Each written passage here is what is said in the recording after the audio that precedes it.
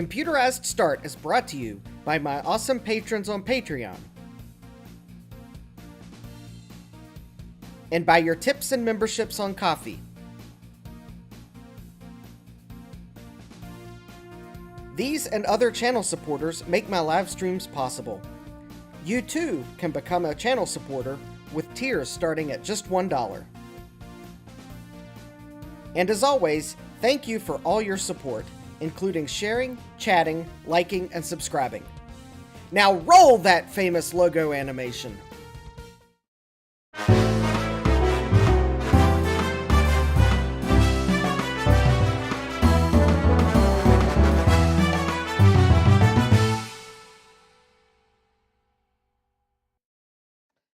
Good evening, and welcome to Computerized Start Live. I am your host, Justin D. Morgan.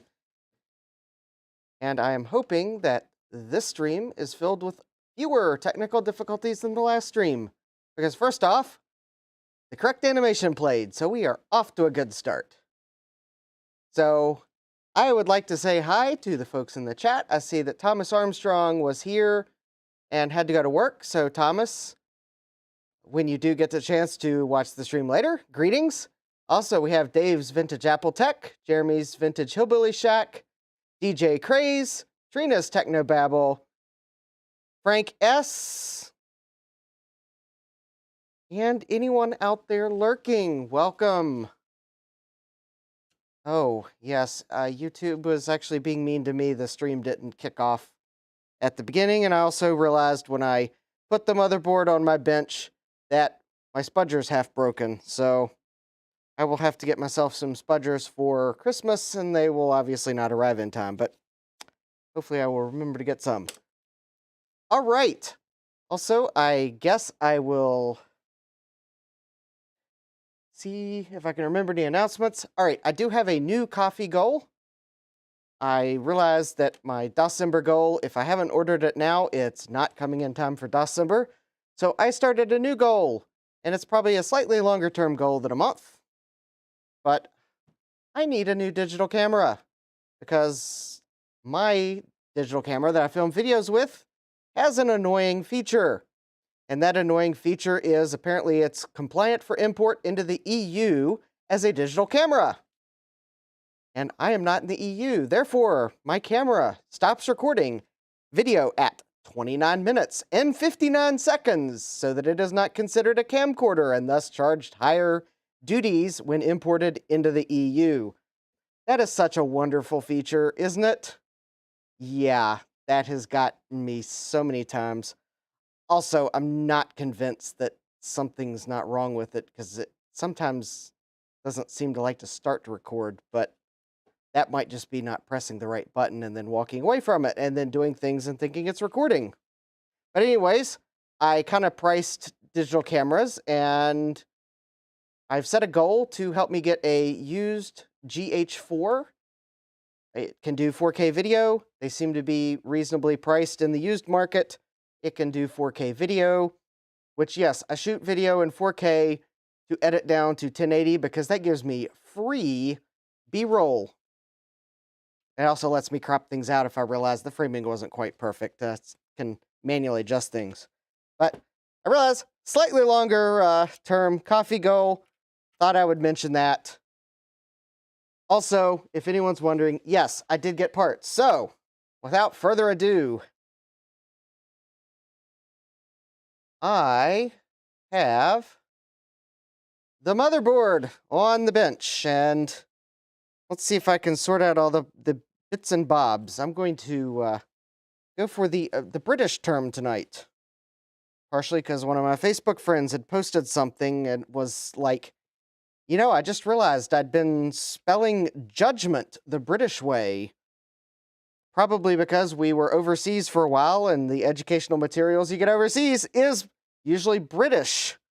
And then I realized, you know what? I think I spelled judgment the British way too. Go figure. Maybe, of course, maybe then again, it does look like it should be spelled Judgement, which is apparently the British spelling. And now you've learned something completely irrelevant to computers, but I thought that was a fun fact. So don't judge me on my spelling of judgment. All right. Tangent aside, I have the parts I need that hopefully, and also just as importantly, I have all the parts that I set on this motherboard for safekeeping, even though I'm probably not going to reinstall most of them. So, see if I can remember where I put these parts. Also, let me... Okay, good. I just happened to... Usually my luck is I'll put parts like this in a box and then realize the address label is in a bad place, but today... the address label's actually on the bottom of the box, so I am in good shape to just set that box right there while I set things down. So I did bring a few things down for another board that I need to work on, which I will work on if we have time. I also, it was suggested on, I think, the stream where I last worked on something, get some of these. I did pick some of those up. Those are actually pretty cheap nowadays. I also picked up some ATX to AT power adapters.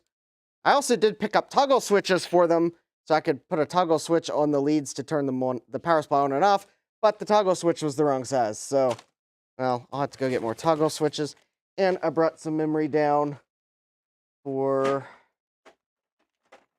well, testing at some point, but I will actually go grab some of the smallest sims I have to do the initial testing. So, also, I did get a 7406, which I'm going to confirm once again does appear to be the correct chip. All right, I have electrolytic capacitors. To go ahead and recap the entire board, including the ones that popped. Let's see, that's parts for another project, so I'm going to set them aside. If anyone's wondering, I did get transistors for the GoTech. I may also take a look at that if we have time. Let's see, I've got sockets. I have more sockets. I probably had sockets floating around somewhere, but I just went ahead and ordered some just to make sure. Also, because I ordered open frame sockets because I'll need them. Let's see here. I got the 30 picofarad ceramics, the 40, so should be the 47 picofarad ceramics, and some 0.1 microfarad tantalum capacitors, which should be what I need to get this board back up.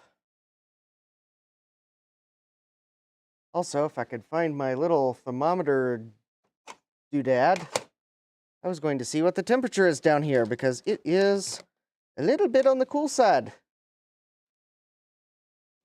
So who knows, maybe Santa might bring me a little, one of those small little space heaters that only draws about 400 watts, because I would love to have one of those for under the workbench. I would at least make it a little more pleasant. All right, so I think the first thing I should do is probably put parts back on the board.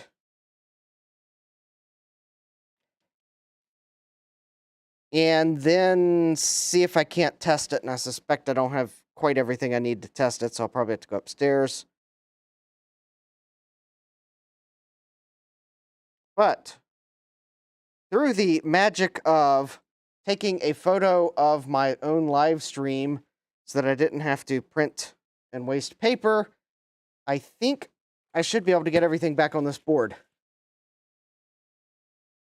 Oh, without further ado, heat up the soldering iron. Now, the one thing is, because this chip goes under the BIOS chip, and I didn't think I could find a socket low profile enough to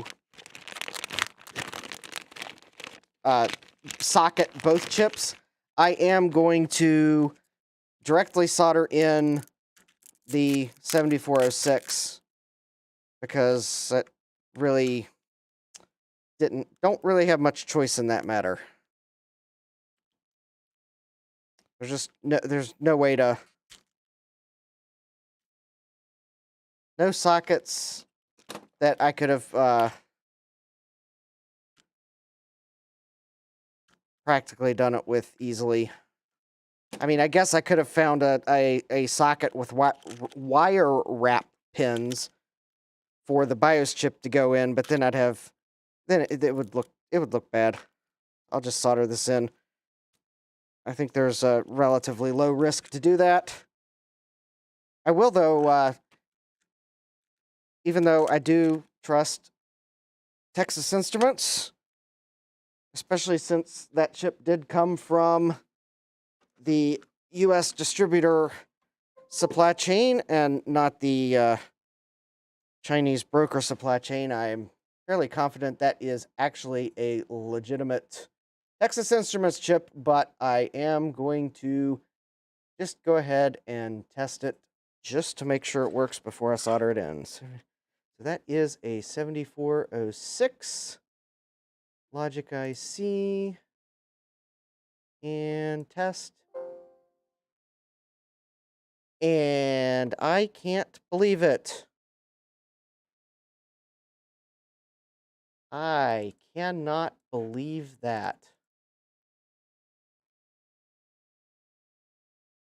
All right. What was I just saying about that chip?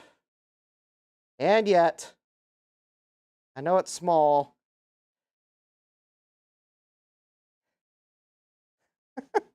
That chip is bad. Well, luckily, through the power of I don't buy just one, I bought two of them.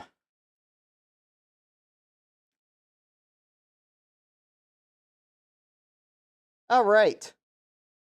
That one's good. Wow. I did not expect that. And then, luckily, through the power of it, just in case two were bad, I bought three. And the third one is also fine. Wow.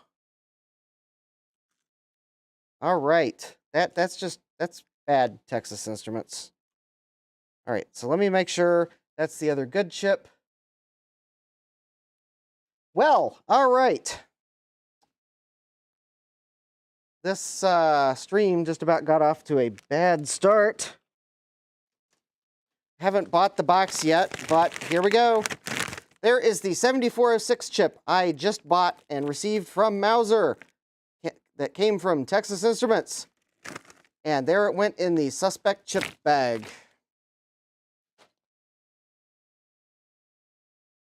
And that, folks, is why if you're going to solder one of these chips and you have the ability, run a test on it.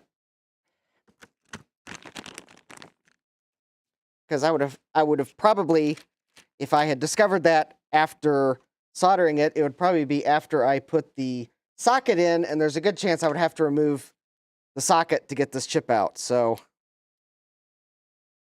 all right. And now I can't see the chat because I had to rearrange windows to share the screen. All right, yeah. Well, Jeremy, I can't socket it. There's no room. There is no room to socket this chip. Because this chip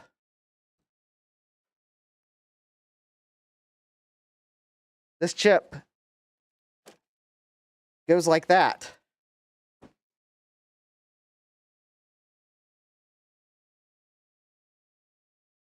Oh, that's even better. Wonderful. All right, I'm going to have a... So that chip goes like that, and then the reason I can't socket it is because... Well, 66% is actually pretty horrible, considering I think they're usually more reliable than that. Yeah, because I got to do this. All right. So I got to take this socket. I got to cut out the inner frame, which now just went zooming across the basement, because that chip has to sit under this socket, which I might as well...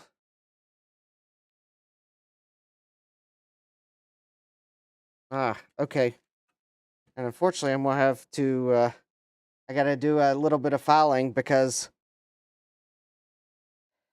yeah, there is... now that I'm seeing how this socket looks, the... there's no way I could fit a socket inside this socket. It would not fit. Even if I had a low profile one, I don't think I could find one that fit. All right, now the other thing is I gotta find, let me see, I gotta find some sandpaper or files or something. I think I've got something in the toolbox that will, oh, here we go. This will work. Actually, this will probably work pretty well. An emery board.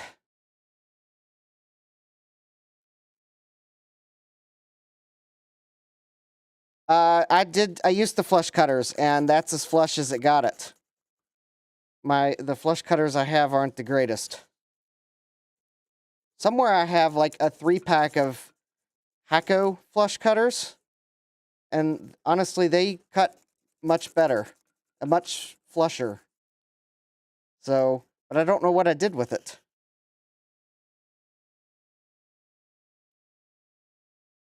It's like, I thought I brought them down. They're in the basement somewhere. Stilts. I mean, I'd have to prop this other socket up. I'll just solder it. It's not a big deal. I mean, that's why I tested the chip.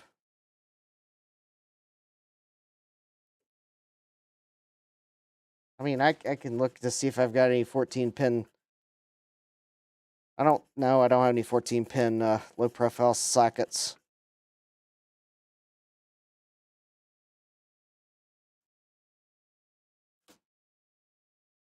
All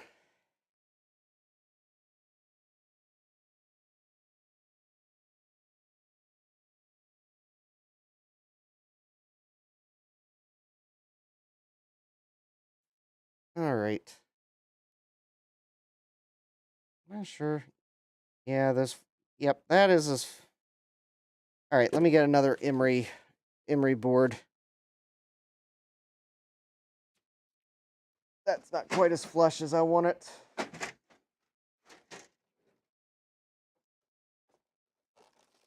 Unfortunately, they're not really great for sanding plastic because the plastic clogs them, but, well, I don't think I'd be able to get a piece of sandpaper in here very well. Plus, I'd have to go find the sandpaper. Black emery boards are better than the brown ones. Brown ones are not waterproof. Yeah. When I bought this package of emery boards, this is all the store had. And usually emery boards is not on the top of mind when I go in the store. Other stores that have them.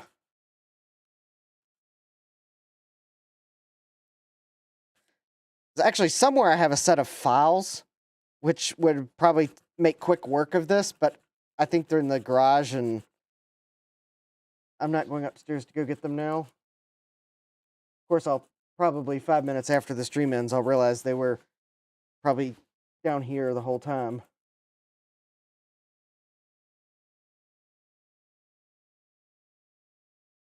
The Dorman flush cutters. Okay. I'll try to remember that.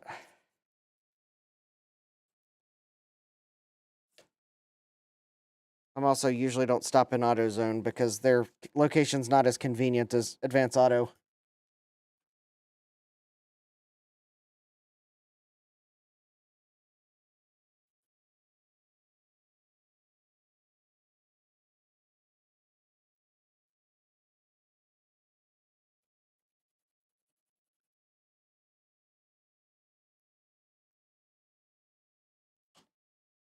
And that's partially due to some road construction that VDOT's doing at the moment. So they will be a bit more convenient once that's over with. And the road that I could use to get out of their parking lot without having to go north for like a mile and then make a U-turn, or at least half a mile, because of where they're at in traffic. I usually end up not being able to make the first U-turn, and then I think the second place where you potentially could make a U-turn is no U-turn, and there's usually a cop sitting there too, so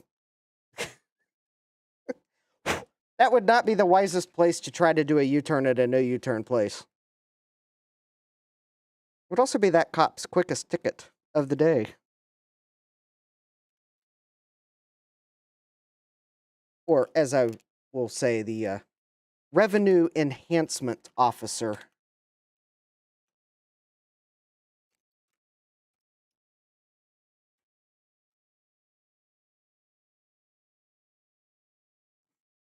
In fact, the fuller title would be the state revenue enhancement officer, because it's usually a state police that's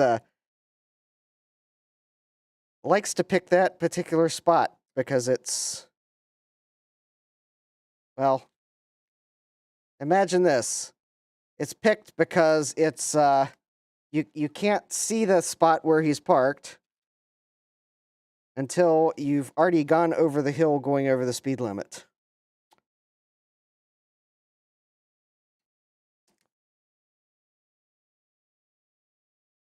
It also just happens to be probably about 1/10 of a mile past a sign that where you were supposed to slow down. So, yeah, it's like the. I mean, there's other places where cops park and do revenue enhancement activities, but that one seems to be the state police's favorite. Probably because of the hill and the reduced speed shortly before it. But, all right. Now, the other thing I've got to do, if you didn't think that was enough to put under the socket, well, guess what? There is one more part that has to go in there, and I've got to see if I can figure out what the polarity of it is. Because, although I'll probably solder these two things in and then put it in, but actually, the tantalum capacitor also has to go under here. And I'll have to, unfortunately, the polarity of it is not marked, so I will have to get the multimeter out and test polarity. But there we go. So I've got the socket, I've got the chip, and I've got the blue tack. Hold it in place. So hopefully this will solder nice and flush. Now I just got to figure out, there we go. There it is. Also, I think I managed to bend a few of the pins, which will, nope, those aren't. Hold on. I'm having trouble seeing the spot on the underside of this board. There we go. There it is. All right, let me... Oh, there we go.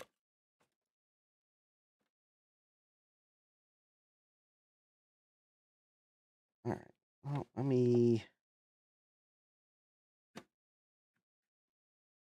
First, there we go. Clean that. Tack the two corners. See here.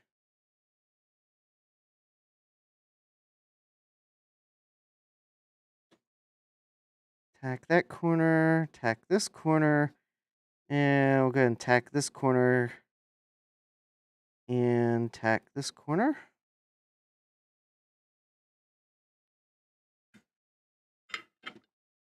And let me check to make sure both these items stayed flush. And yeah, that looks pretty good. All right. So let me just go ahead and get the rest of them. And that will be 2 items down. And then I'll figure out what the polarity is of the tantalum cap.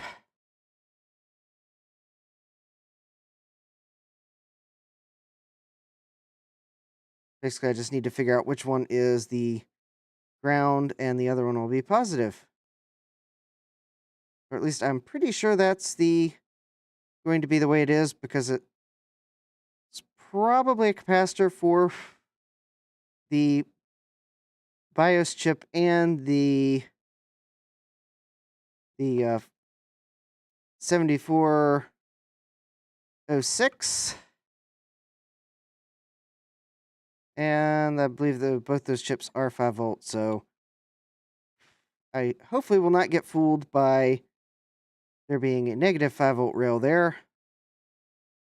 Otherwise, I could have a very first exciting power up of this system when I blow a crater in my BIOS chip. Of course, maybe that might be a good reason to save a copy of the BIOS chip just in case.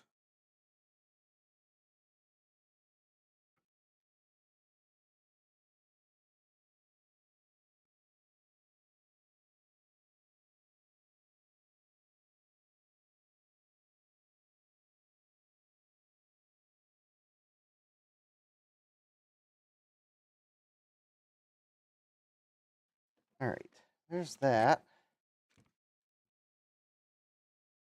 Now I'm turning the board around so I can better see the other pins.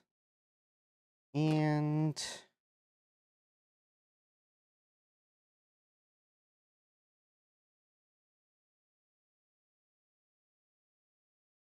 yeah, it didn't flow very well.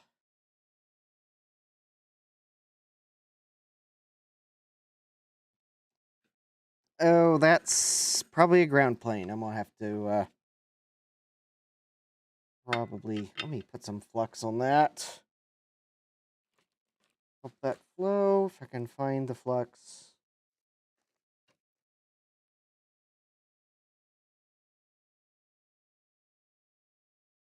Actually, what did I do? Oh, maybe I did put it away.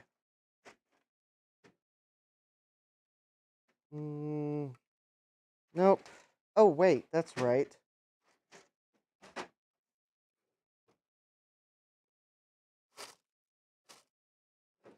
Oh, that is right. I forgot to order something. But luckily... All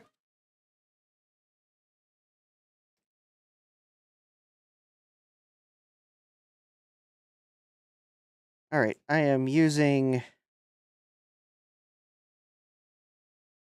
a sample of sample 88. I'm going to reflow some of these pins because they didn't flow very well. Because I just realized I ran out of flux and forgot to order another tube.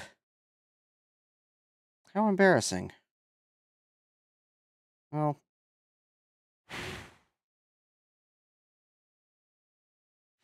when I run out of flux, then, well, I run out of flux.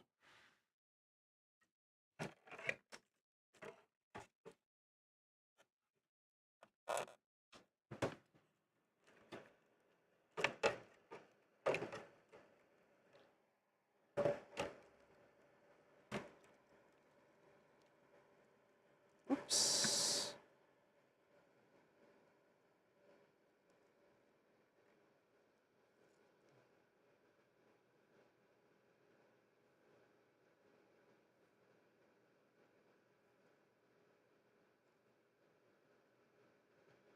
Oh, that's better.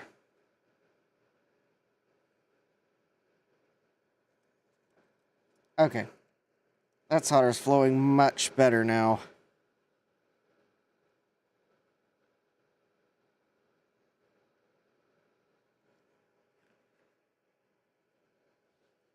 Oh.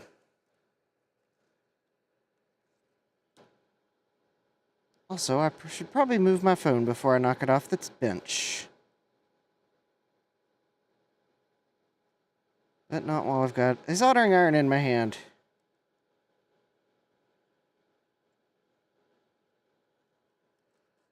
Alright, well, I'm going to...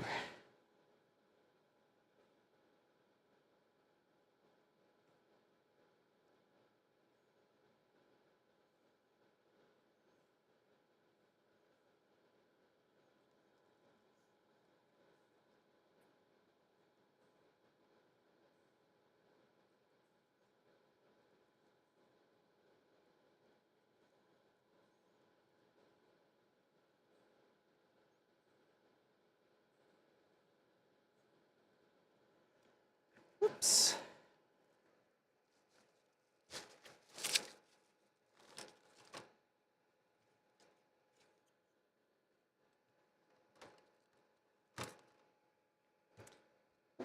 Let me take care of that solder blob.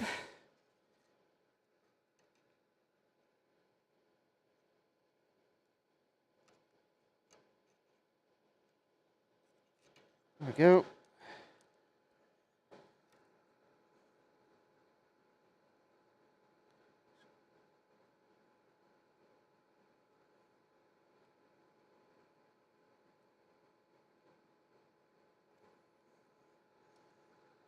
All right, that looks good.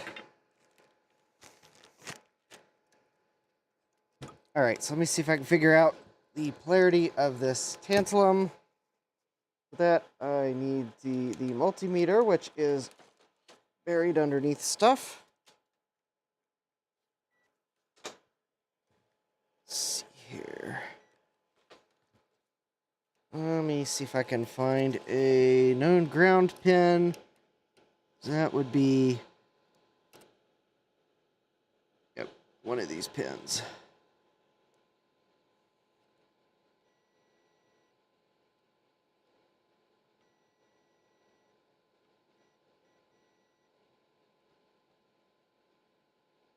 Yep.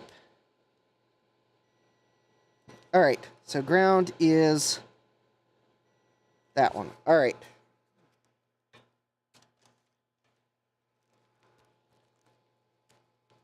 Go ahead and stick one of these in there. I'm fairly confident that I already pulled one out of the bag. So I'm pretty sure that was just, it was just a 0.1 microfarad tantalum that was in there. I measured it. Oh, and there's no polarity mark. Oh, no, there it is. Okay, so the stripe is on that side. Basically, it's probably going to be hard to see that there is a stripe on one side, and that's going to be the positive side. So I will stick this tantalum in, and hopefully it will seat flush enough that I can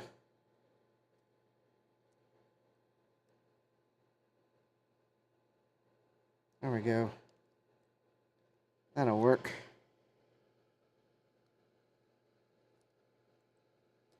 All right. So I bent the pins such that it will just fit nice and neat under there, and I think I got enough flux on the board that this should flow reasonably well.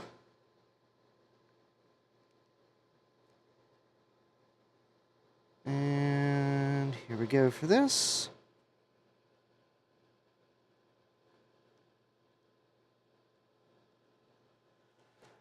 All right. That's odd. Okay.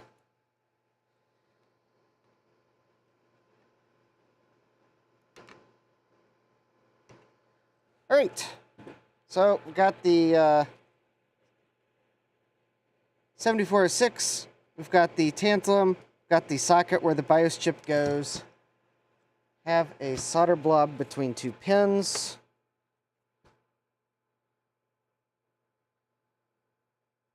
Which is a solder blob that doesn't belong there, I'm pretty sure. Oh, I hope I've got pins. Just realized that might be something I don't have many of. Oh, there was a solder blob there because those two pins are connected together. Wonderful. All right. Let me see. I should have a few pins over here. Let's see here. There we go.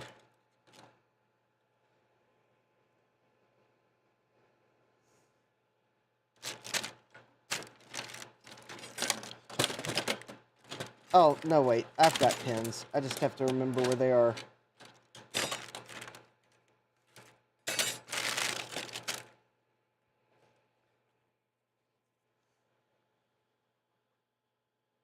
All right, let me go grab a strip of pin headers.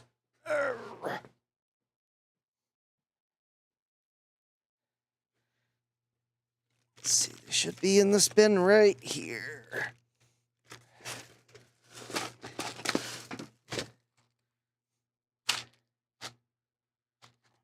Well, there we go. I'll just use these.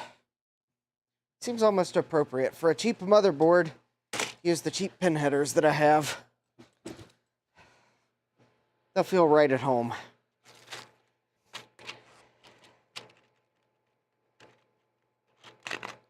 There we go. I need a strip of 4.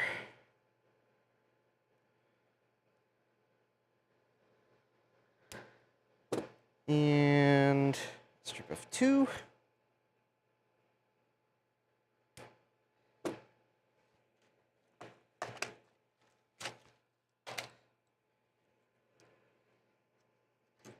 All right. I am curious. I haven't seen the chat go by in a couple minutes. Is everyone still there?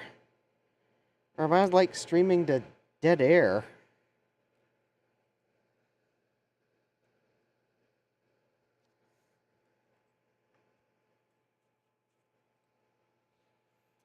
Or did YouTube's chat break again? That's also possible. Oh, okay. Thanks, Jeremy. I was curious.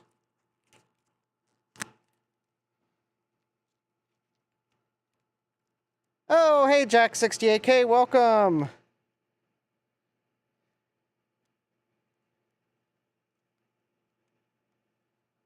Soldering some pin headers on this board. I don't know what these jumpers do, but they probably do something important.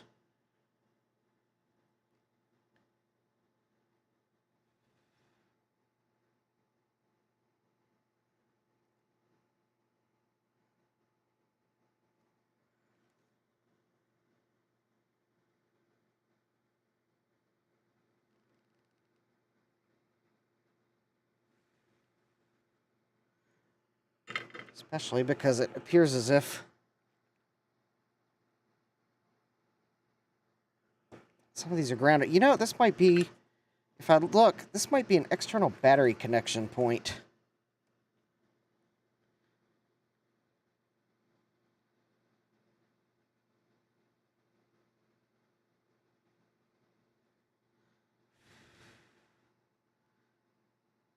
Because 2 of the pins, I think, are going straight to the ground plane.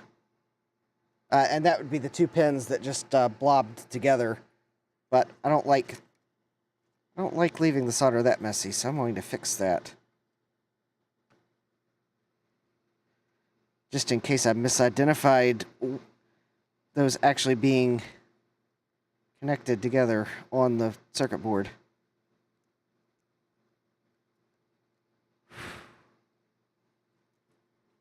Oh, that's interesting. Alright, well. Solder wick does. Oh, it's probably just because it's a big ground plane. So let me just put some more flux in it and I'll,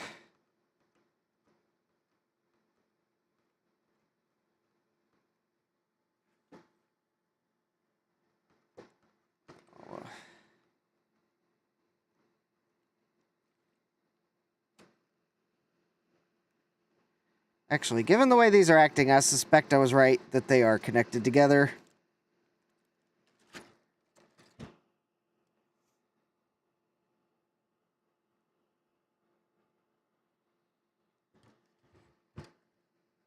But I'm not totally sure of it. Hey, Joe! More solder, yeah. I have more solder going to these 2 pins than a respectable repair person should leave there.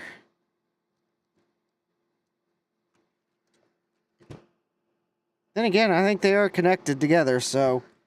Alright, that's probably gonna blob again. If it blobs again, then there's nothing I can do about it, and... I'm just going to blame that it's a cheap board.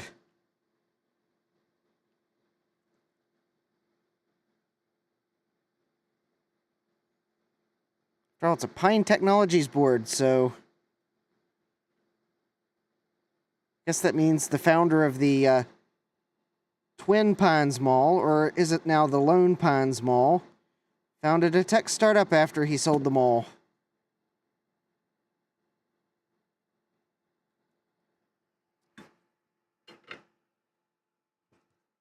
All right, there we go. Now I've got blue tack remains there. All right.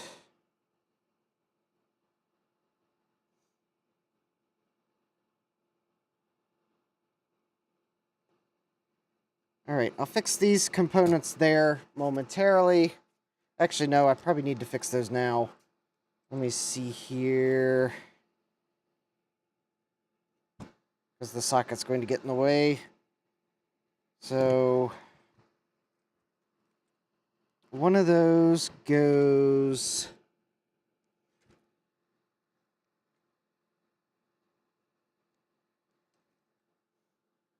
Okay. So this one here, I'm just going to replace.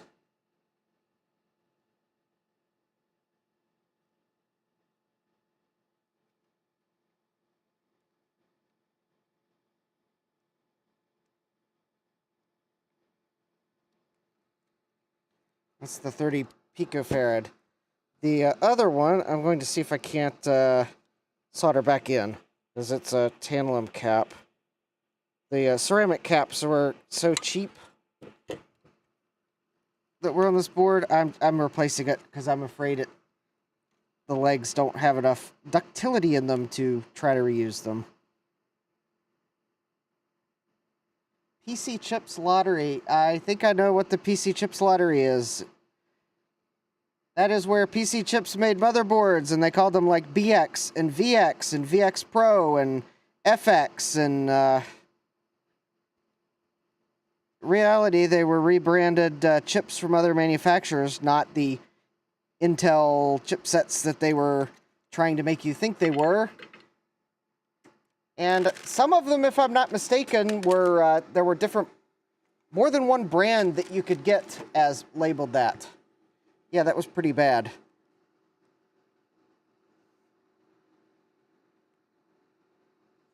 All right, I'm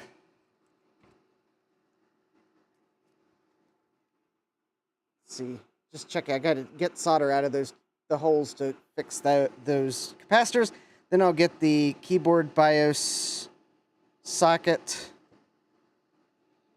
and then I'm going to clean flux off the board so I can make sure everything's soldered good. So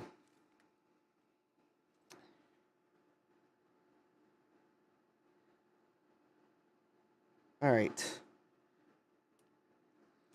In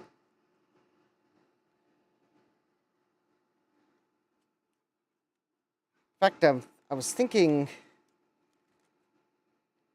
that all right, well, while I wait for that to, the desoldering station to heat up so I can get the solder out of those vias, I'm going to attempt to read the original BIOS, just because I want to back up in case I put the tantalum that's under it in backwards. I just don't know what EEPROM that is. It's probably going to be a 256K EEPROM, maybe, or 128K. That's going to be a 27C 128, maybe.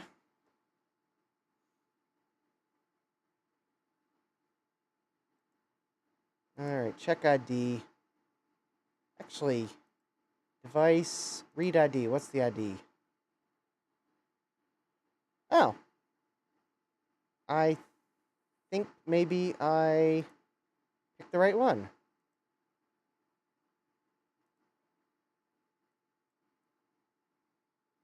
All right, it has warmed up, and Yeah, okay. I think that was a 128K ROM. Because it looks like I've got the...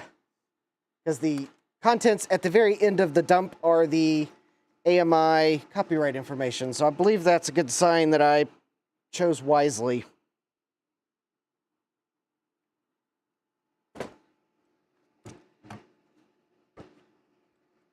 I'm not doubting myself. I'm doubting the tantalum cap. They like to be the spice of life sometimes.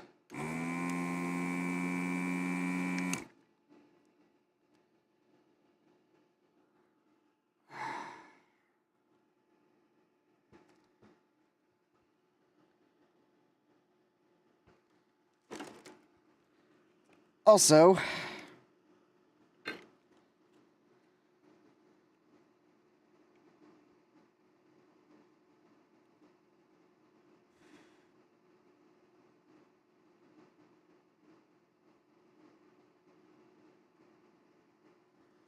all right, let's try that.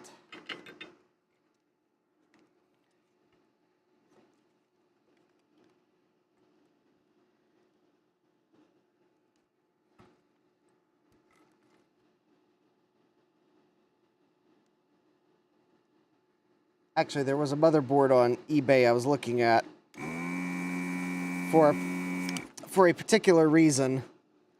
And one of them is actually a motherboard that I believe is one that would have been part of the PC Chips lottery. Because I'm looking for a specific feature.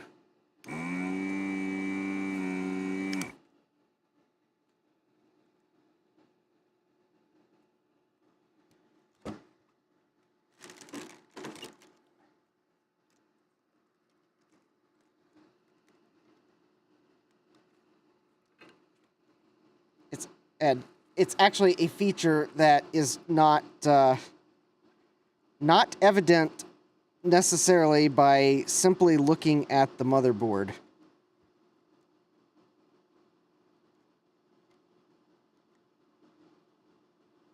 I mean, it's the feature that you can rule out by looking at the motherboard, but it is not something that the motherboard is going to say, yes, it has the feature, but it... Basically, I'm looking for a feature, a particular BIOS style. So, basically, I've had to look for motherboards in a certain time period. If they have an award BIOS, they're immediately disqualified. I guess for that matter, if it was a Phoenix BIOS, but actually a lot of the ones I was finding, it was either like award or AMI. If it's award BIOS, it does not have the feature. Move on. If it had the AMI BIOS, then I had to try to find the manual for the motherboard, because that would be the only clue. All right, so I got that tantalum cap there at the top back in... I wanted to find some ceramic caps that look the same as the ones that were in this board, but they just don't really make the disc-style ceramics anymore. I guess they've kind of gone out of favor, so I had to settle for these smaller, more... slim ones, but they'll work just as fine.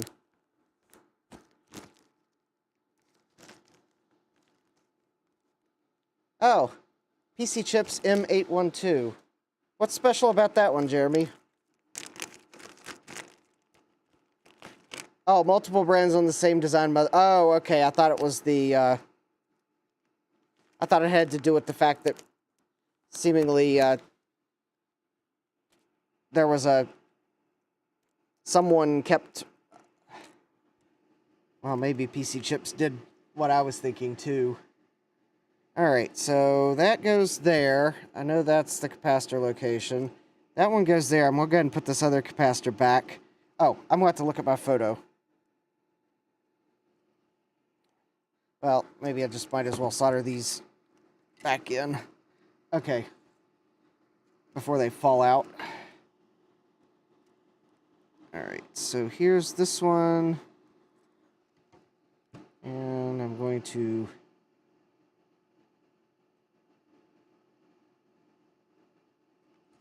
carefully make sure that that's in good. Alright, here's my new ceramic. It's the 30 picofarad goes here.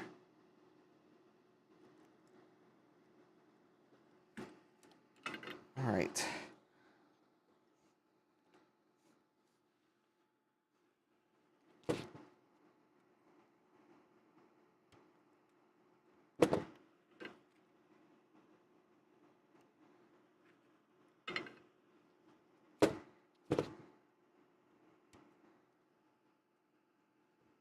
All right, so there's those two components. Well, I don't like how that ceramic sits on the board, but all right. So the 47 picofarad goes. So, okay, we've got the two pins where the battery went, here and here.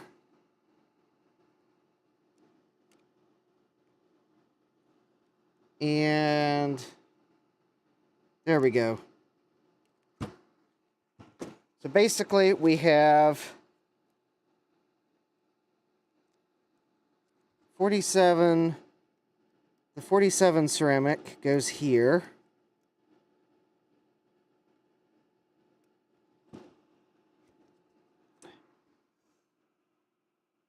Well, I'll have to get solder out. Okay, so I'm going to have to clean that out.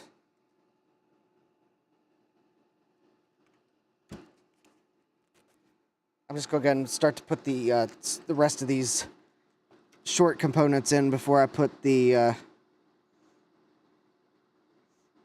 Well, no. Let me put this 40-pin socket in first. I'm kind of going left to right. I don't know. Since it's not like I've got short... If I was assembling this motherboard from scratch, I would put all the short components in, but... Well, I'm not doing that. I've got plenty of tall components in, so I might as well just do this in a logical order. Alright, so I got a 40-pin socket here. This is the socket for the keyboard BIOS. And I think there's a...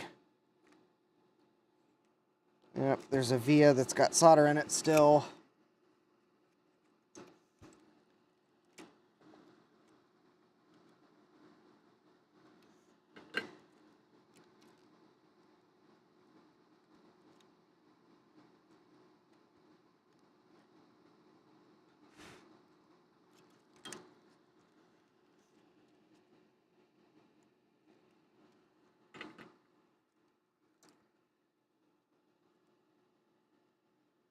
Oh, it's the only socket A462AT motherboard. Okay. Well, that probably is true, because by that late in the game, most everything was ATX.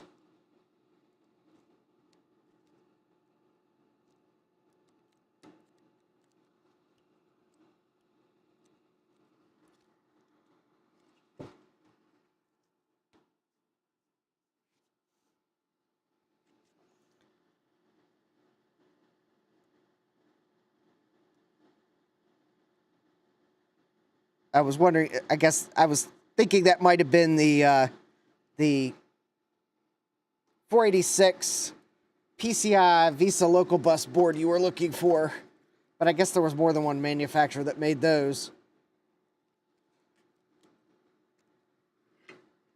Also, yeah, those are rare beasts.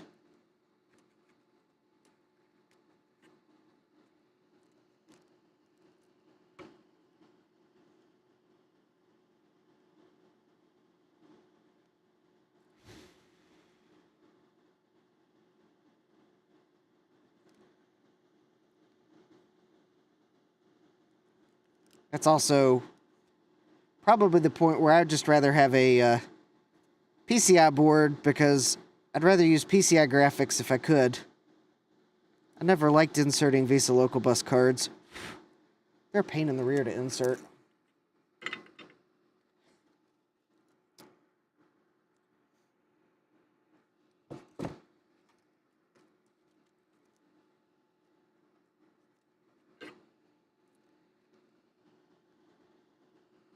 Like manufacturers didn't verify that the sockets were correctly spaced when they put in the VESA local bus extension.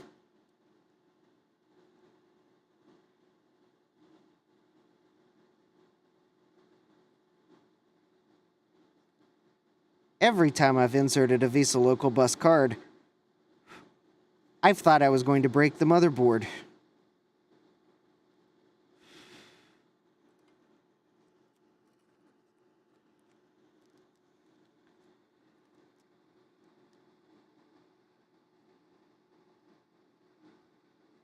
I mean, I never did, but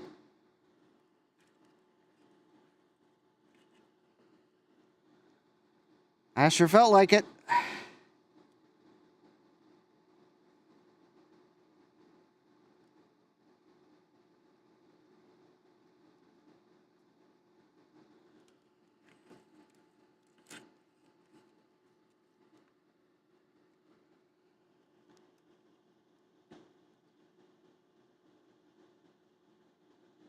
All right, so assuming I get this board back together,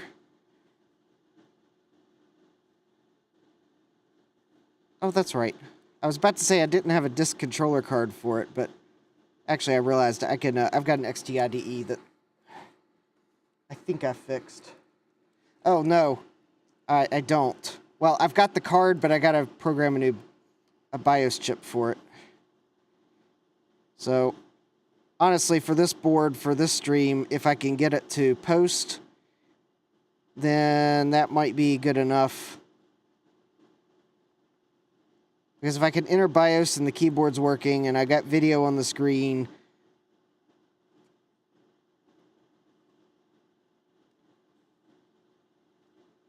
then that might be good enough to realize that I've fixed all the problems.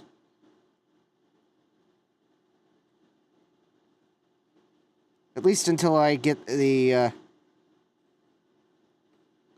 GoTech fixed. Or find my other GoTech, which is probably floating on my workbench somewhere. Because then I'll put a diagnostic utility on this and run it. Honestly, though, if this board posts and tries to boot, it's probably working. All right, so we got a new 40-pin SIM. Because the thing is, I don't remember if this is the good keyboard controller or the bad keyboard controller.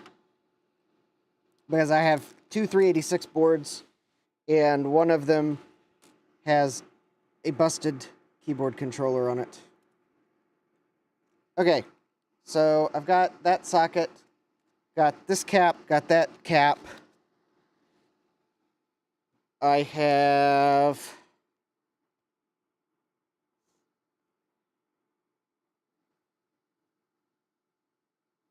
All right, so now I've got a standoff, and then there should be the diode. There's the diode. And then the resistor that looks like it is brown, green, brown something. So it's going to be that resistor. So I'm basically going to try to set these up in order. So we've got the diode. And the diode...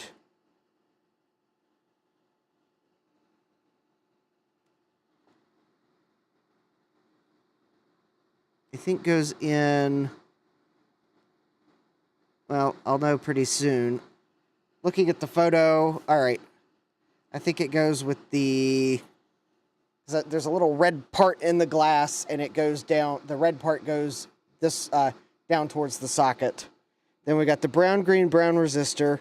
Then we have where the battery was, which is the first thing after the standoff. Then we've got the 47 picofarad capacitor, which I've creatively placed on my workbench. Oh, there it is. Then we have the, looks like brown, black, orange resistor, which I'm hoping I can get back in. And then we have an inductor, which I'm hoping is not polarized. And then we have the keyboard connector. Oh, and this is, you can't see me stacking the components. And I'll put the power connector back on. Then I'll have the 3 electrolytics that go there, which I'll put on probably before the connectors. But let me get these other components on first, because they're going to be the most fiddly. So, here is the...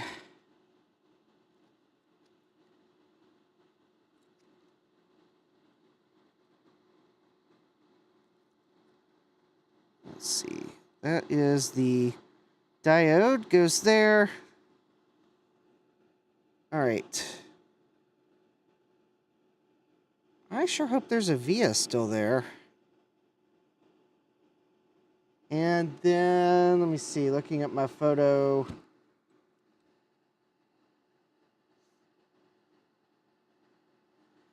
I believe the resistor goes here, which...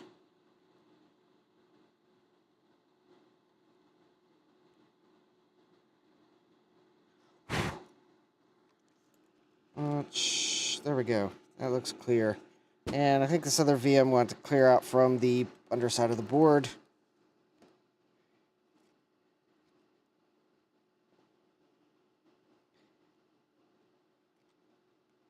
Okay. I think I can get those components in there now, I believe. Let me... No.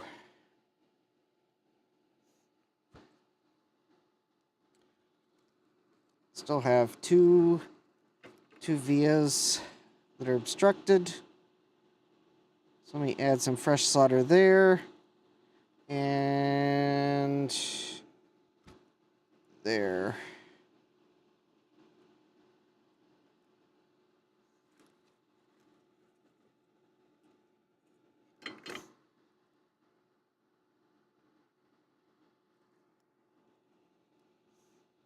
All right.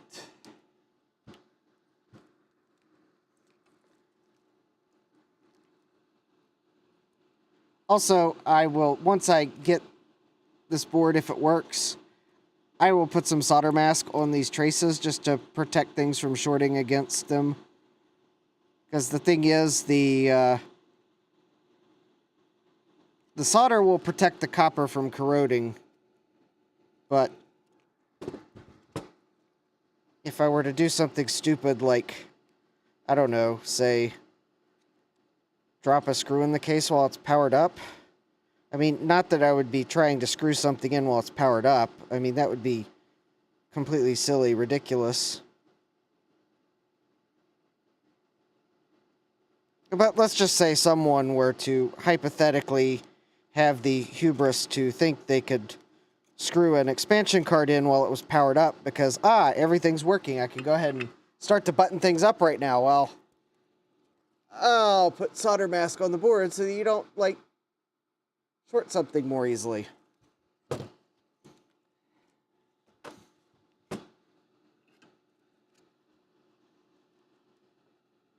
But I mean, that's probably something we've never, ever done.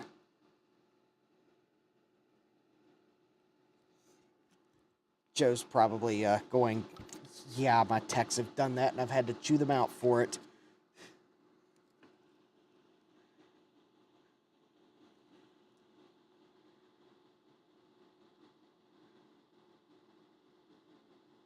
Or he was in the background doing something else, just heard his name, and now he's going, huh, what? One of the two.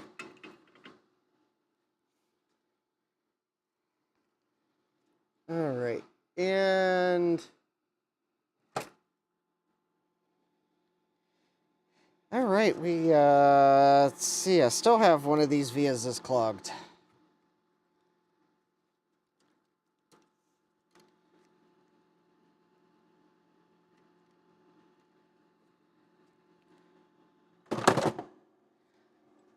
Well, I guess while I try to get these clogged, I did receive some more of my December goodies that I may or may not be able to use, but I had bought some additional things.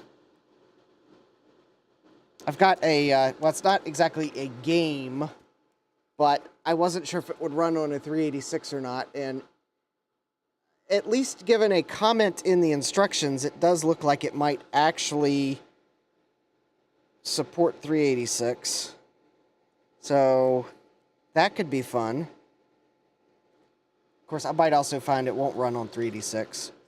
And I only say that because there's a feature of it that says to use this specific feature, you need a 486 or Pentium. And given the age of the game,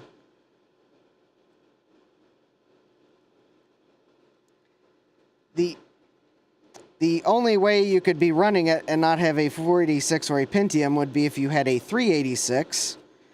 Because this particular feature, I mean, it certainly wouldn't make sense that, like, this particular feature wouldn't run on a Pentium Pro because it is a process-intensive feature. I don't want to spoil the program, so... But again, though, I don't know if it will run well on a 386, so it may not make the cut for that project. But I got it as part of a lot of items. Although I think I've already figured out, though, that one of the other items in the lot, it won't run on a 386, so...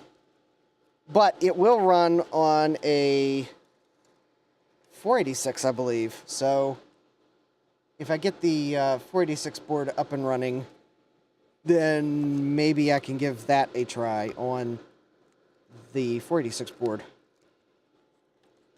Because I think if I remember that program's requirements, and it actually is a game, so if I remember that game's requirements, I think it said 486 33 megahertz required, 66 megahertz recommended. So, yay.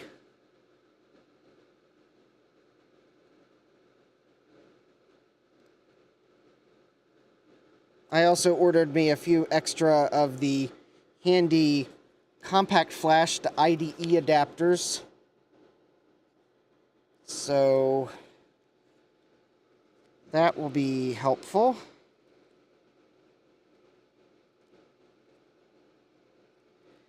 And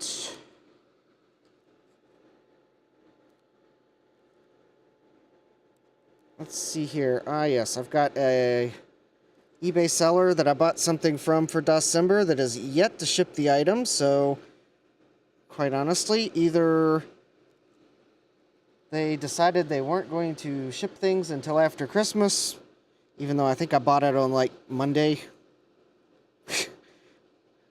Or they're on vacation and they didn't say they were away, or they're ghosting me, which seems to be what I have found. There are a lot of eBay sellers that just, like, seem to be quiet quitting eBay.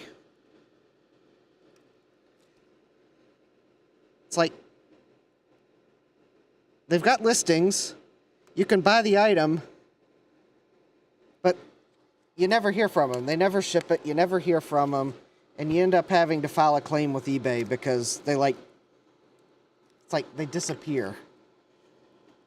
And it doesn't make sense because I'm like,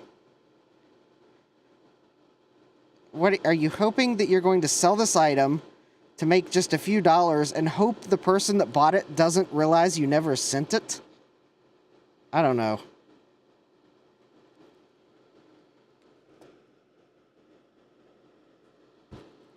Makes no sense.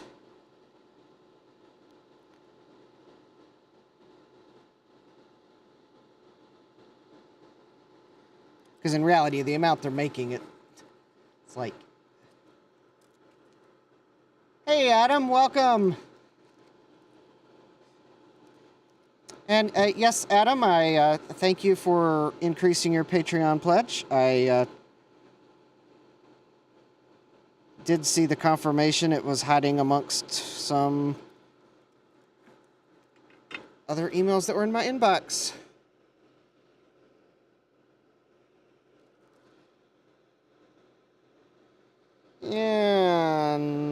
looks quite iffy.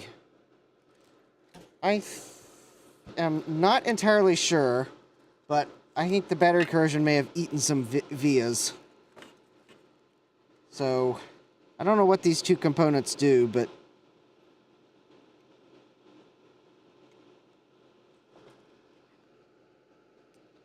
they are probably going to be the first thing I suspect if things don't work.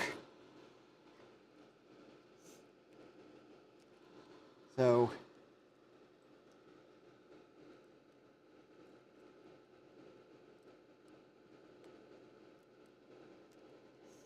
let's see, I was thinking there was one other thing that...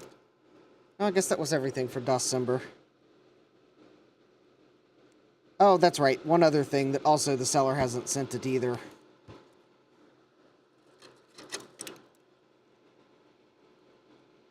course, then again, they actually sent me a best offer, so I don't know what their handling time is, so I mean, I guess both items, both items that haven't been sent yet, it is quite possible that they haven't quite met their handling time. But oh, hey Retro Techie. The one item, if it doesn't come, it will not be the end of the world. I just won't be able to do something. The other one will be, well, if the other one doesn't come, it will probably pretty much tank one of my video ideas. Unless I decide to buy a second of it as a backup plan. Which I might do.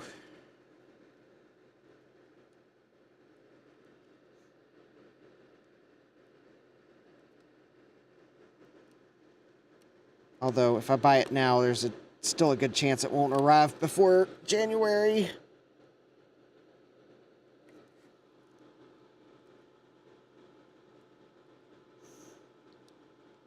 But I guess that's kind of a good thing that I had a couple of videos I want to do, kind of being optimistic because, well, I guess there's always that chance that one of them was going to fall apart for some reason, and quiet quitting eBay sellers could be one of them.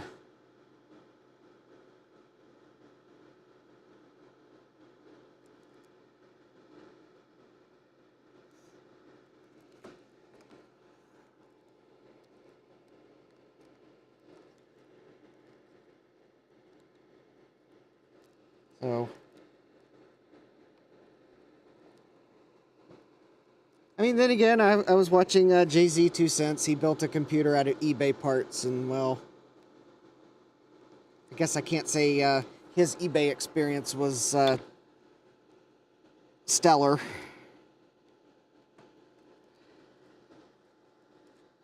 I would say my takeaway from his video is, if you're buying a used processor on eBay, and the eBay seller neglects to post pictures of the pins on the processor,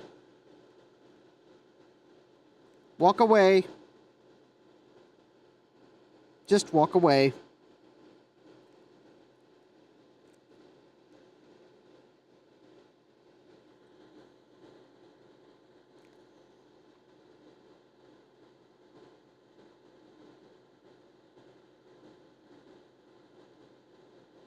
Also, eBay does not allow sellers to do things like that. Oh, Jay-Z 2 Cents, not Jay-Z. Oh, Jay's 2 Cents. Yeah, thank you, Retro Techie.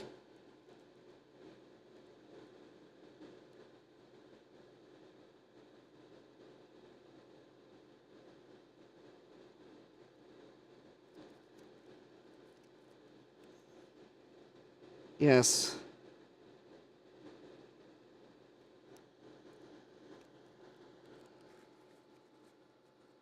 Anyone here repair computers? Well, at the moment, it feels like I'd destroy them more than repair them, but we'll see.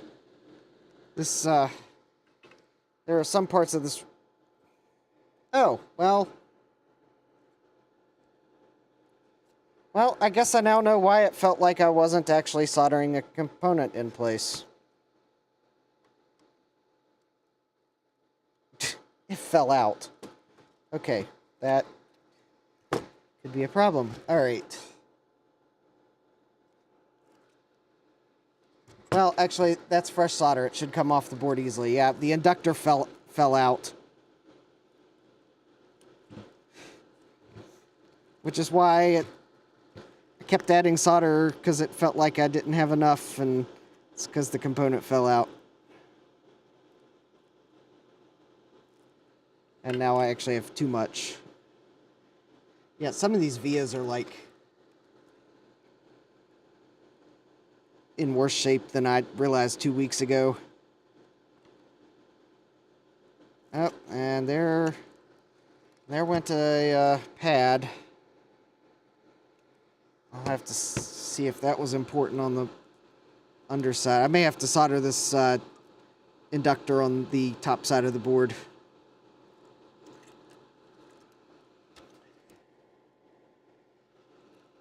Actually, I'm going to have to solder the resistor on the top side of the board. I'm not sure if the via still exists right there. So, there we go. Now it should have solder on both sides. Good.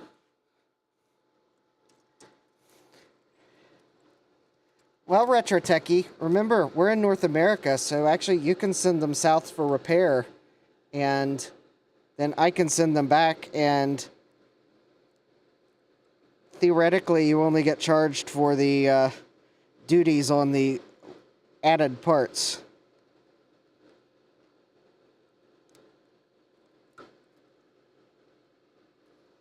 Plus, it's going to cost like an arm and a leg and a liver and a spleen to ship all those computers to the United States.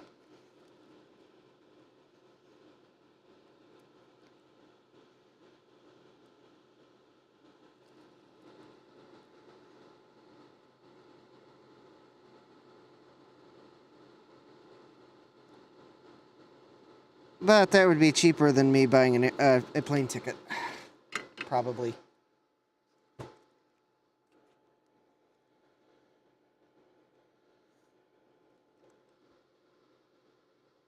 Okay, so there's those.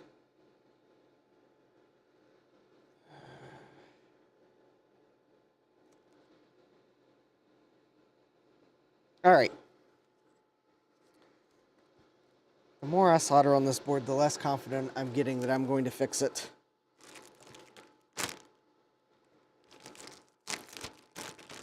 Oh, I can stay free in your shed.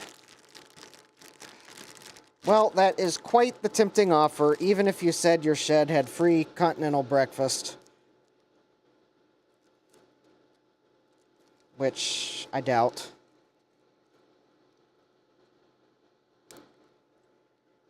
Because I will point out, if your free continental breakfast is the, you hunt it, you grill it, you can eat it, free continental breakfast variety, I will remind you that it would be very hard for me to go hunting in the Great White North. For reasons I will not say, because YouTube doesn't like them.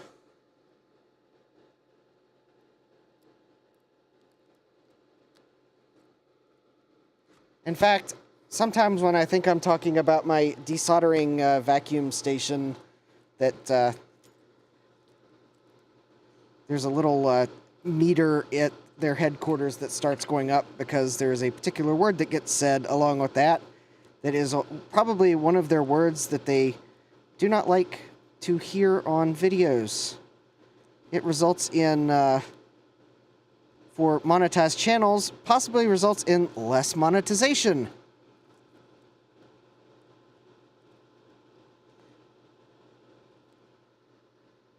Yeah, breakfast is extra, that's what I figured. And for anyone that's wondering what I am being so mysteriously vague about,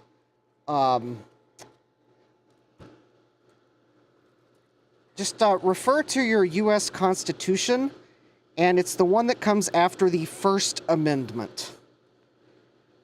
And that is as much as I need to say, because you'll probably figure out what three-letter word that I am not going to say, because YouTube doesn't like it.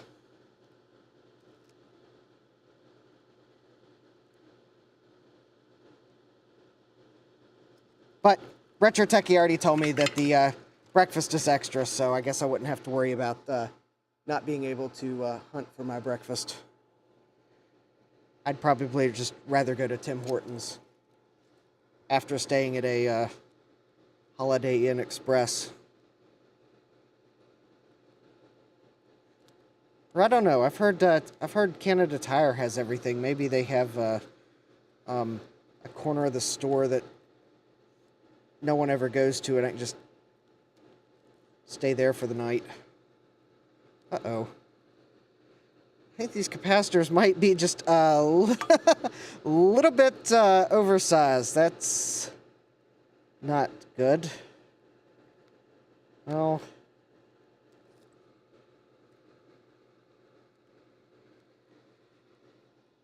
alright, well, alright. I guess if this board works, because I accidentally ordered the wrong size capacitors, I will not be recapping the entire board with these capacitors. And in fact, I will probably replace these with the next smaller size down when I get some. Yeah, I figured.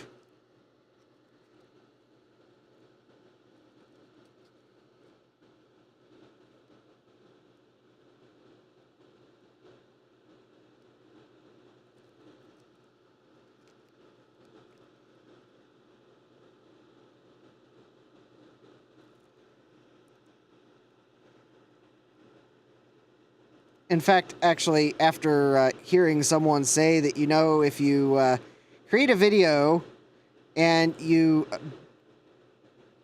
play too many sounds that sound like you're beeping out something, that YouTube looks less favorably on your video. And I was actually going to play, in the last video I did, there was a couple spots where I was going to play the eep sound, and I got to thinking about it. I was like, maybe I should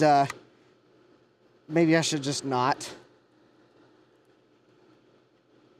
So if you watched my last channel surprise episode and you think that one of my eeps isn't as full and hearty as it should have been, it's because I was initially planning to overdub me saying eep with the actual system sound, and I had second thoughts about it while editing the video, so instead you got a less than Steve Mac 84-esque performance of me saying eep. Maybe for next time I will just have to see if I can get Steve to record him saying eep and send it to me, because then maybe I can play it and YouTube will think that it's someone saying eep and not something getting beeped out. So, I don't know. Alright, so I got the capacitors on. I guess technically... Alright, let me see if I can get the keyboard connector back in. That would be a no, because there is solder in the trace. Just send it. So...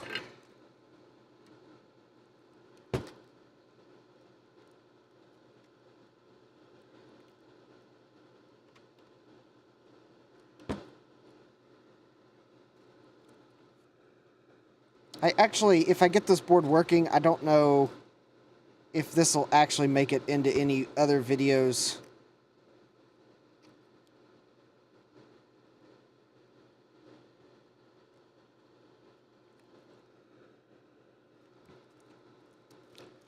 I actually did not make plans for it, because I kind of honestly gave gave it a 50-50 shot of being able to repair it.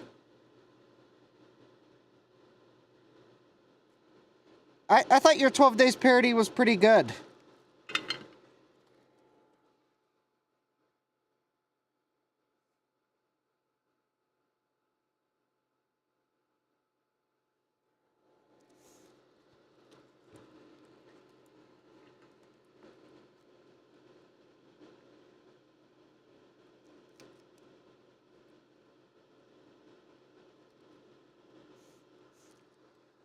So, anyways, yeah, I didn't plan on having this board in any videos because I didn't want to like plan to make videos on it and then figure out it was irreparable.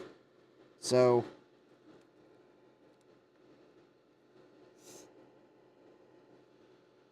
if I get this fixed, and that would require me to put this connector on the correct way, and something tells me I don't think the picture's at... Oh, good. The picture actually has that on it. All right. So it goes on this way. I mean, yeah, I could have figured it out without... by tracing some of the power rails.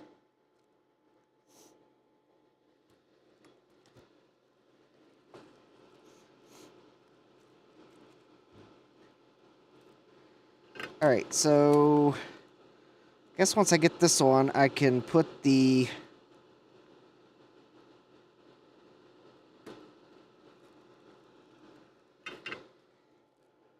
Oh, I wish I had a PC speaker down here. I just realized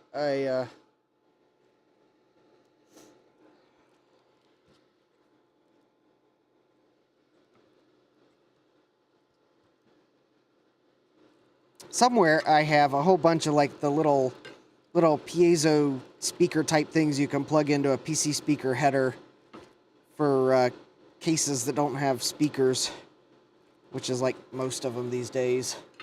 So at least you can hear the post beeps. I don't know what I've done with either bag of them now.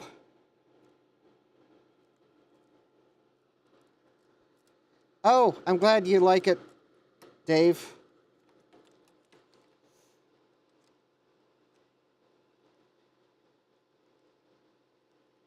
The only thing is, if you use it for your live stream, you'll need to have a either. Hopefully, you bought the 2-mic version, so you have the second one that you can just have on the charger and switch over to it, or you'll otherwise have to have a charging plan of like being tethered with the USB cable to the transmitter. So yeah, the Rode mic, the way I've got it set up is I plug the receiver in by USB-C on my streaming computer, and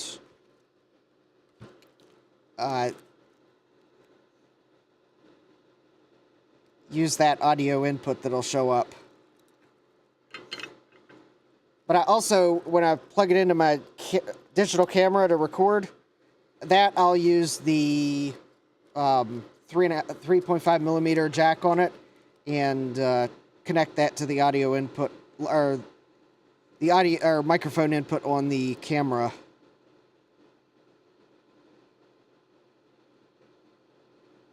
Although you'll want to, if you do plug it into a camera, you'll want to you'll probably need to adjust the gain on your camera. Otherwise, it will be a very hot mic.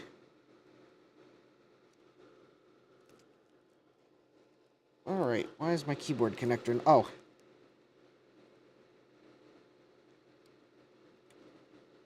There we go.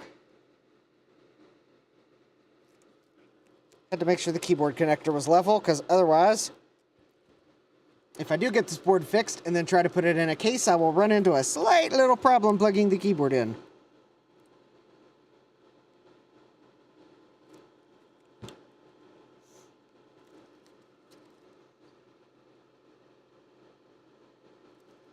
But yeah, first when I power this up, I will just simply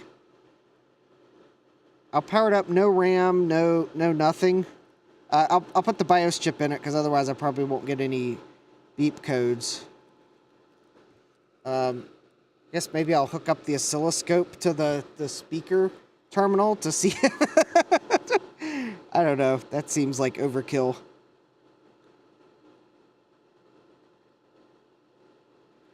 I guess maybe I'll run upstairs real quick and see if I can't find the... No, I don't think they're upstairs. I think I brought them downstairs, but beats me where I put them. Road Central. Oh, I should probably install that software. Dave has been louder for you than everyone else on his stream.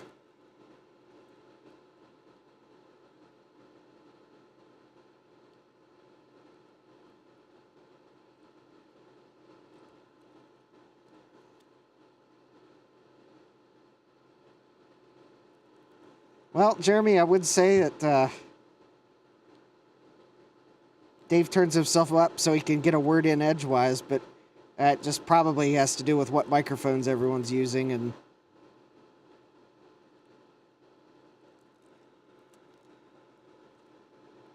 maybe Dave turned, because I think you can adjust the volume in StreamYard somewhere, and maybe Dave's done that, and the rest of us don't realize we can do it. Oh, those are all three on the same plane. That's fine. All right. Well, I think that is everything I need to put on the board to try it. So I'm going to clean off the... Dave can fix that, Jeremy. Good. Probably, well...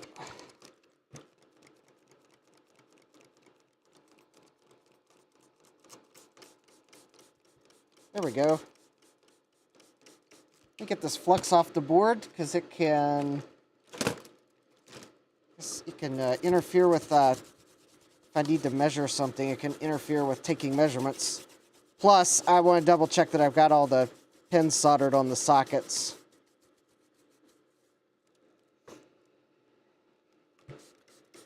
I'm also going to double check that I don't have any shorts.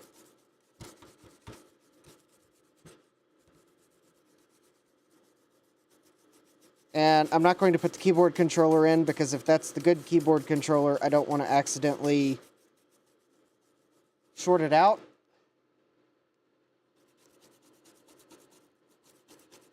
Because while I wasn't planning on using this motherboard, I did want to at least keep my other 386 motherboard as a possibility for one of the videos if I need to. Although I might have a slight problem of not having... Oh, wait, no. I'd be able to. I was about to say I'd need a disk controller card, but then I realized, no, I don't.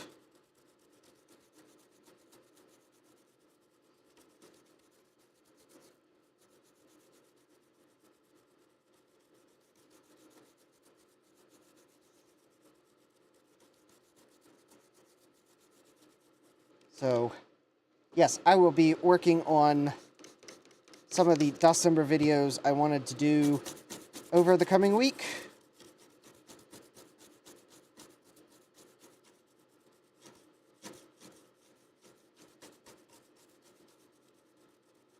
So if you'd like to know when my December videos come out, make sure you click that subscribe button. If you click subscribe, you'll also be able to participate in the chat. Because I think I've got or at least I should have subscribers only mode turned on. But maybe I forgot. If I don't, oh well. The mod to non-mod ratio is very high. The scammers or spammers that appear won't stand a chance.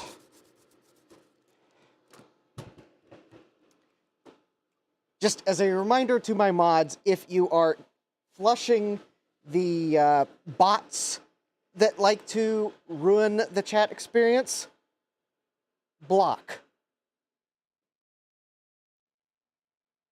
Which won't stop them from just creating another account, but maybe, I guess I have that thought that if enough YouTube channels block the same bot account, that maybe YouTube will notice something is amiss and will maybe take further actions.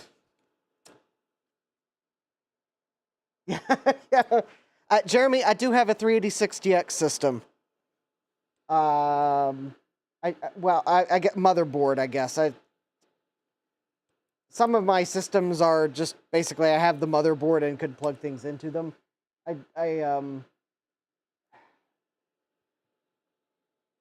looking for my paper towels. Something tells me I used them all and then forgot to stop at the hardware store. Or I knocked them over and they're behind my workbench. Yeah, oh, well, I'll just use these ones. They're not as good, but they'll work.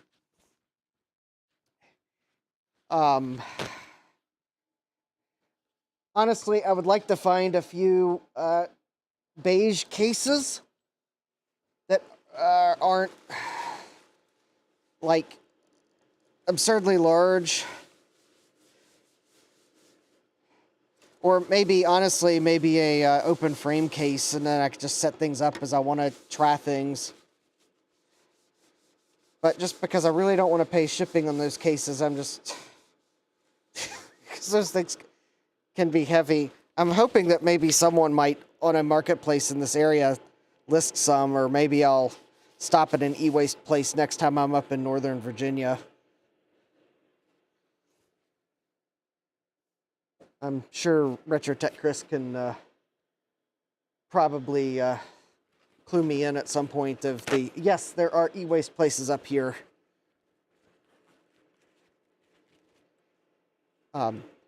Which actually, I know RetroTech Chris was wanting to join tonight, but he had a prior engagement. So RetroTech Chris, if you happen to be watching this, I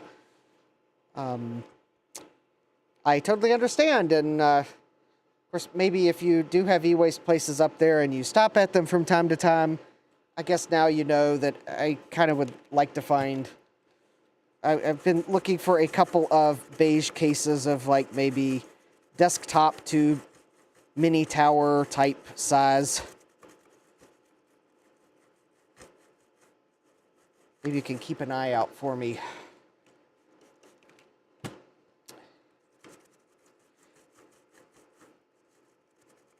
Given a good enough excuse, Chris, I would actually even drive up that direction to pick them up. Because actually, given enough cases, it would be worth my gas money to actually go pick them up, and then I don't have to worry about them getting damaged in shipping. VCF East in April.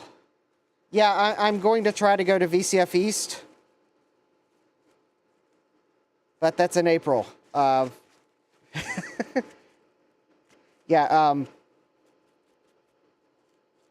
but yeah, I'm going to try to go if things work out. That may be the only VCF I make it to, but I'm going to try to go to VCF East. And that's just because, well, for East Coast people, well, VCF East is the closest one.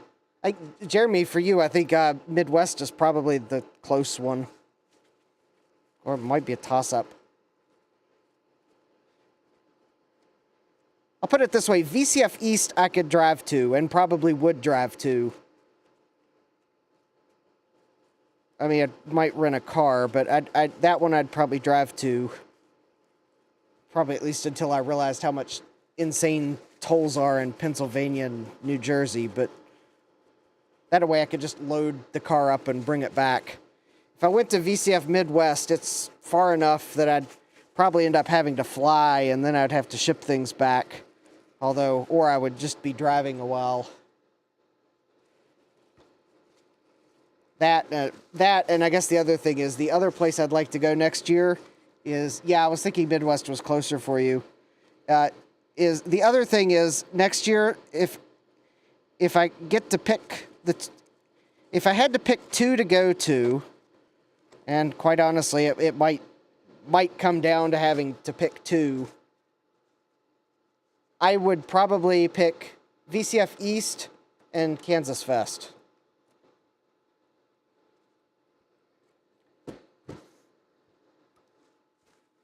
I mean, I know as much as I would like to meet some of you all at VCF Midwest, I think if I had to pick two, it would be VCF East and Kansas Fest. Yeah, I could probably do that. Because I would probably be midway or thereabouts.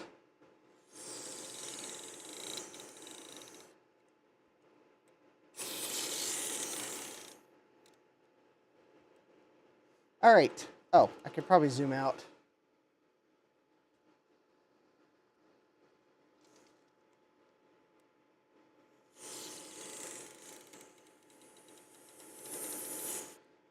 Of course, honestly, I could probably see if Retrotech Chris was going to VCF East.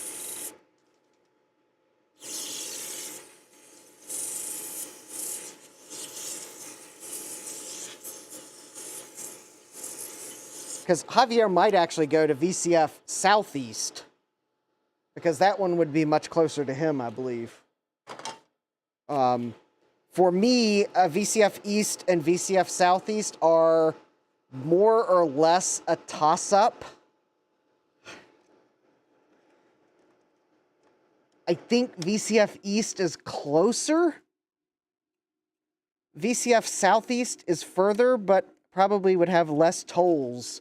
But I think it's probably a toss-up. I either save driving time or I save driving time or I save tolls, and it's probably a wash. Well, Jeremy, there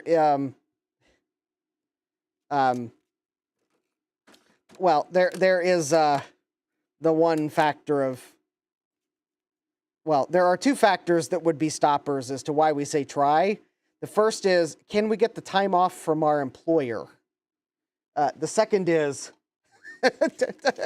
have we exceeded our travel budget for the year?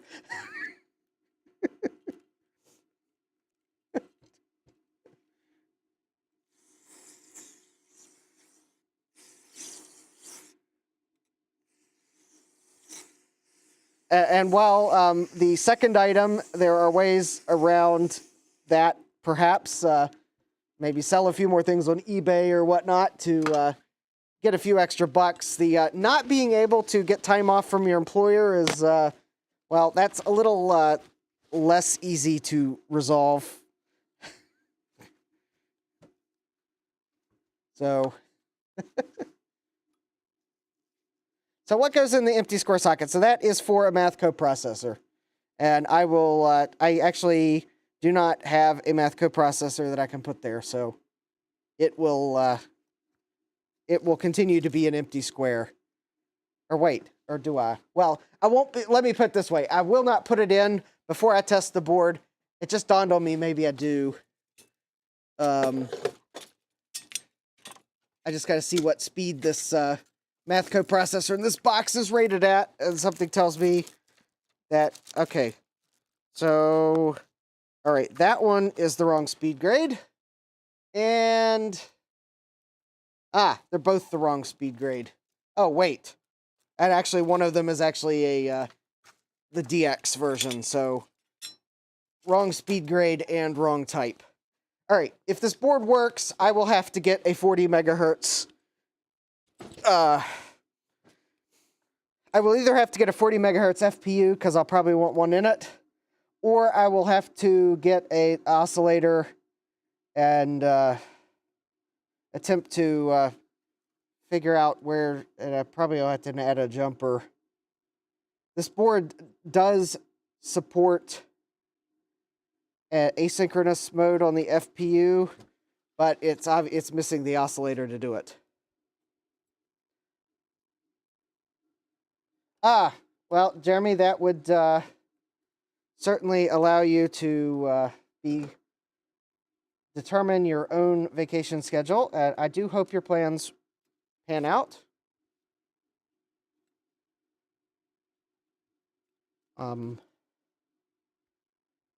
Okay.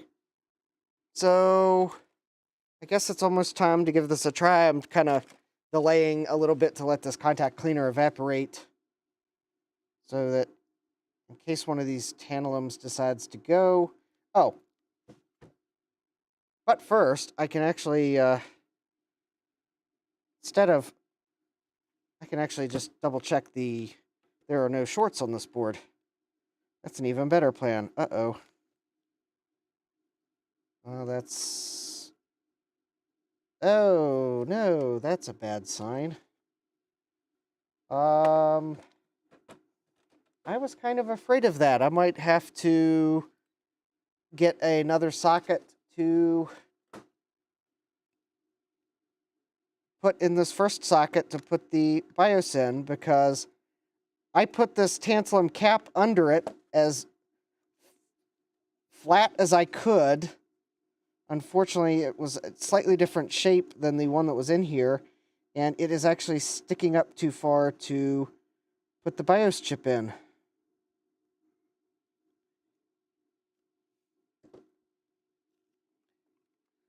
That is a problem.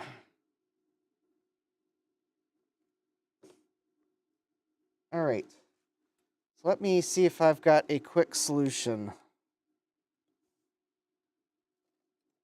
I mean, I could remove the tantalum cap and hope it's not strictly necessary to at least test the board to see if it'll post. I guess that's one possibility, and I would presume that maybe the board would be able to at least function enough without that one capacitor that I would at least be able to see if it posts. I guess the second option is, and it's the one I'm trying to figure out, is maybe I can take another look at the original tantalum cap and maybe see the polarity stripe. Yeah, I need a socket in the socket, but what I need is I can't put the same, I need a socket that's actually designed to go in the socket, or at least is compatible. So I'll need to get one of those turned pin sockets. And I don't think I have any of those in 28 pin, although I will go check. Maybe I do. I guess I didn't realize that the tantalum cap was going to be a problem, or I would have probably added probably thought to order one of those. Because I think I do need the BIOS chip in to be able to test this. The only reason I replaced the tantalum cap is because I couldn't see the polarity stripe on the original one. The original tantalum cap actually tests good, which is how I figured out what value it was, because I can't read the markings. But the thing is, as you might be able to slightly tell, plastic melted onto it and it darkened from the heat, and I can't see the polarity stripe. Although I was just, for testing, I could put the capacitor on the bottom of the PCB. That actually might work. That might just work. Let me,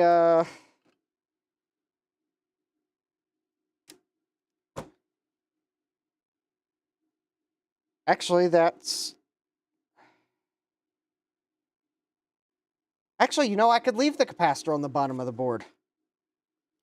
Because if I put this in a case, I got to put it on standoffs, and there's enough space under here that I could just leave that on. Okay, that's a good idea, Adam.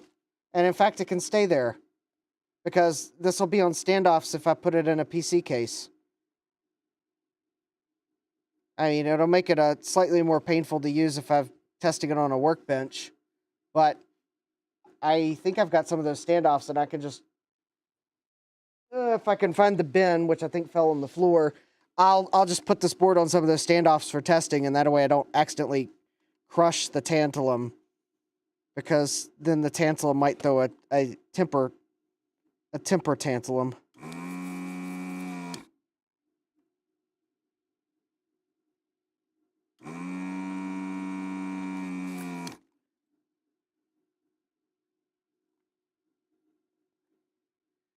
let's try that again.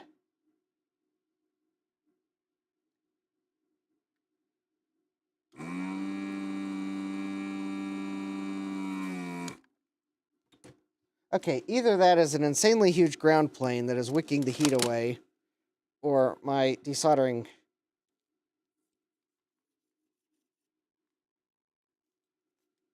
thing is clogged. Or both. Oh, I can't find the... Okay, let me try wick. I cleaned it last week, so yeah. Claris is mooing, but Claris is mooing the moo of disapproval. It's kind of a sound you'll learn when you use it enough of... When the pitch changes in a way, you'll know it's not vacuuming anything. So... Oh, well...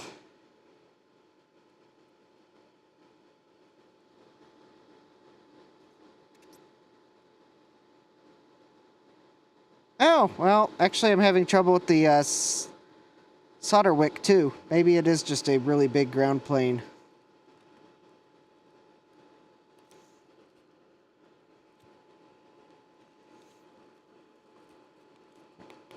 Alright, I may have to add some flux.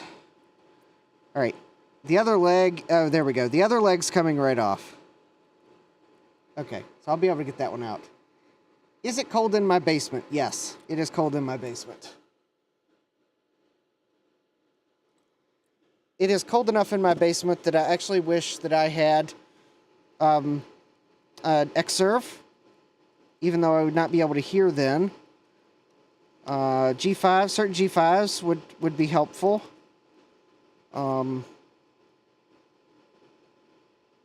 I mean, certain Dell servers would probably also put out an equivalent amount of heat. I don't know where I've got a thermometer here somewhere. So, yeah, it's kind of cold. Unfortunately, my basement is not insulated nor heated. And I really don't want to heat my basement without insulation. Now, I could be convinced if I could find one of those little, like, 300-watt heaters. Because I think I've got enough power down here I could run one of those. At least could blow a little bit of warm air my way. Oh, yeah, that can work heat away. Yeah, that might be... You might be right there. I mean, I'd thought about maybe moving my workbench to one of the spare bedrooms, but I don't really want to be soldering in one of the bedrooms.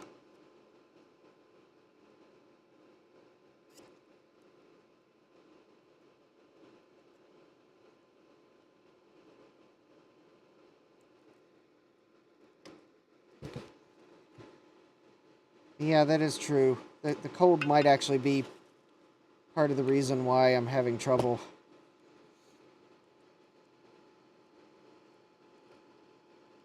Oh, I guess I could add some flux. I don't know if that's going to help.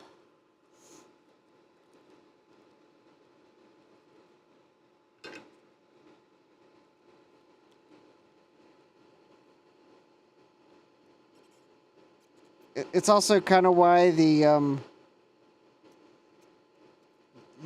reason why in January and February I probably won't stream as long than I do. Actually, the reason it's kind of a little colder now than usual because we got a cold snap. So,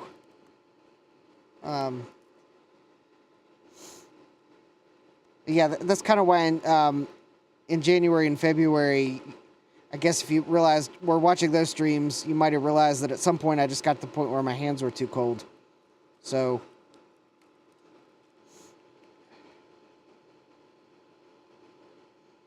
I mean, maybe, kind of wish I had a board preheater. Actually, my desoldering gun is set to 850 degrees Fahrenheit. I can't, it can't go up anymore. I guess I can go to 850 on my soldering iron. Probably going to have to.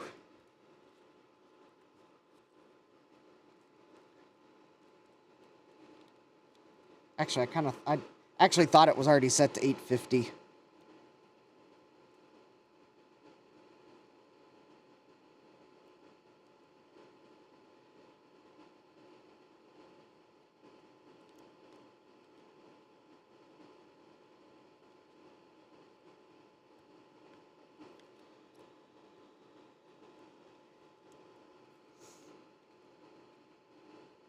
If I get really curious what the actual temperature in my basement is, I know where I've got a thermometer. I'll just walk over where it is and look at it.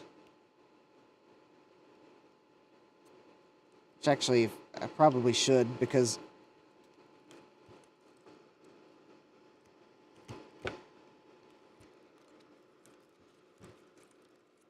if the basement actually would happen to be colder than a certain temperature, I need to probably turn my dehumidifier off.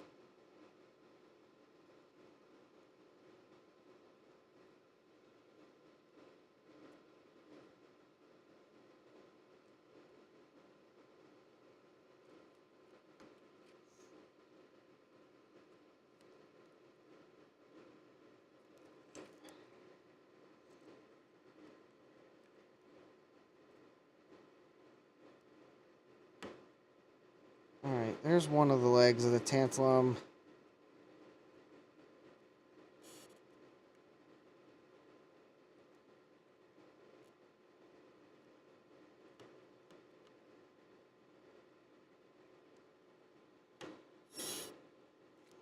Well, okay, I think I got one of the legs free. There we go. Yay.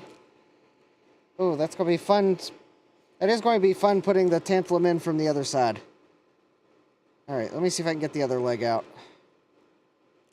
There we go. Got it out. Alright. Well, let me see if I got enough solder out that I can... no, I did not.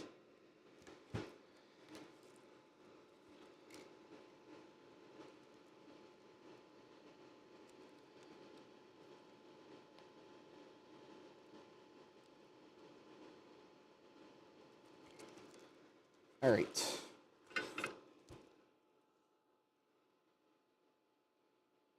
Alright, now for the fun soldering. Okay, so first I need to recheck the polarity. Because it's been long enough since I put it in, I don't remember which way was which.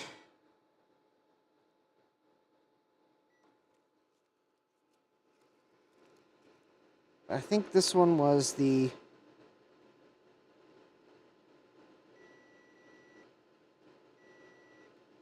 Okay, so that's negative. So negative is on the side of the keyboard encoder. Alright, let me find the tantalum caps. Because I... Alright. To do this, I need to use a new one. Okay, so positive...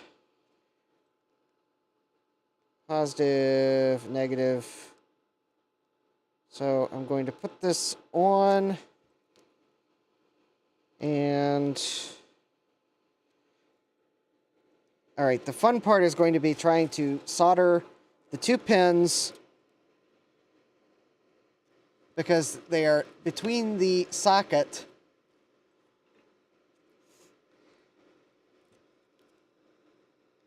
without melting the socket. Probably means I'm going to have to put solder on the iron, use flux, and...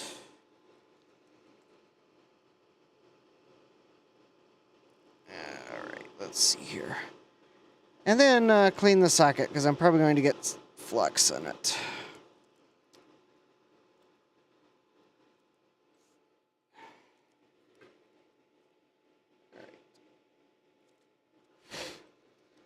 Alright, so first pin.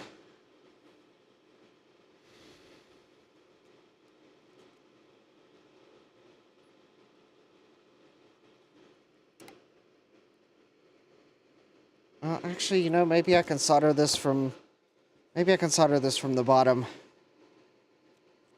All right, let me try soldering it from the bottom, because I don't think I'm gonna be able to do it from the...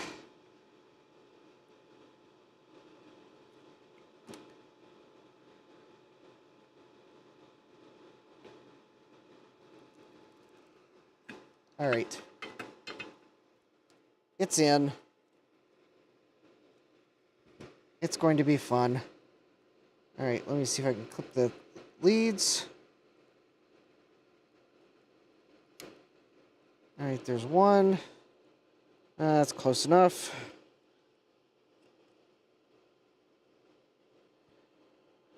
And 2.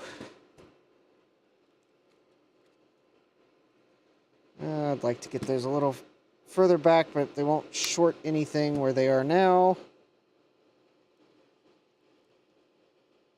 All right, I think I pretty much just realized that that tantalum's going to have to stay on the underside of the board.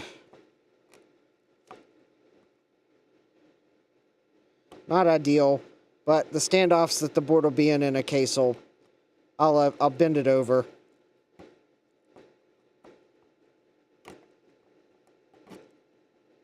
I just want to clip this lead. Oh, that's about as good as it's going to be. Okay. Let me use contact cleaner to clean the flux out of that socket.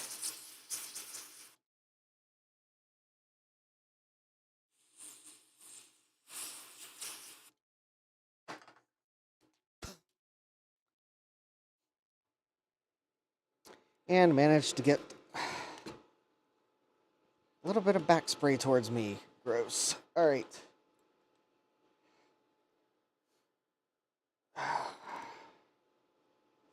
I'll probably have to ultrasonically clean this board.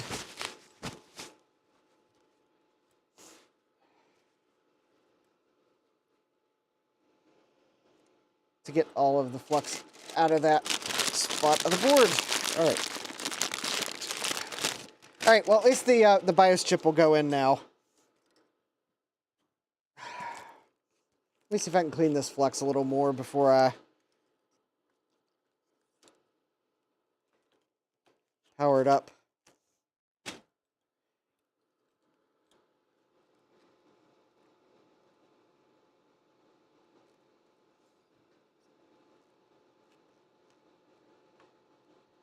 All right, so I've got the tantalum's in.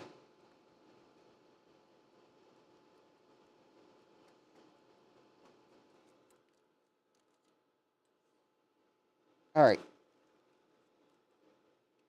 Let me let that dry for a moment while I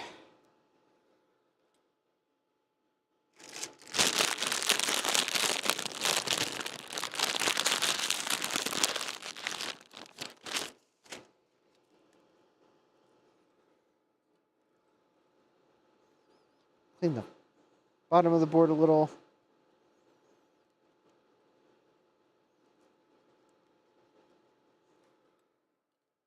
All right.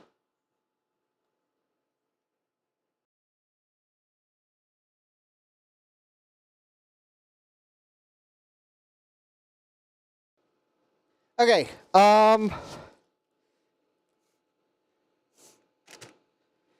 Okay, so I'm gonna let the isopropyl and the contact cleaner dry for a few minutes, because what I need to do is I want until I test this, I don't want to put solder mask here in case this isn't fixed.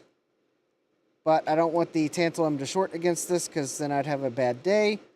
So I want to let the contact cleaner and the isopropyl alcohol flash off enough that I can actually stick a piece of Kapton tape there.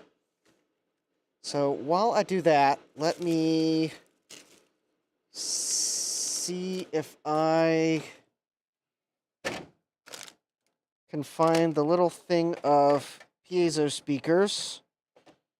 Because I sure thought I brought them downstairs, and I kind of thought I might have put them in my tool chest. But of course, that'd probably have been way too easy of a thing to have done.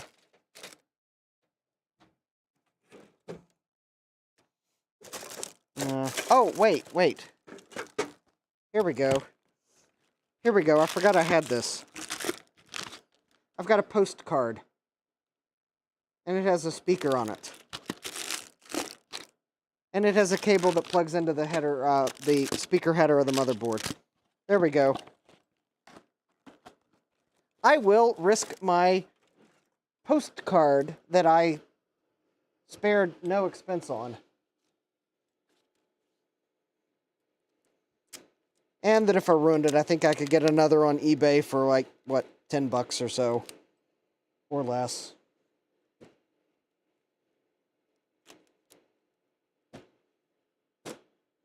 They're like so cheap.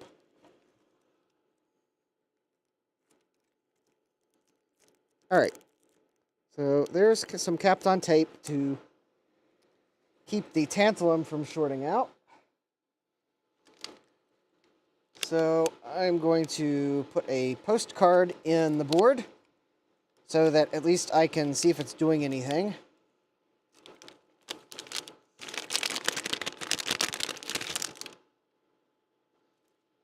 I believe this goes in like about so.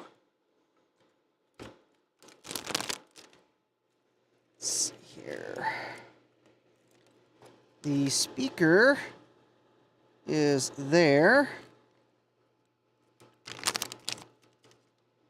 Oh, the BIOS goes in here. Because I'm pretty sure if I don't put that back in, then I will not get a beep. At all. I am not going to put RAM in. I am not going to put the keyboard controller in. I'm not plugging a keyboard in, and I'm not risking a video card.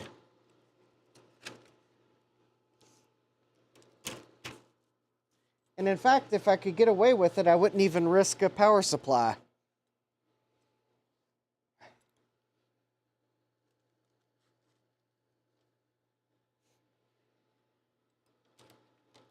But as some of you all probably can see right through that, are like, well, Justin, you got to plug it into power. But that could be where I tell you about the sponsor for today's live stream. Free power! Just kidding.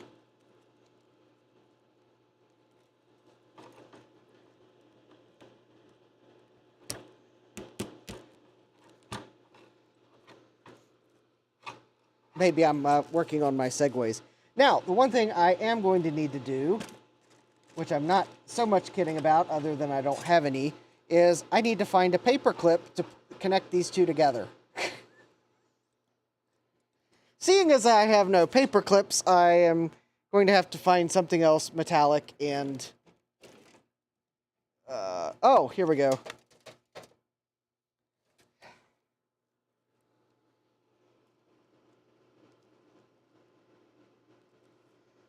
Here we go. An alligator clip. That should be good enough. Alright. So, I got an alligator clip. That will, that'll do the job there.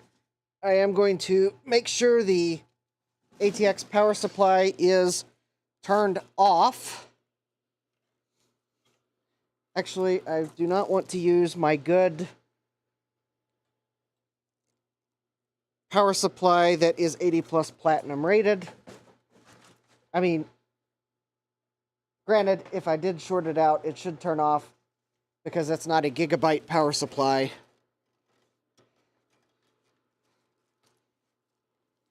Or I think that's the brand that was like cooking when it shouldn't be cooking. Or insert the brand that people were having trouble with, and I think they ultimately had to recall them. Alright, so we'll plug the ATX power supply into the motherboard.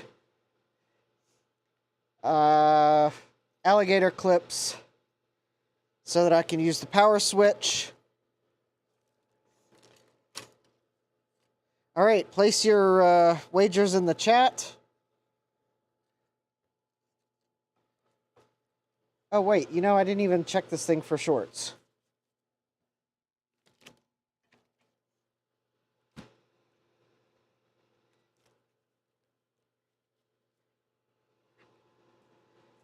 All right. All right, so that is not shorted. That is not shorted. That is not shorted. That is not shorted. That is not shorted. That's actually connected together. Let's see, and that is not shorted. Okay, so it does not appear as if I have any shorts in the board. I mean, shorts might be nice in Florida right now, but not in Virginia. This is definitely not shorts weather. Also, depending on what part of the country you're in, I hope you are staying safe given the approaching snowstorm. I hope you've bought your bread and milk, because we all know everyone loves a good milk sandwich during a snowstorm. If you didn't get bread and milk before it all sold out, my condolences, but you probably got better things to eat than the ingredients for a milk sandwich. Moment of truth. Fire in the hole. 3, 2, 1.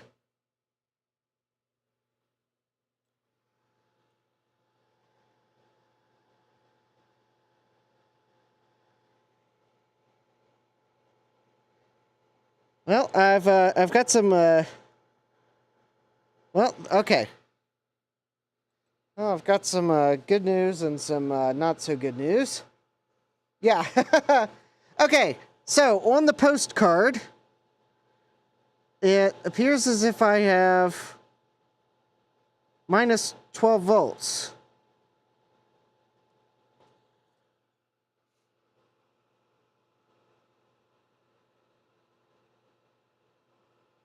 All right, well, let me check voltages, because this postcard is actually not as nice as some of them.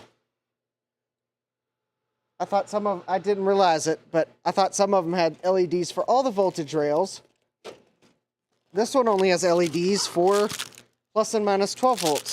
So, well, I guess maybe I'm going to go try to find a better postcard at some point. Obviously not tonight.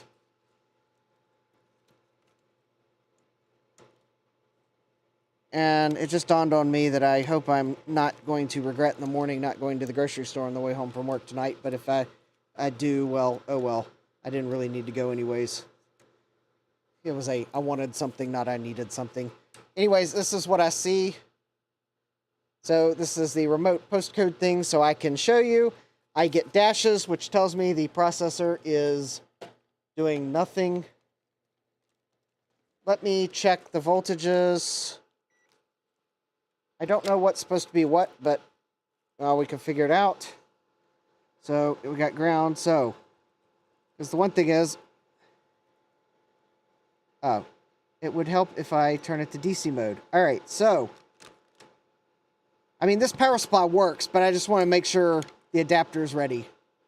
Ah, Adam got bread and milk today and a pumpkin pie. Good choices. And yes, I realize people getting bread and milk probably are not making milk sandwiches.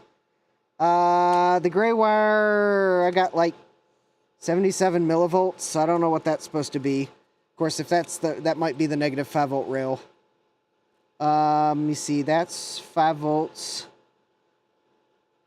That is 5 volts. That is 12 volts.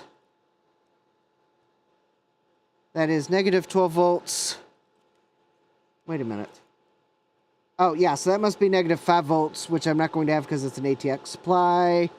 5 volt. Okay, so power supply is supplying correct voltages. The motherboard is not correctly doing things with said voltages. So let me check chip heat. The processor is warm. The main chip is warm. The BIOS is cold. This thingy here, whatever it is kind of cold.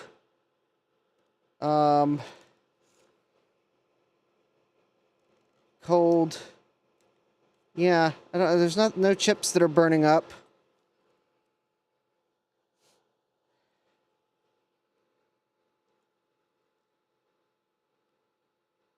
I think this motherboard's dead.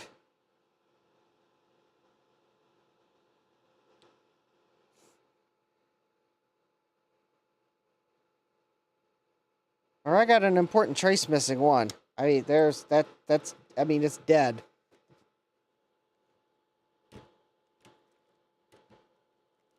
Oh, good night, Adam. Thanks for joining. Also, cool video card you got. I like your idea of, and I like your idea of hiding your blue SCSI under your 5 1/4 inch, actual SCSI drive. That sounds pretty cool. So, good luck with that, system.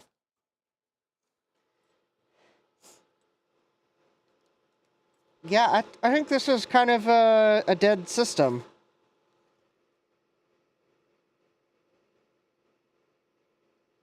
Unless... Okay, let me see. There is one thing I should probably do. It just dawned on me. Because I had to reinstall some pin headers right here. I do not remember if there was a jumper on any of them.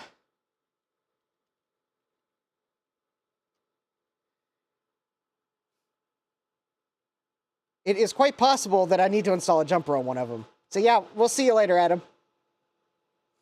All right, let me check the... luckily, the retro web has this motherboard on it. JP1, which is this 4-pin connector, is actually for an external battery. That is good to know. JP2 is not documented in this page I'm looking at, so I have to go take a look at it. JP3 is down here, and that's not documented. That's annoying. Okay. Let's go. I think let me go look at the user manual, which I think is also here. Okay.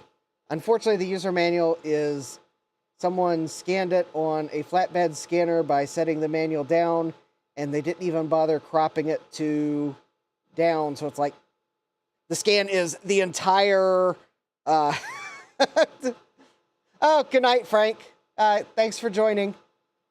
So, all right, here we go.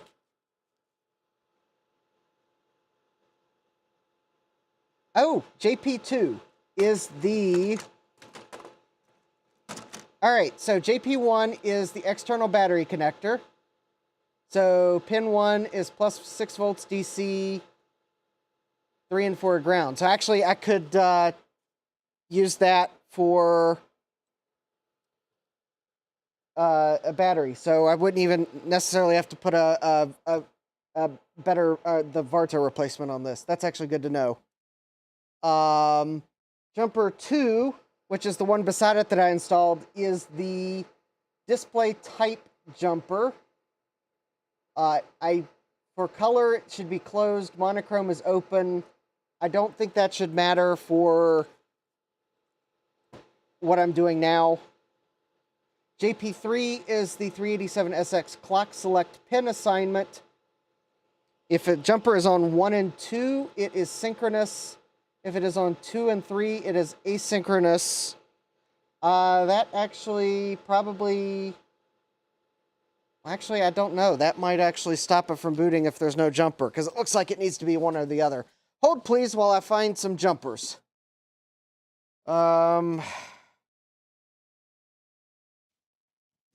And hopefully now is not the time where I'm going to regret not buying the little box of really cool assorted jumpers that are in my Amazon cart.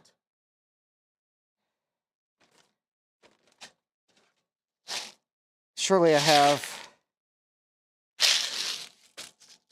I think I've got some somewhere. I just have to find them. Hold on. Okay, my StarTech hardware assortment does not have jumpers in it. But I think the other one, which is not with the StarTech one, I think it might have some jumpers in it. Also, there's some jumpers scattered across my workbench if I can manage to find them. And if all else fails, I'll see if I can't find a board I can steal some from. So please wait a moment while I attempt to find the other hardware bin, because I thought it had some jumpers in it. Yeah, now I'm kind of kicking myself for not ordering the $7 package of the assorted colors of jumpers so that I could replace jumpers on boards as necessary and color code them and be all nerdy like that. Oh, that's certainly annoying. All right. Please continue to wait for the next available representative. Oh, well, that's nice. I guess I'm glad I found that. Apparently, while I had my valve trombone down here during Dave's stream, I dropped the music holder onto the floor and didn't realize it. Luckily, it didn't fall very far given where it was, so it is not damaged. Besides, it probably has been dropped before and will probably be dropped again. All right. No jumpers there.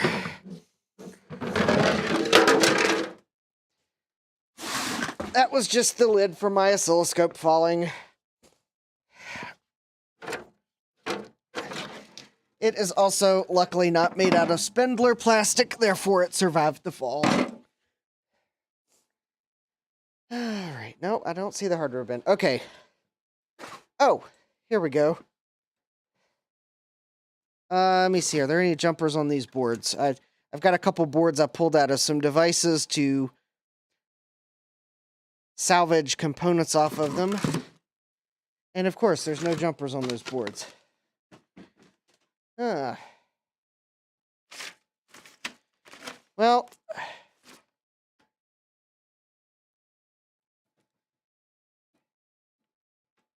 you know, I saved jumpers. I have a little bag of jumpers somewhere.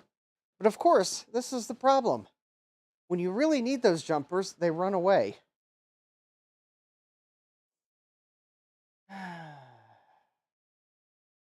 I don't really want to pull the jumpers off that board because then I'll forget to put them back.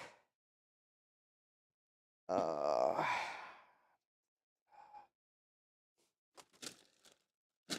right. Okay, let me see. Are there any jumpers in here by chance? No. All right. Okay, I'm going to have to go to plan C. Steal jumpers from something that I will probably later regret. Because I don't know where my little bag of jumpers went. Hold on. I was thinking it was in this box. Well, I've got toggle switches for days. There's more toggle switches. Well, if I need toggle switches for a project, I just found all my toggle switches. Oh! I just found the speakers that I was talking about not knowing where they were. They're in this box too. Which probably means the jumpers I'm looking for are not in here. Alright.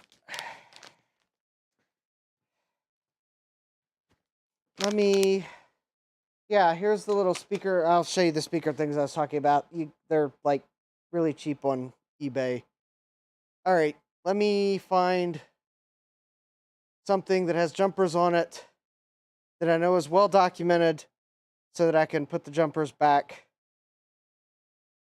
And I'm thinking that's probably going to be... Oh, well, okay. Well, I'll steal jumpers off the XT IDE board, and I know I'll later regret it. When I try using it and wonder why it doesn't work, and then realize I forgot to put jumpers back on it. Do I have a Booscuzzy laying around? Maybe. It's probably more buried than the my bag of jumpers. Okay, so I just put a jumper on the 387SX clock select pin assignment because that actually might matter. I know there's not a coprocessor on it, but sometimes, well, it still still need to jumper it. Yeah, a toggle switch and bodge wires. That's funny. These are the little speaker things that I bought off Amazon. I think the ones I bought was like a 10-pack, and I think the last time I bought them it was a 6-pack because I'd forgotten where these went. Now I found the first ones I'd bought. Now I don't know where the second ones are. But you just plug these into the speaker header and it'll at least beep.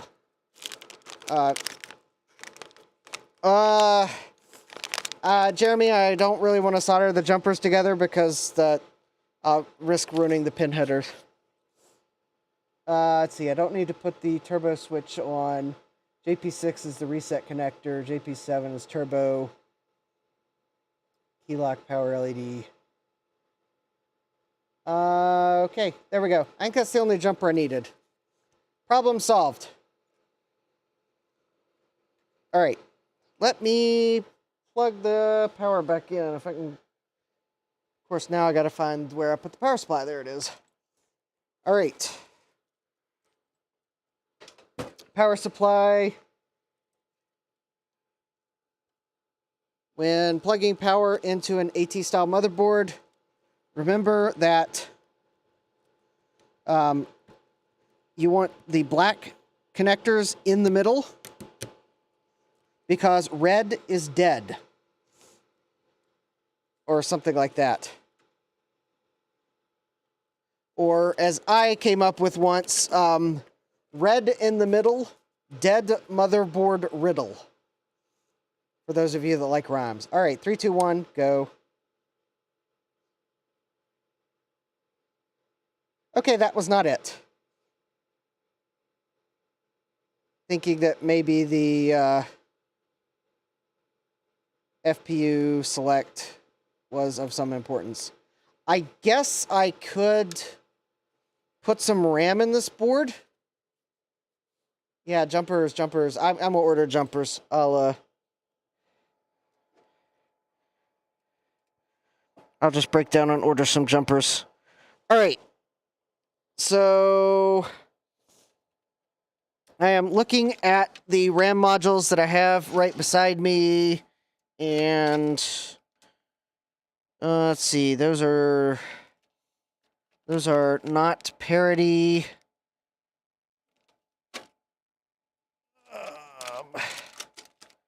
These are not parity.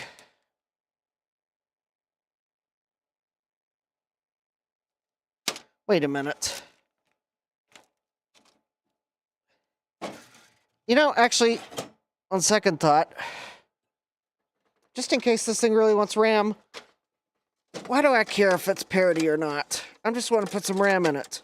So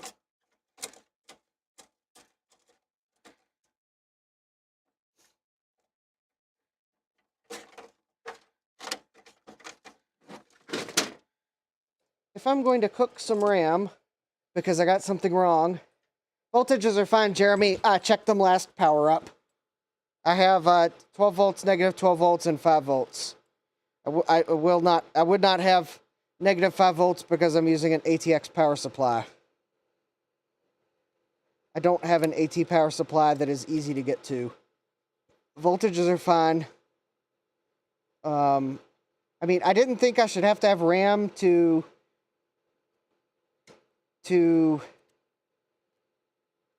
get a beep, but maybe this board is so cheap maybe it won't even maybe it won't even start to do anything if there's no RAM. So this should be 1 megabyte of RAM. It is not parity RAM, but at least I would expect that maybe it'll do something.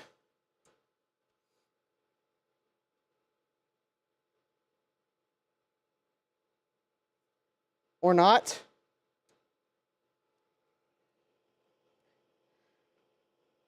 Or not. Okay, the RAM is in. Okay. Okay, that's not it. Okay.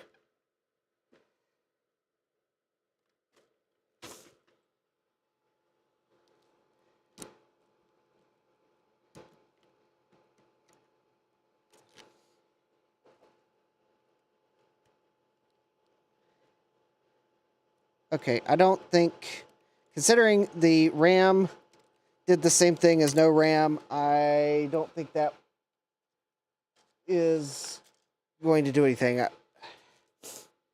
Voltages did seem to be fine. I've got the BIOS chip inserted correctly. I don't have a video card, so it shouldn't matter.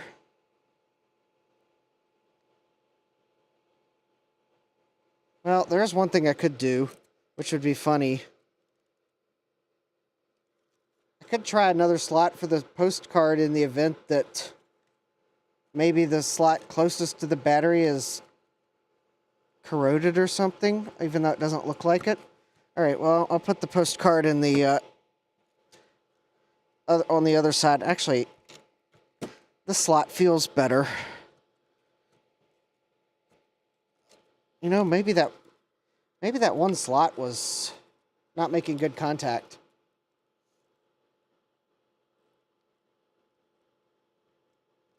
I checked it at the right here, Jeremy, and I had the correct voltages.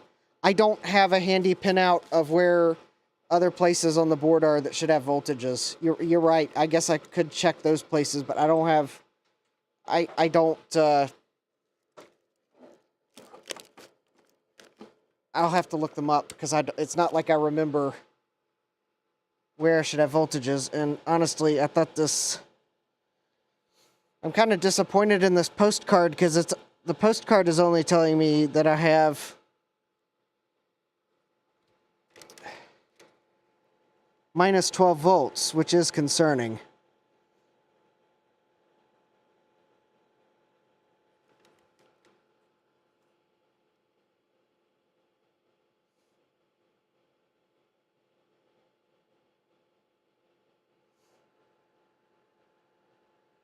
Well, I guess if I don't have... Let's see.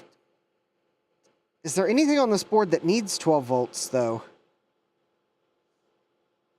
Because the processor's running on 5 volts.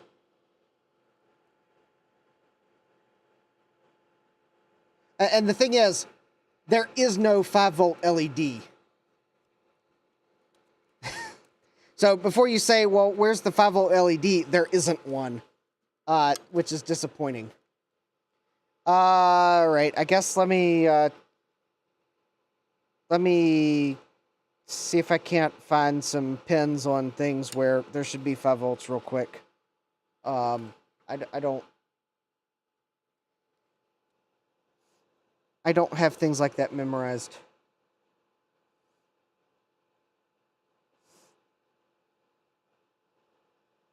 Ideally, I think I want a pin on the ISA hard edge. I'm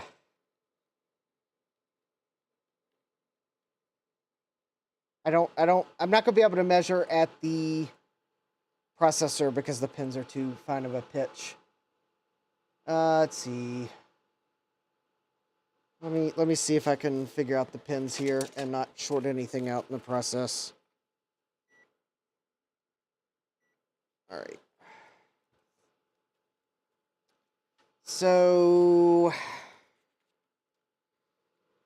I guess let me just stick my negative probe in the ground there.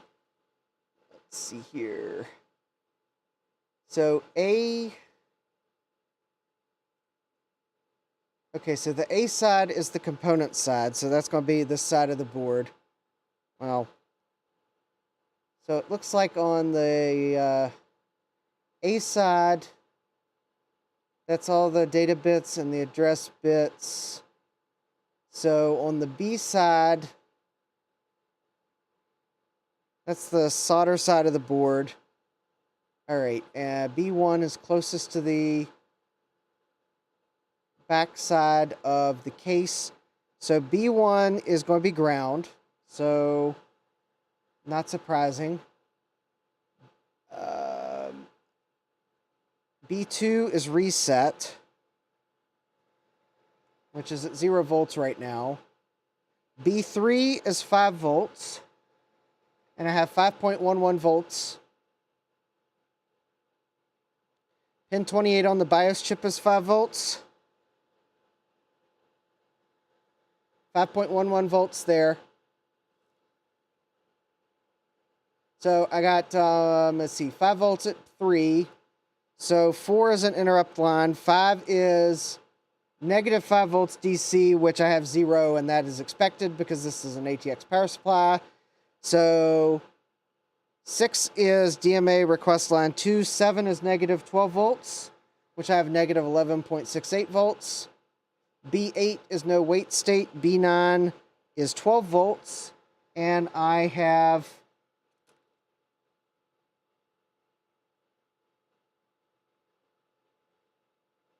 $115.2 millivolts.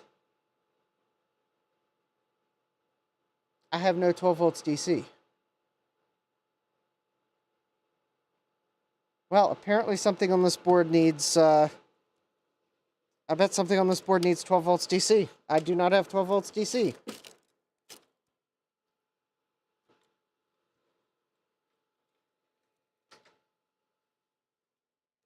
I made an assumption that since it didn't appear as if there was anything on the board that appeared as if it should draw 12 volts, that maybe the board would just fire up. But either the chipset is testing for its presence before it lets things run, or maybe there is something that uses 12 volts and I just don't realize it.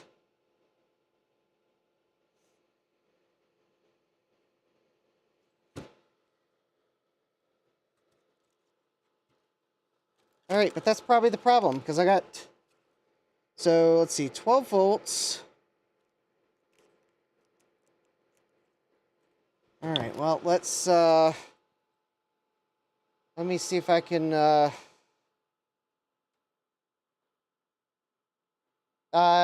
you've got a voltage blaster, it goes in line for the ATX power supply. Awesome. I was actually thinking that something like that was needed for boards with only a few ISA slots, but negative 5 volts should not be required for this board to post. 12 volts, okay, I'll give you that one. I would actually like that board design because I got to order some boards anyways, so if you don't mind sending the Gerbers to me so I can have some boards made, that'd be nice. Okay. I'm trying to find a pinout of the AT power supply because I don't remember what the pinout is right offhand. And since I'm going to do this from the underside of the board, it's not like I could see what color wires are plugged into it. And that is annoying. You search for AT power supply pinout and everyone wants to show you the ATX power supply pinout. That is annoying. Yeah, negative 5 for the Sound Blaster. I mean, if I get this to work, I'll eventually want to put a Sound Blaster or something equivalent in it. Although, quite honestly, considering how cheap of a motherboard this is and how maybe undeserving it is of a Sound Blaster, I might get one of those awful Crystal Audio sound cards for this computer. How does that sound? Left 3 from the left as I'm looking at it right now. Oh, I just found a pinout, and that would be yes.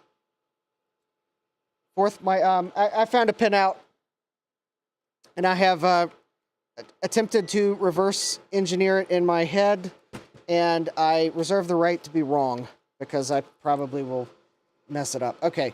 So these 3 should be plus 5 volts because that's going to be where the red goes.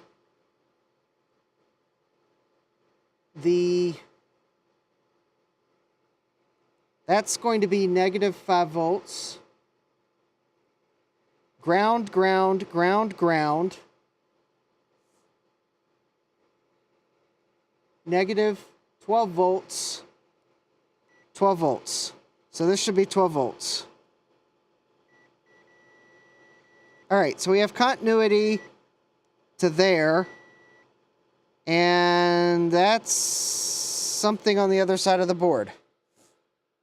Okay, that's actually one of the capacitors I just replaced.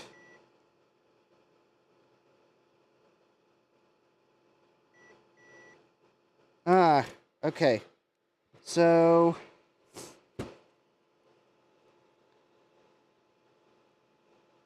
there's a great big 12 volt plane, and there's a bunch of vias that run to the other side of the board again.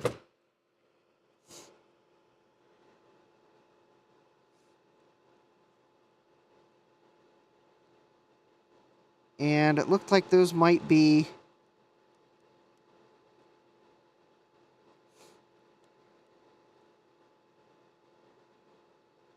okay, this is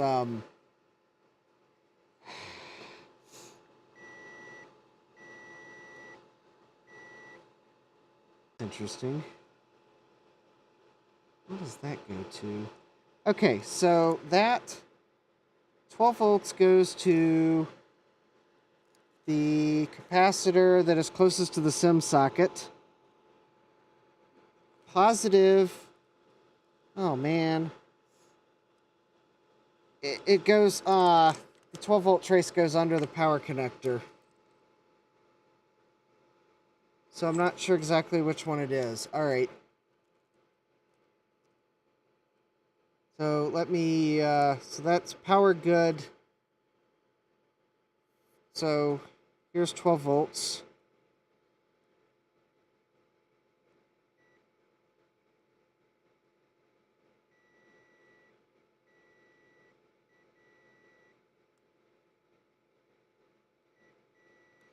Okay, I see the...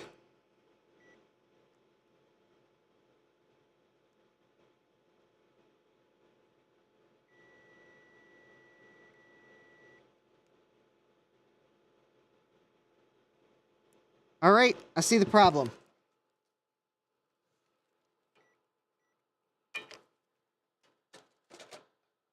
I'm not even going to think about that capacitor being out of whack. One bad component out of my Mauser order is enough. Come on, Texas Instruments. You know you can be better.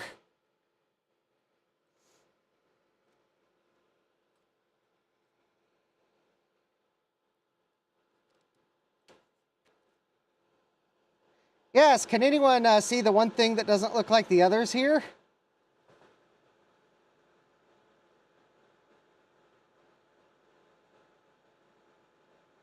Like, right there.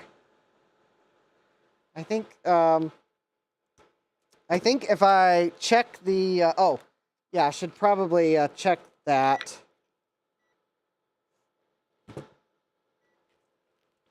So now if I go back to the isobus pinout, so I think that trace, I think that goes here. So let's see, B1, so 12 volts is B9. So 1, 2, 3, 4, 5, 6, 7, 8, 9. Nope.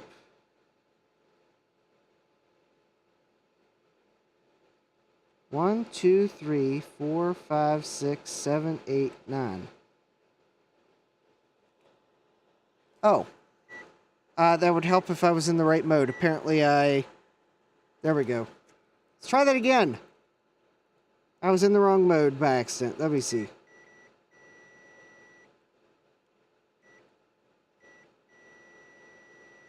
All right, there we go.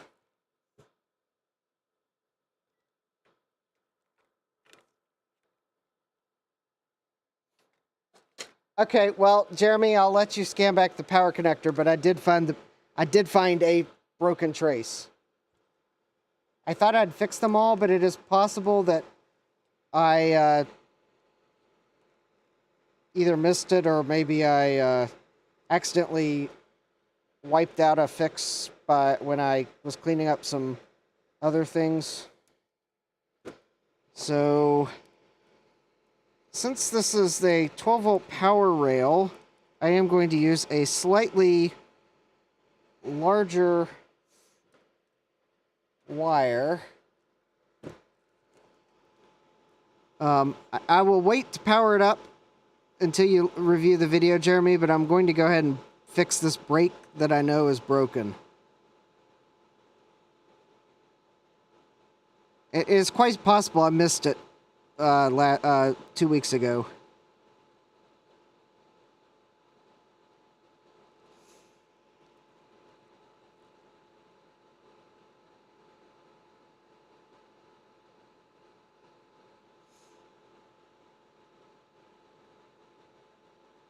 All right, so I'm going to use some flux to make sure that the solder flows nicely and doesn't bridge anything.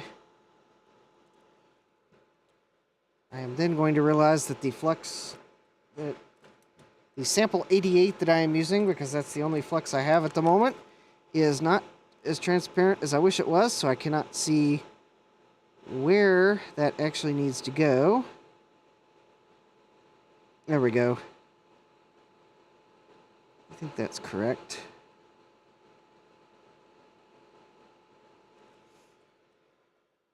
All right. So I am going to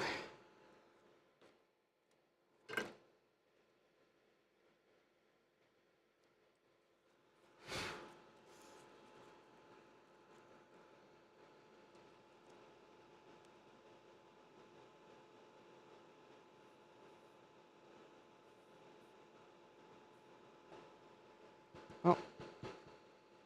Okay, that did not do what I wanted it to do.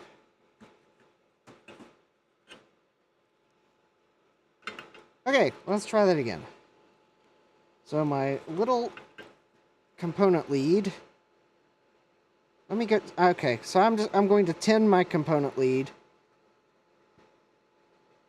Or at least one side of it.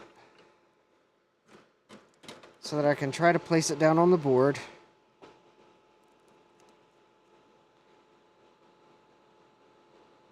And alright, so that looks like that's in the right place. So then I'm going to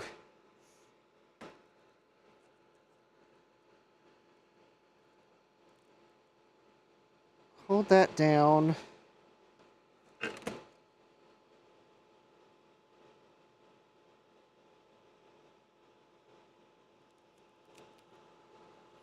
And then should be able to hopefully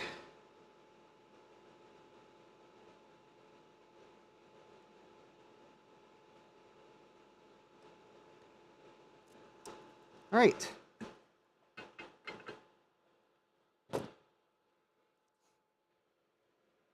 You mean this trace here that I just fixed?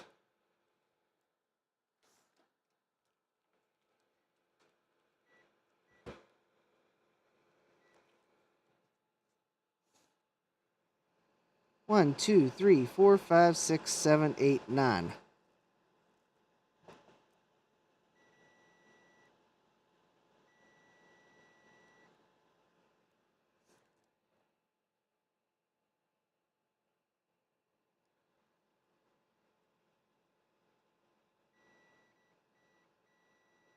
There we go.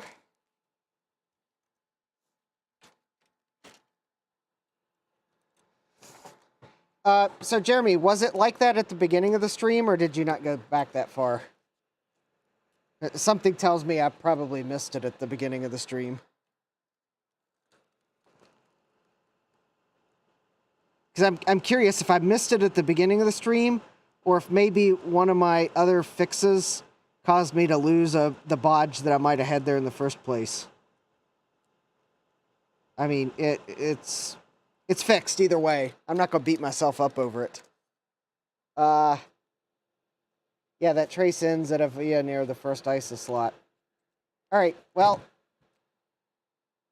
I've got it. Obviously, something on this board cared that there was no 12 volts.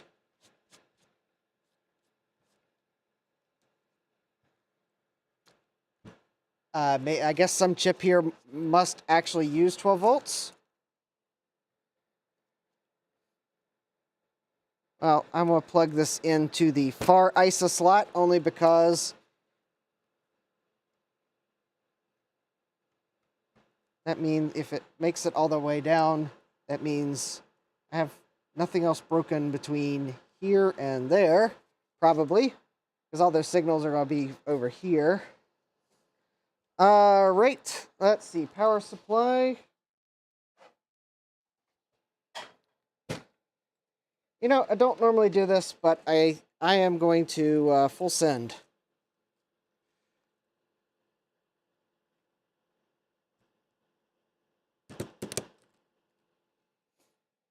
Also, if I don't fix this board, I will do something else that I don't normally do, and it will be yeeted into an electronics scrap bin if I really, truly can't fix this board. Well, actually, I'll probably keep it because I'm a glutton for punishment. Okay, 3, 2, 1.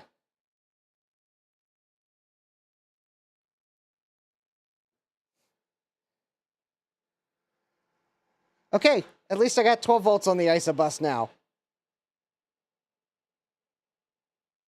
No post codes, no beeps. So I guess I got another broken trace somewhere. Well, I guess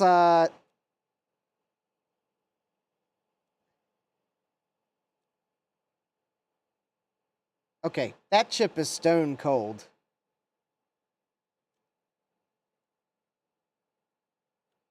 The processor's actually kind of warm.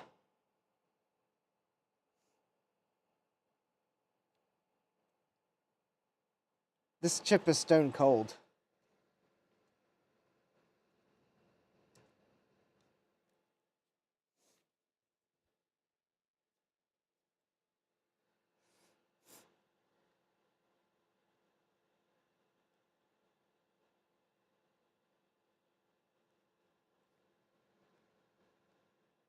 Yeah, that's I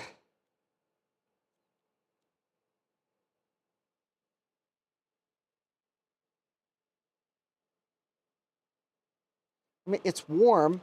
I can still touch it.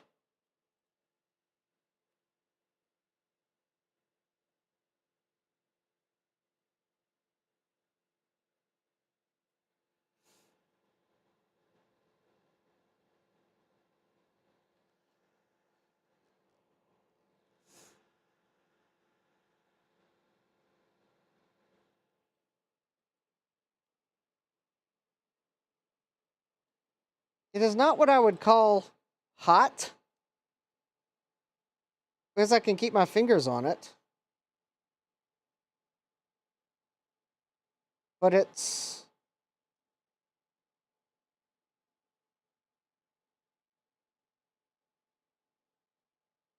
kind of concerning its temperature, given that the system does not appear to be doing anything. This might be a time for Mr. Silly Scope.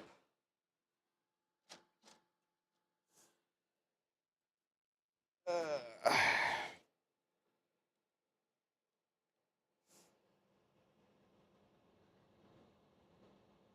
course, the other thing is I was...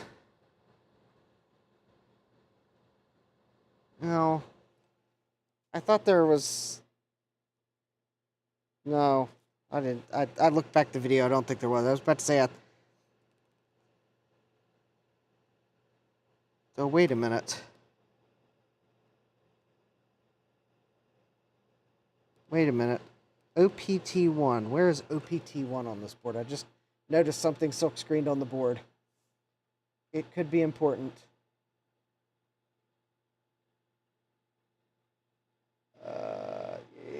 It may not be a jumper.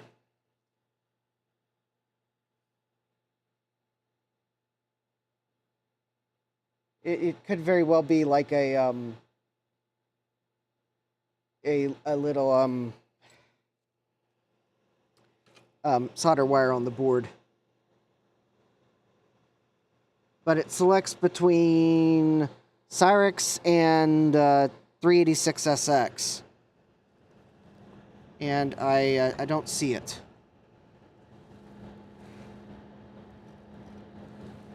But what I do see is that corrosion? Oh, that could be bad if that's corrosion.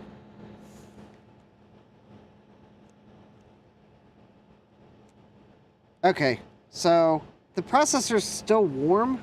Kind of warmer than I would think for a system that doesn't seem to be running any code, but well, I guess it's probably I'll have to see. It might be trying to repeatedly load the address, something from ROM.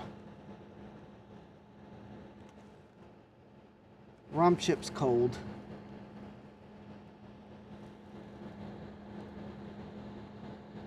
I'm looking at the pins on the CPU. They look fine, but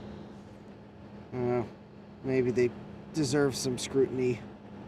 Thing is, I don't know if this board even works. It is quite possible that something on this board is dead that I would have not been able to know given all the battery corrosion.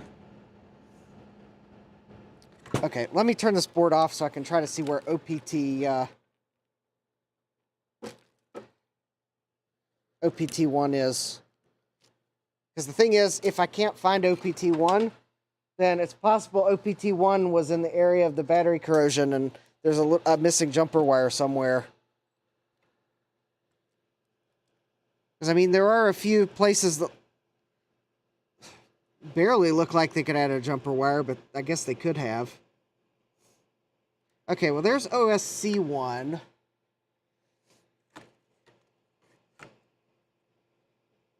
Okay, OPT1 is silkscreened between these two ISA slots. Let me pull the postcard out.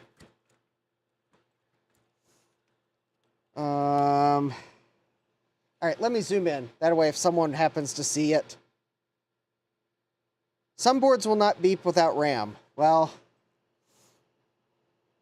I guess I can put some RAM in and try. I don't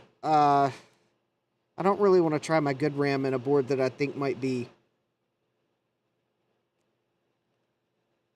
I'll put that RAM that I had back in. It's not parity RAM, but hopefully that would at least induce a parity error.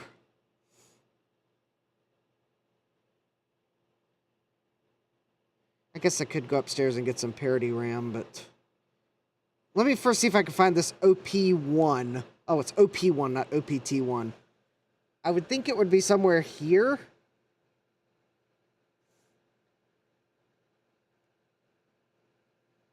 And I think it should be open. Because I think the Cyrix that it's referring to, I think this board could have had one of those Cyrix 486 type chips that are actually souped up 386. I think that's what this board would support. What I think it was the Cyrix like 4x86 SLC or something like that. So I'm pretty sure this should be a jumpered for 386SX because AMD's 386SX is a clone of Intel's.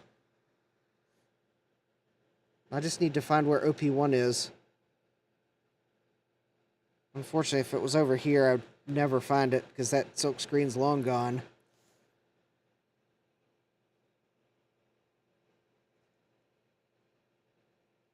I mean, I would think that maybe it was around here. I mean, it could be one of these two wires here, and maybe it's just not marked. But one of those is marked JP11, and the other is marked JP10.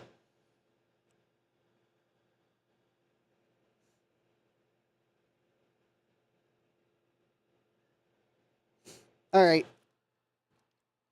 For now, I'm going to assume that there is no wire present on OP1 or a jumper, as I do not see it. So I will... I just saw the silk screen, though, for RAM. So I will put...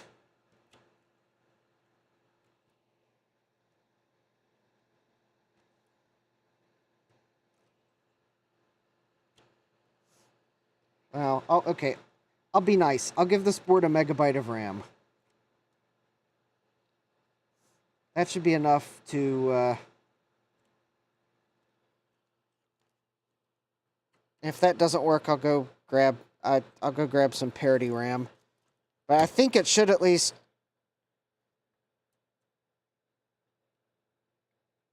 I think some RAM should at least make it happy. It should then probably quickly fail with a parity error. I would think. Also, I thought that maybe it wouldn't beep, but I thought maybe it'd give a postcode, but maybe this board needs RAM to even give a postcode. All right. Actually, let me do that.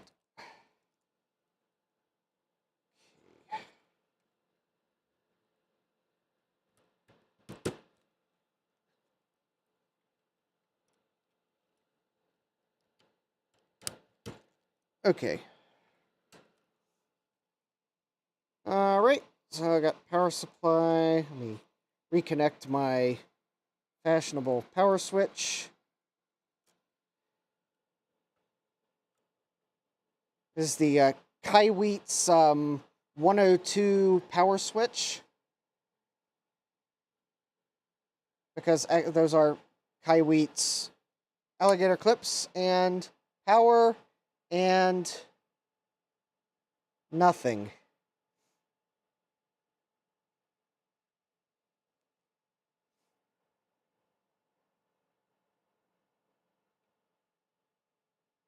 Are you sure this board's too old for numeric postcodes? Because I sure thought that 386 boards had postcodes.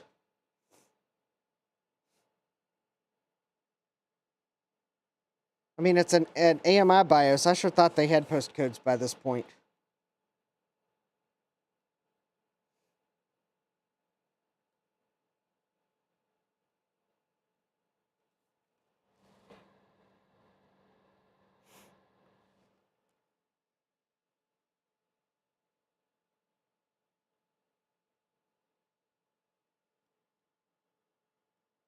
Unfortunately, oh, well. I mean, I guess I could put a video card in here, but now we're risking things that are...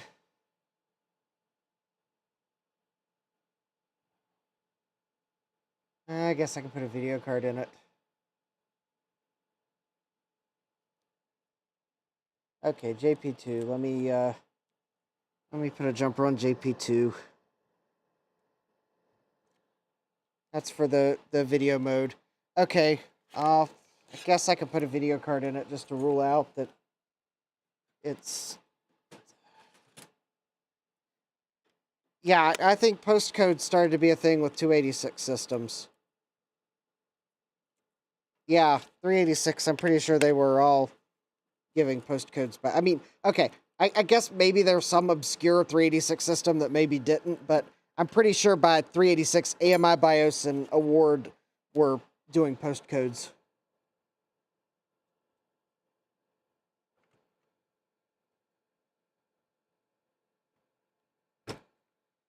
All right.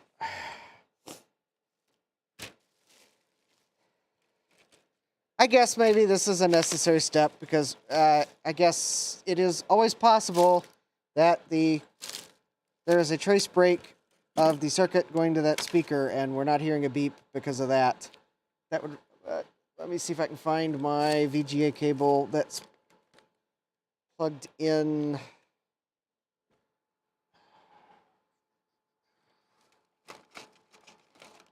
Somewhere. Oh, well,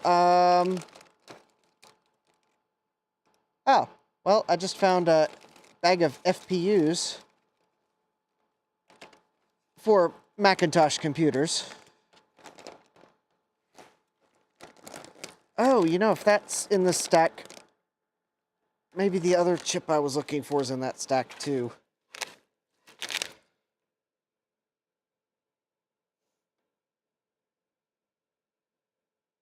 Okay, hold on. I'm trying to find the VGA cable that should be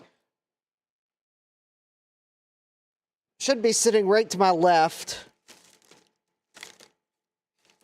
and is not.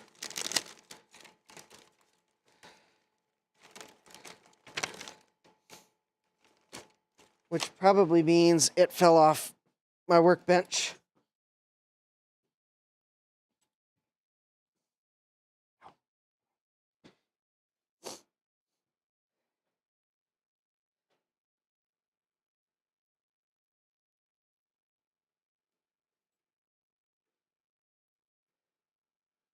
Oh, no. I found it. It's under my smoke absorber. Yes, that is the VGA card I assembled. I mean, it's not like I couldn't build another one, but... I mean, I could. I've got another one of these chips. And I probably will build it someday.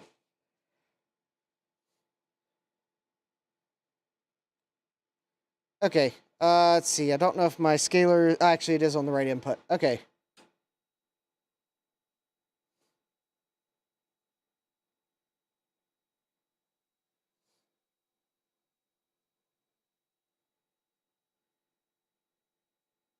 Okay, that is what I call a...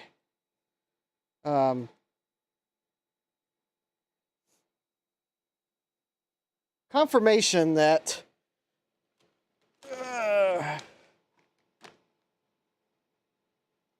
all right. Okay. I guess it's just as well I turned that on, because now you can... all right. The one thing is I don't know how well I'm going to be able to probe this board.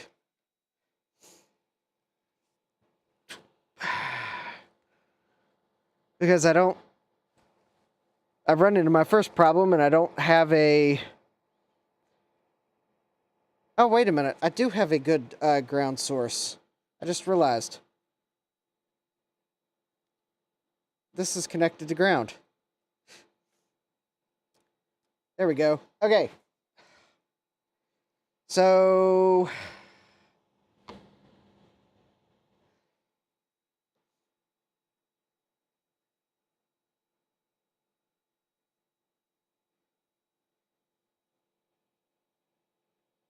all right, let's see here.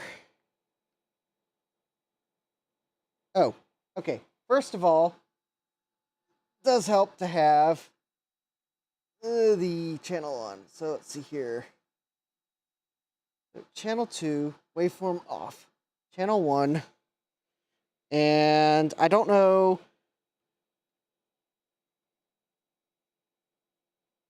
well, that actually looks like that might be auto set.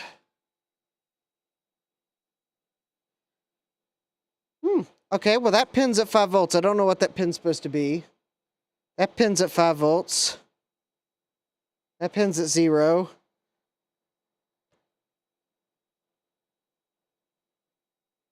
Let's see, that's at 5 volts. That's a 5 volt. Well, that seems highly suspicious. That pin's at 5 volts. That's at 0 volts. That's at 1 volt. That's at 0 volts. That pin there is at like 5 volts. That pin is at 5 volts.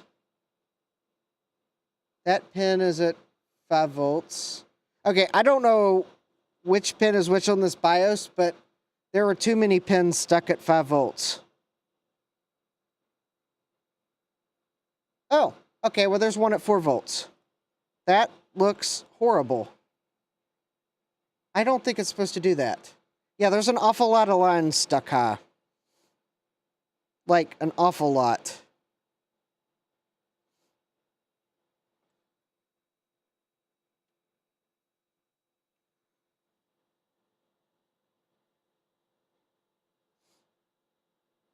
Like, enough that I need to find a pin that's got a clock on it.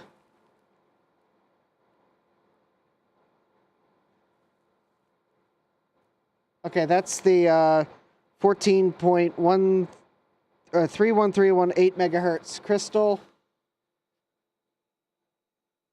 Let me auto set.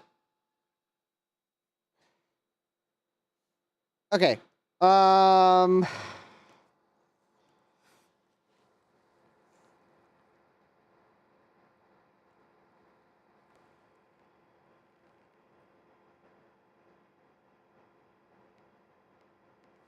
right, let me see if I can.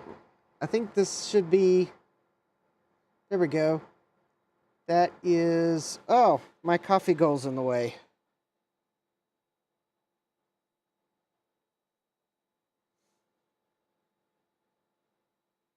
Oh. Let's see. How do you turn on the. Can I turn on the. Oh. I'd kind of like to turn on the frequency. If there's like a frequent that.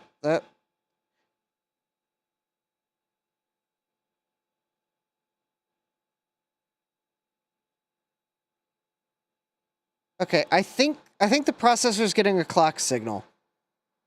So I think there's a clock.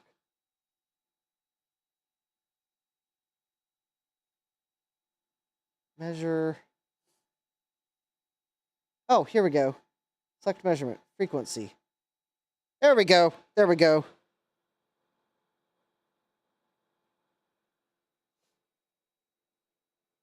There we go. Ah, glad I found that. I knew it had to be there somewhere. All right, so that is the 14.31818. I'd say that's probably, well, that's closer to, that's close enough. It's an 8-pin chip near the CPU that's supposed to handle some clock lines, isn't there? Yes.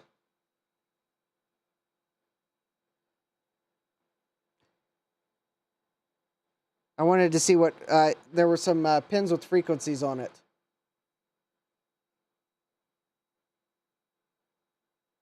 Okay, that pin I think is a 5-volt pin. I don't know what the pin out of this chip is. I can't really read it.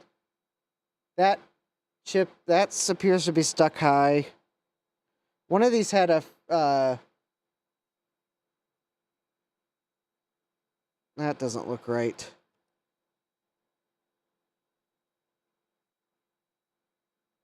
No, that's okay. Anyone?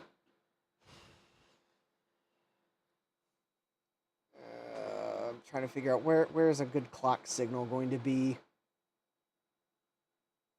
Oh, here we go. Let's try this. Well, okay. First, let's power down. Second, I'm gonna pull the ISA card or the VGA card out because it's obviously not going to do any good until the system actually. You know, everything that's reading stuck high. Maybe I picked a lousy ground.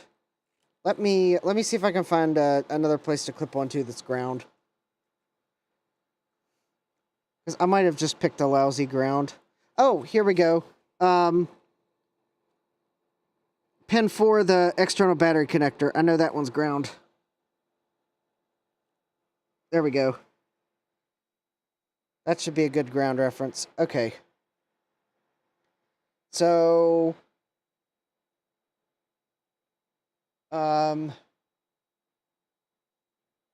okay, so I'm going to put the oscilloscope on the ISA bus. So this should be data line, or data bit 7.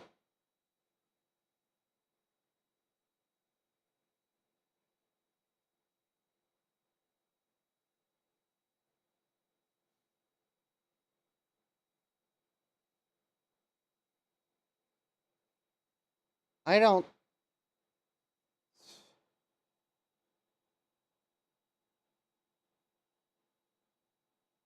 Okay, that seems not right.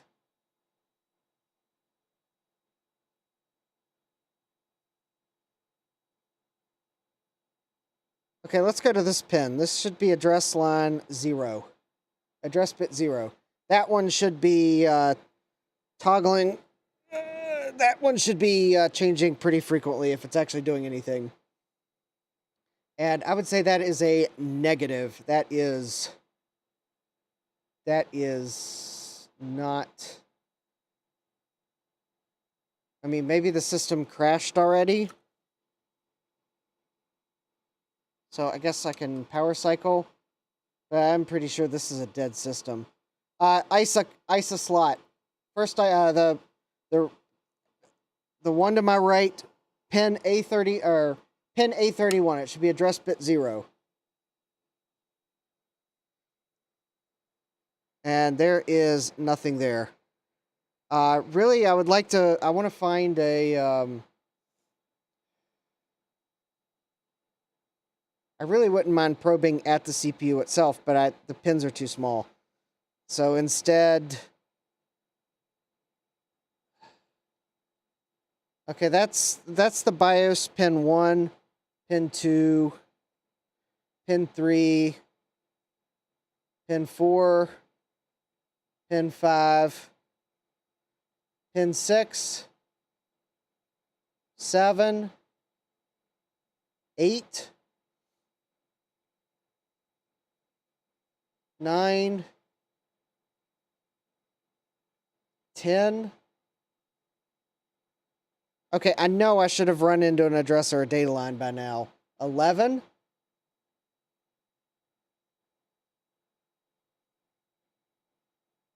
Okay, I think that's pin 11. Yeah, that looks weird. 2 to 10 are the address lines. Okay, all the address lines are stuck high.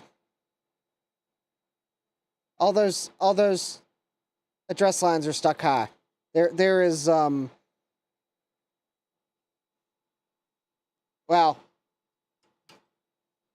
I've probed enough of the address lines to know that this board is very dead. 11's an output. Well, I think the output is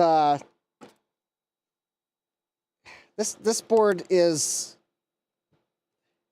I think this board's dead.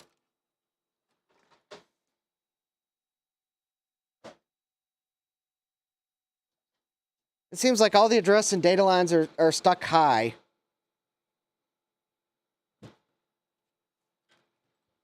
So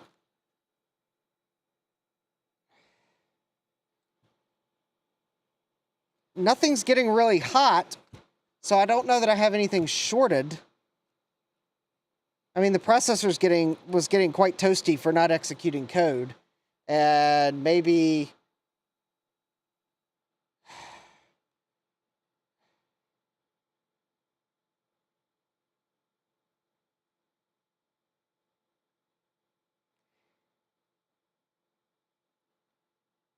you know, I hate to call it,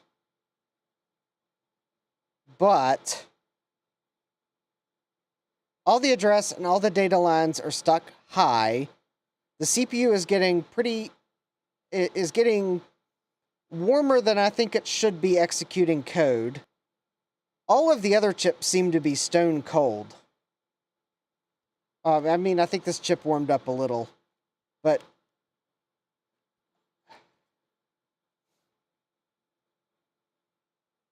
I think the CPU's dead. I mean, I hate to jump to a conclusion, but I think the CPU on this board is dead. Because that would be one reason why all the address and data lines are stuck high. And if not the CPU, then this chip.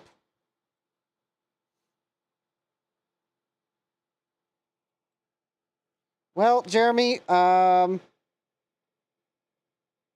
am about to pull a proverbial rat out of the hat. Oh, yeah, we'll go with that. It's getting late. I'm actually starting to get cold enough that I'm probably not going to go till midnight, although I'll probably succumb to peer pressure and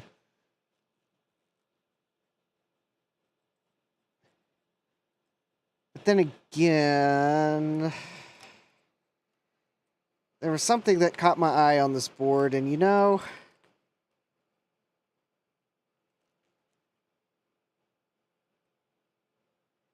I don't think that would cause it to stick high. I mean, it looks like there could be some corrosion right there on this, right here.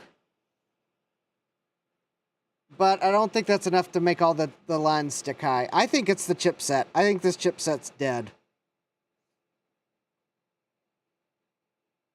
Because, I mean, given the fact that the crystal's running, I have there's no evidence I have a short, because nothing's getting, like, scorching hot. But yet, all of the data and all of the address lines are being held high. If I had a short in, like, one of the voltage rails, that wouldn't cause that, because that would have required me to have shorted all of the address and all the data lines, and I don't think there's enough here that I would have done that.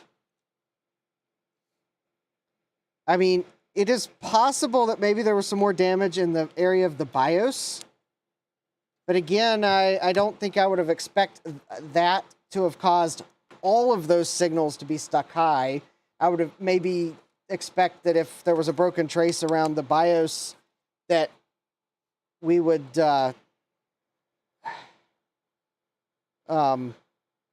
I would at least see some activity, but I mean, I wouldn't be able to post because it'd be executing garbage code. But I would have at least see some evidence that it was reading the BIOS, even if not getting the full benefit. Already probably done what you were going to suggest, Jeremy. I do have a EEPROM reader, and I actually already dumped the EEPROM. And I know it's going to be hard to see on screen because I don't have a way of making Mini Pro's screen bigger, but the BIOS, I appear to have, I mean, I think I've got a valid BIOS image here, because I'm seeing, I see the AMI copyright 1992 AMI. There's probably their old phone number. I mean, maybe they still have that phone number. Probably not. There's some error strings: onboard parity error, offboard parity error, address, hex, parity error. So there's some error strings there. I mean, IBM compatible. IBM is a trademark of International Business Machines Corp. Copyright 1985 to 1992, American Megatrends Incorporated, all rights reserved. They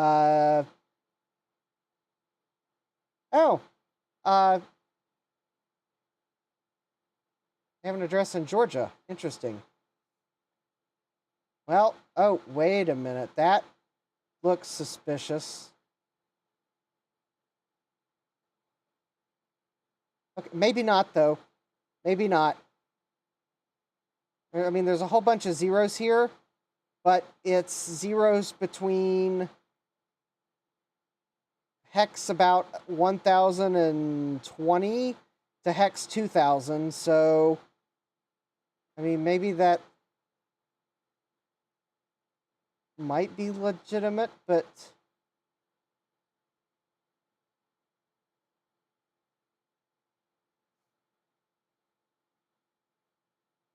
I mean, it looks like I got a BIOS image here. I can say that.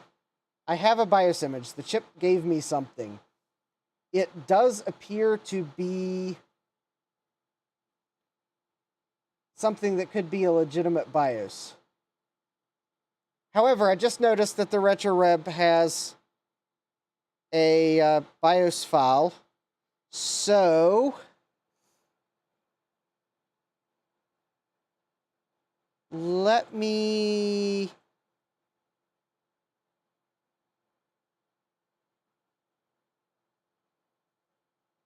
actually, there's a problem with the BIOS file I just downloaded.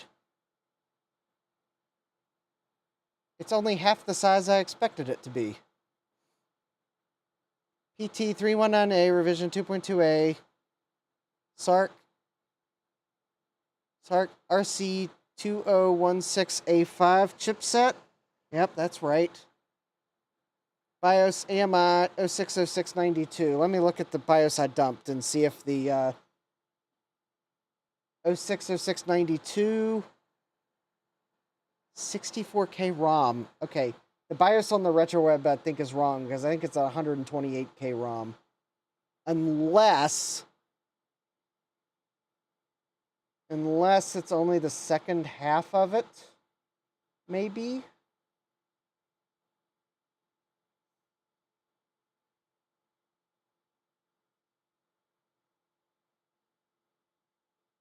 All right, let me save the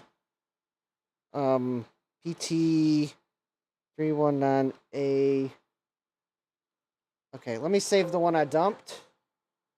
Let me, I guess, open the file, open. Let me open the one I downloaded and see if I see anything that would lead me to believe that I need to write it to an EEPROM and try it. Binary, clear buffer with default.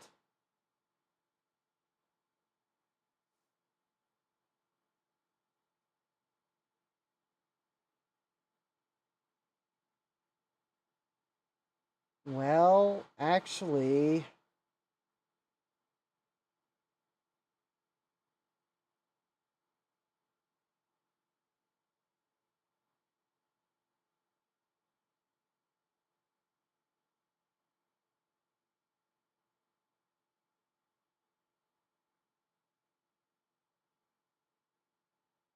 wait a minute.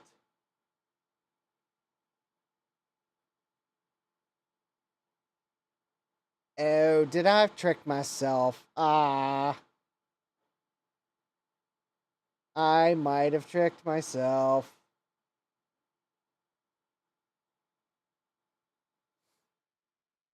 I think I fell for one of the oldest tricks in the book.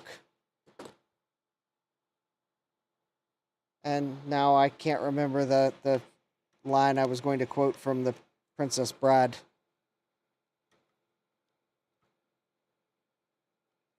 You know, I picked 128K ROM because I doubled what I kind of thought that might be the correct size, but actually I just realized that this might actually be a 256K ROM because the file I downloaded is 64K in size, or it might be 512, or it might have some proprietary marking on it.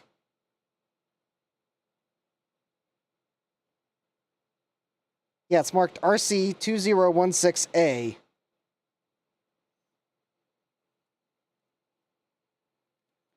Okay, 64 kilobytes is 512 kilobits.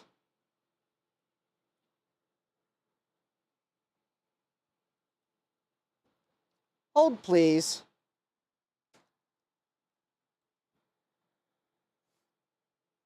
Well, Jeremy, I think the let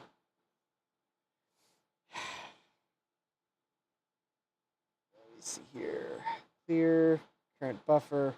Yeah, I think there were a lot of motherboards that were made this size for whatever reason. I think this is a 512K EEPROM, not a 128K EEPROM.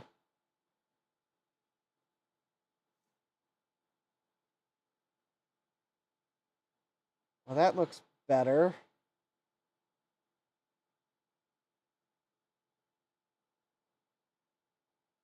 No. No, that does not look better. I think that looks worse.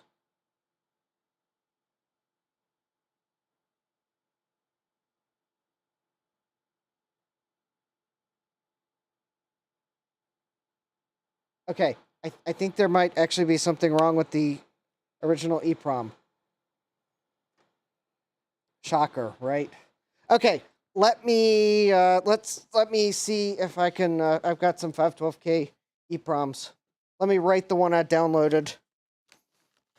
I mean, I guess if that EEPROM were, it's reading in the reader, but I guess if the code in it were was invalid at whatever entry point that the CPU jumps to, then that certainly would cause undefined behavior. All right. Jeremy, was it you that was looking for a V20 processor?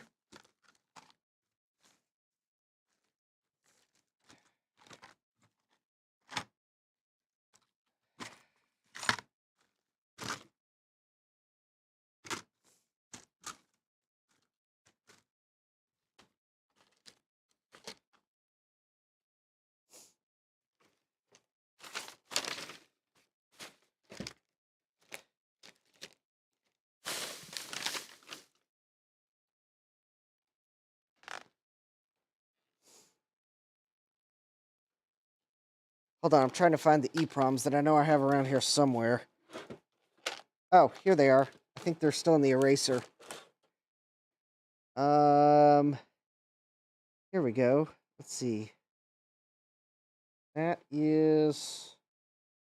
Yeah, there we go. That one should be good. It's a,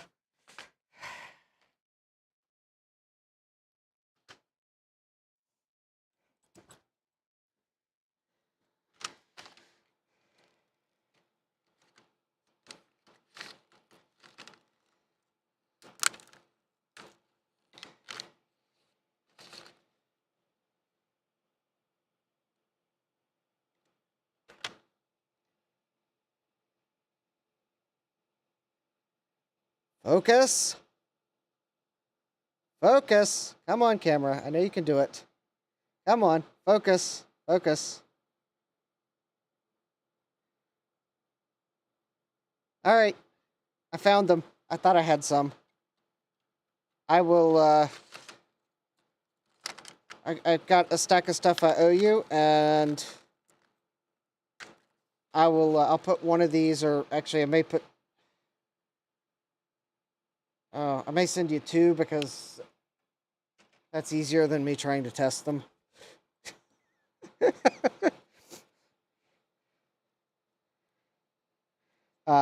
Yeah, I'll take those upstairs. I'll stick them with the stuff I got to send you.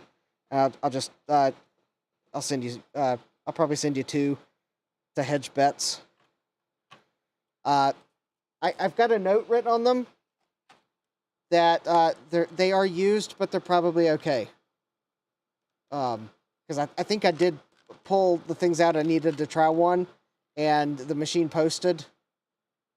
I mean, I might pull it out and test them, but I was pretty sure that they are actually V20 processors and not something claiming to be V20 processors, so...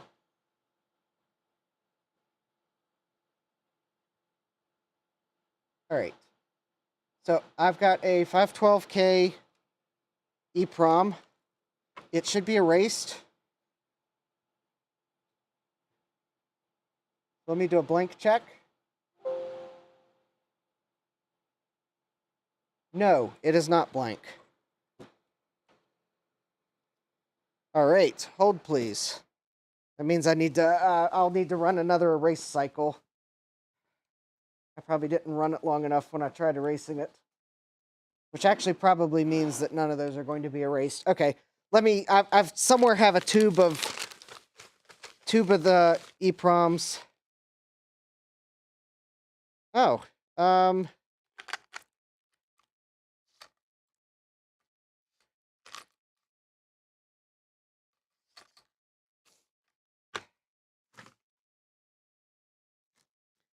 well, Jeremy, it's a December miracle, I just found another tube of V20 processors.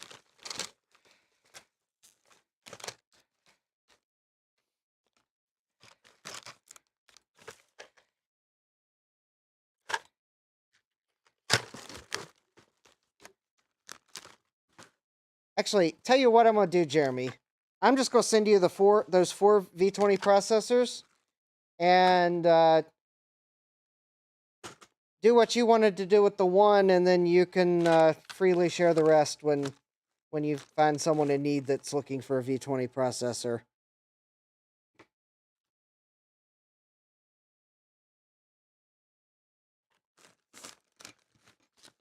Because you seem like the kind of person that someone might inquire if you've got one, and so I will, that way I'm not the only one that's got V20s that can share them among friends. I didn't realize I had somehow managed to end up with 2 tubes of them. Alright, that's 256K. I'm still looking for...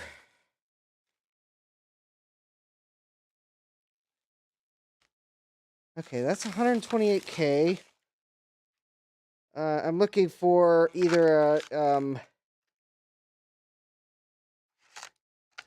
I thought I had some EPROMs that are 512K. Because I'm afraid that the ones that I tried to erase are probably not erased. But I may have some EEPROMs that are 512K, and those should be pin compatible. And also would have the added benefit of, if I find they're not blank, I can just erase them.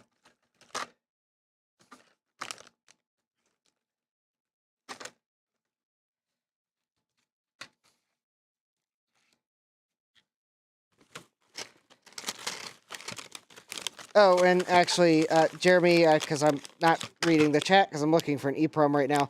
I think I remember now why I have 2 tubes of V20 processors that are the dip style. I think that's because I tried to order some V20s from UT Source and managed to twice order the... Oh, that's right. I ordered the correct thing because I was actually looking for dip versions, but what I didn't realize when I ordered them the second time is that I'd already ordered them the first time.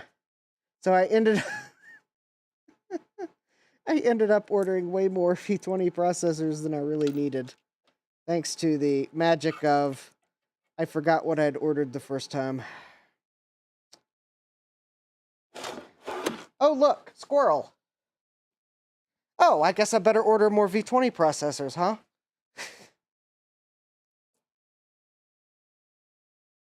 Oh, excellent, Jeremy. Then I will go ahead and send you the 2 before. You can, hopefully that will give you the 2 that you need for your XT computers. And then should you find that the other 2 are also working, or one's working, then you may, you can help out, pass them along. Oh, there we go. Okay, so maybe that one EEPROM that I grabbed that wasn't actually blank, maybe it's bad. Okay, so this one's blank. So I'm going to open the BIOS file that I downloaded. And I am going to program it.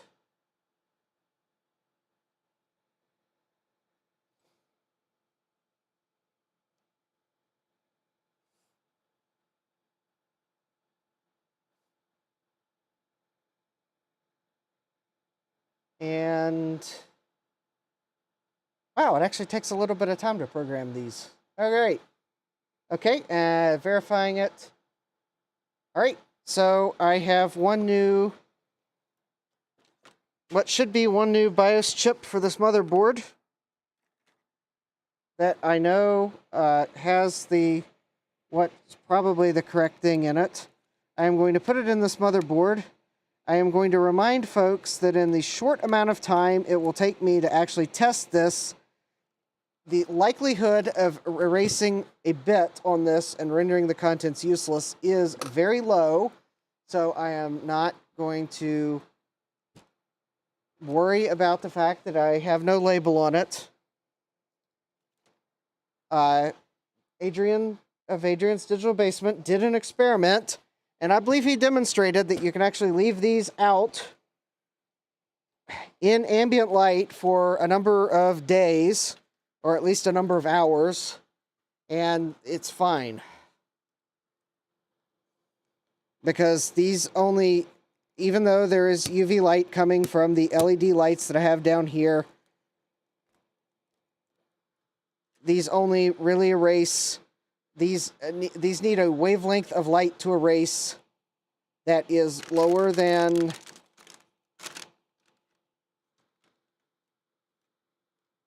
well, I mean, I'm sure these lights maybe do produce that wavelength, but they don't produce it in that sufficient of a quantity to be able to erase the chip quickly.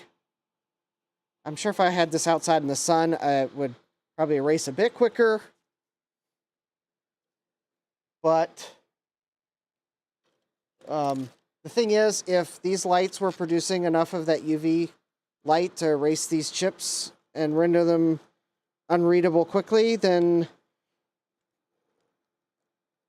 well, that would be really bad for people, because it's the, I think you erase these with like a pretty low wavelength of UV light. So really, it's not a wavelength that you get a whole lot of with these lights, especially because they're LEDs. Yeah, maybe fluorescence would do a little bit more, but I've replaced all the bulbs with LEDs.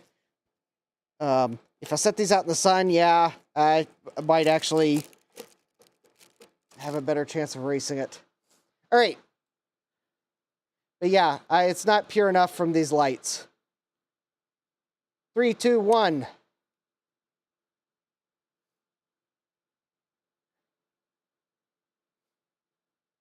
Nada.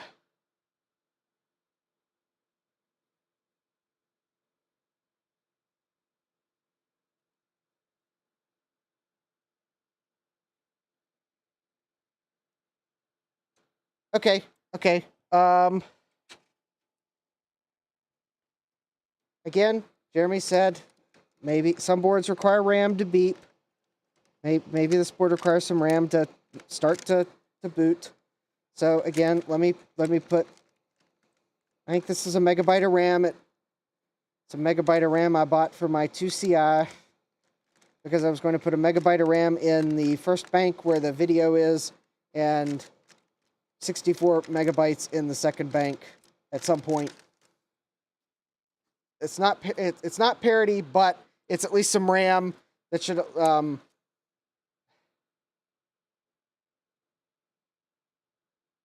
and nada.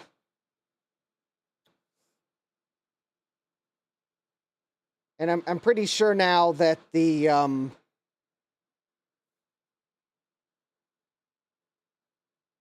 pretty sure that the BIOS is good. Yeah, now there is one thing I can do here. It just dawned on me.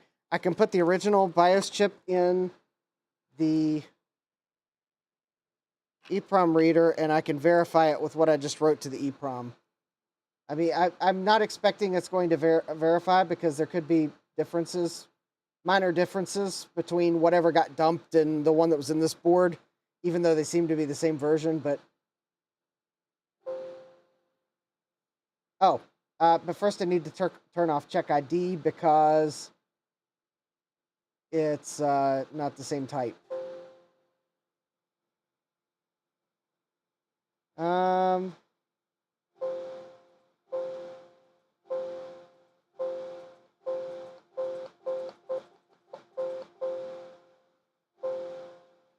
Ooh, there's a lot of differences.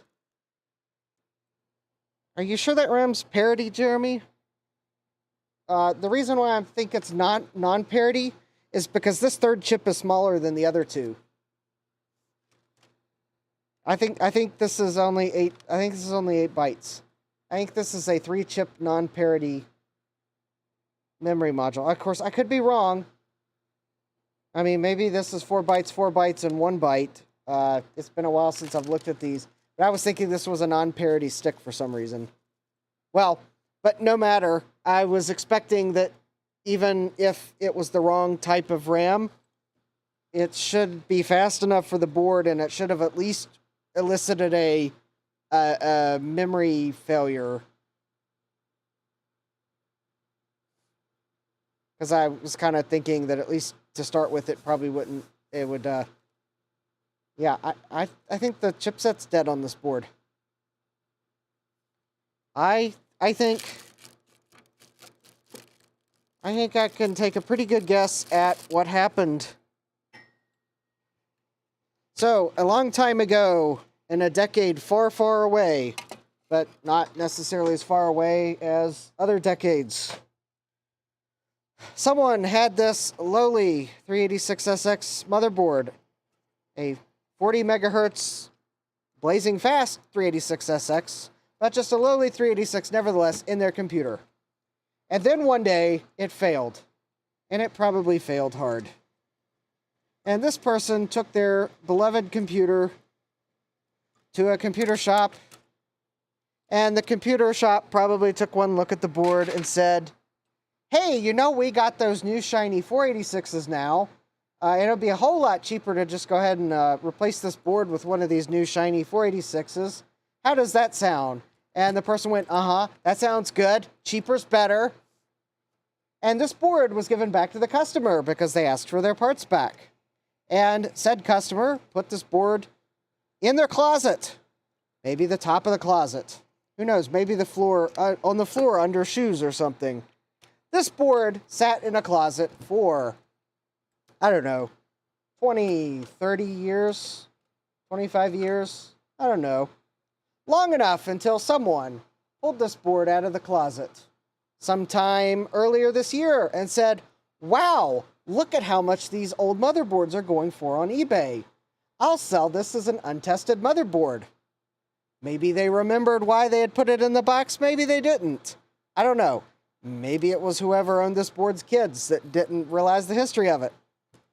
I won't fault them because they didn't necessarily know what was wrong with this board.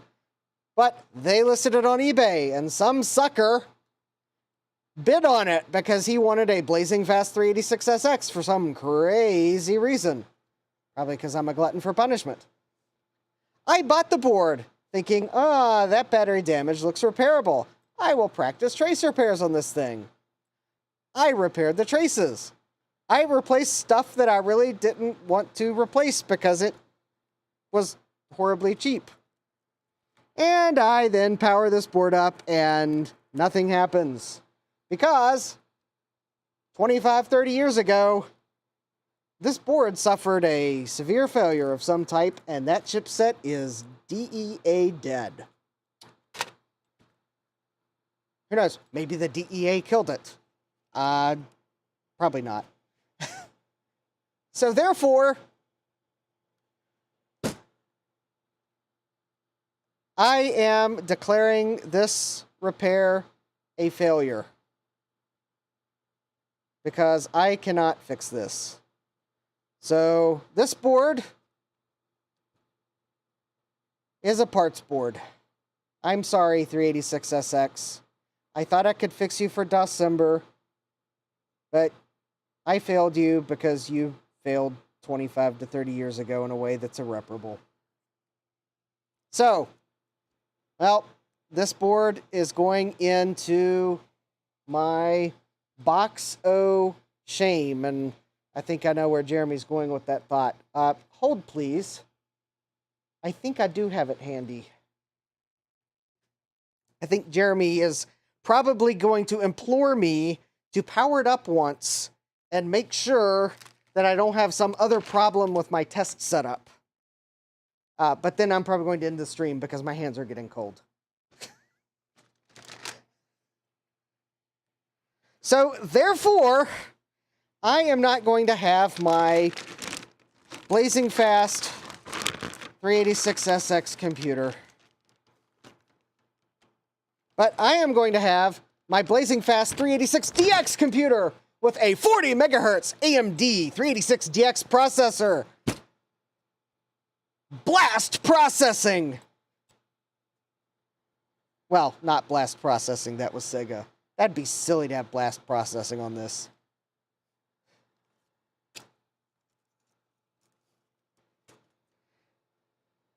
Alright, spoiler alert. I have had this board powered up. Now, granted, that is probably no guarantee that it's going to do the same thing now. There was nothing to fix on this board. The battery, I think, on this board, the battery had... No, I think on this board, the battery had not been removed. I think I want to say the SX one, I'll go see if I can find any auction history still online to let me know. I think the 386SX, someone may have clipped the battery off. And on this one, the battery was still attached. It had just, like, looked like it had just very recently started to leak, and there was nothing on the board. So I clipped it off in time. But I still cleaned it just in case. Yes, it still has the same brand chipset, but it is not the same chipset. Yes, I realize I'm being Captain Obvious. Reference Ron's stream from the other day where I tried to tell Mac84 Steve that, oh yeah, the LC is very easy to recap, where I think I learned to recap him from Steve. Captain Obvious comes out when I'm tired. But 3, 2, 1.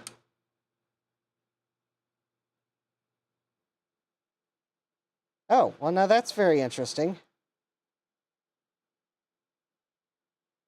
That is actually really interesting. That is actually really, really, really interesting. Huh.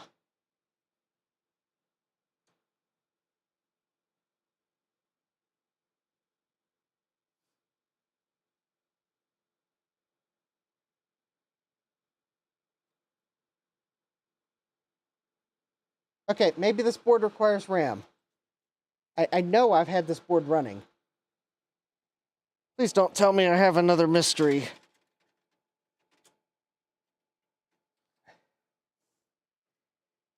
Yeah, this one is going to be, yeah, it's the same chipset. This one is the RC4018A4. So it's going to be the DX chipset. All right, let me put some RAM in this. Maybe... I mean, wouldn't it be hilarious? I mean, I'm pretty sure I have this postcard in right. Because that would be pretty silly for them to make a postcard that you had to insert backwards from every other ISA card ever, but... Alright. That jumper wire does have 5 volts running through it. Yeah, that's why I'm trying to keep it away from the board.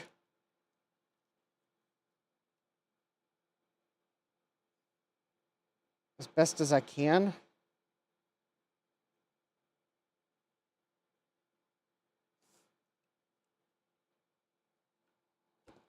There. Set the Kapton tape on it. Okay.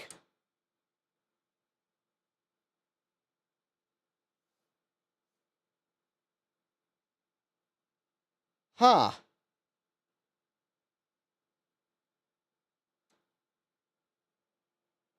Wait a minute. Let me... Okay. Oh, there we go. That was weird.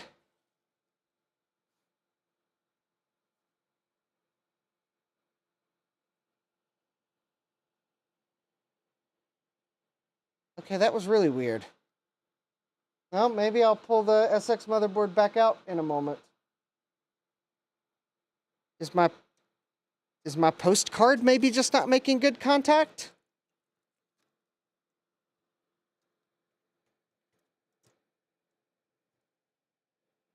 Oh, now that would be hilarious if I was about to declare a board parts just because my postcard was not making good contact. Now that would just not be very funny at all, actually. All right.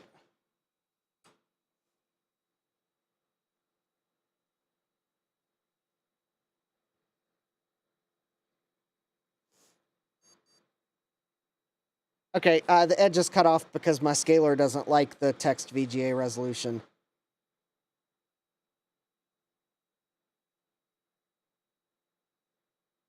Okay.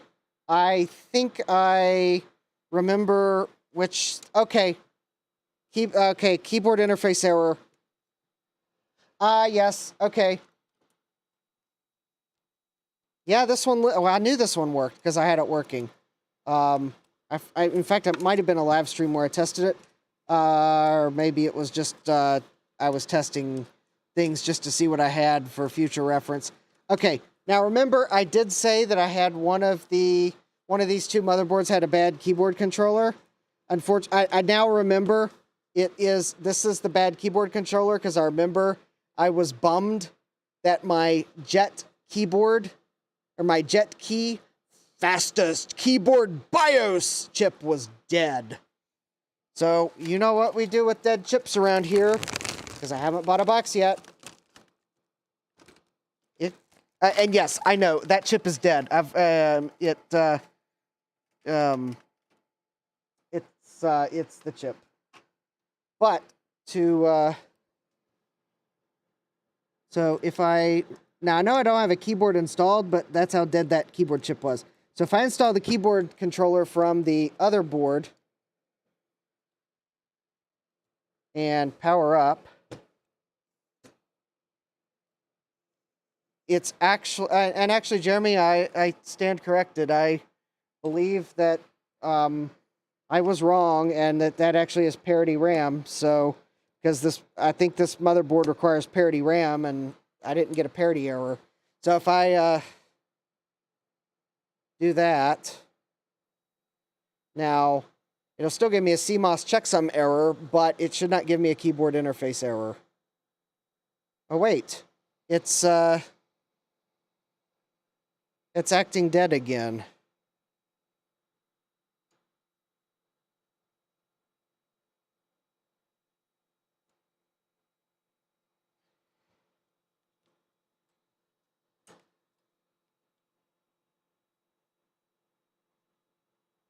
Wait a minute. Okay, I think... There we go.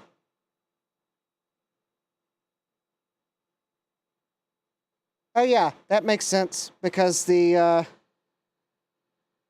yeah, I don't have the key lock, there's no... I need to put a jump on the key lock. Is there something, like, conductive that I don't see on the silicon mat? Is that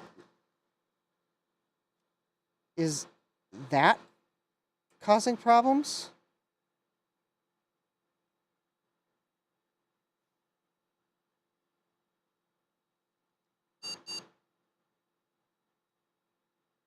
Okay. All right. Something's weird here. I need to try the other motherboard, because something is really weird.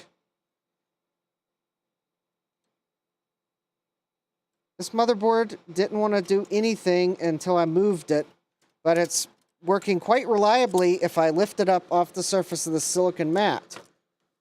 So that begs the question, did I get something on the silicon mat that is conductive somewhere? I don't see anything on it that is conductive. Or maybe capacitive. Like, maybe there's some flux somewhere.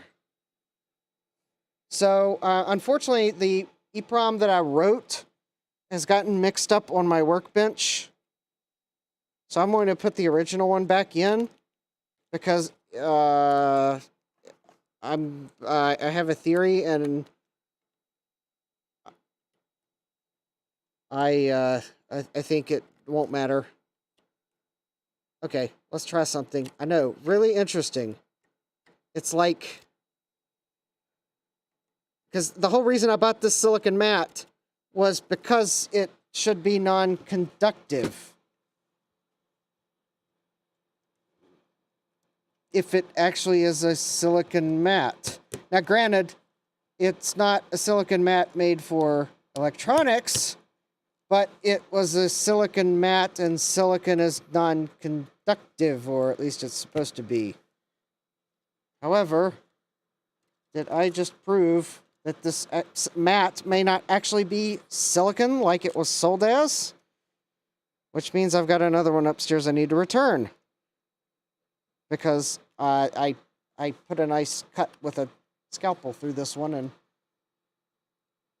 I didn't want boards to short my workbench because I accidentally touched the workbench through the cut in the mat. But it's doubled up, so that wasn't the problem. Yeah, let me try this. I may have to continuity test this mat. Okay, 3. This is the I know you can't see it. This is the SX board again. I'm holding it up off the bench with my hand. Fingers not around any tantalums in case I've done something. 3, 2, 1.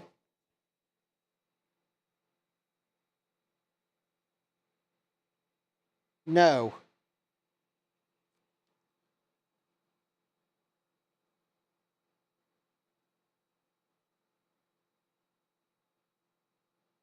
No, it's still dead.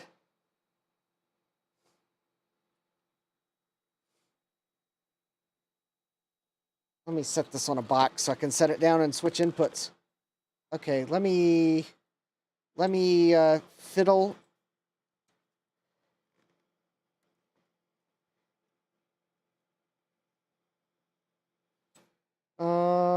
Actually, I think this is the EEPROM I wrote.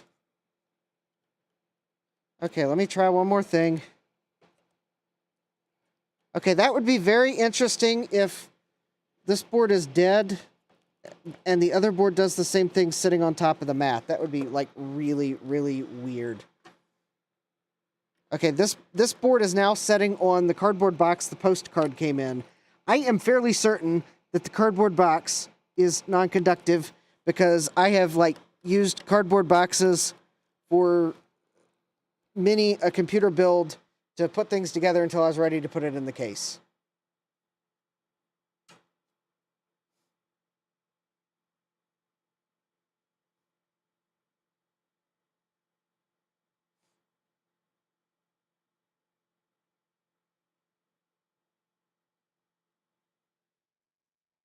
And it's still dead. All right. Well,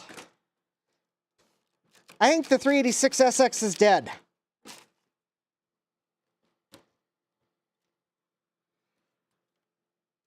I think it's dead. I mean, I bought it as untested.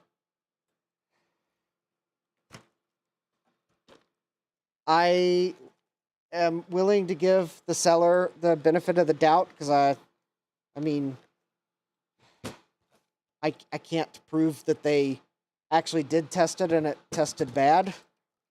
Also, enough time has elapsed that even if I discovered that they had tested it, it tested bad, and they said it was untested to try to make a buck off of someone else's loss, well, it's too late for me to report it to eBay, so I'll just give him the benefit of the doubt.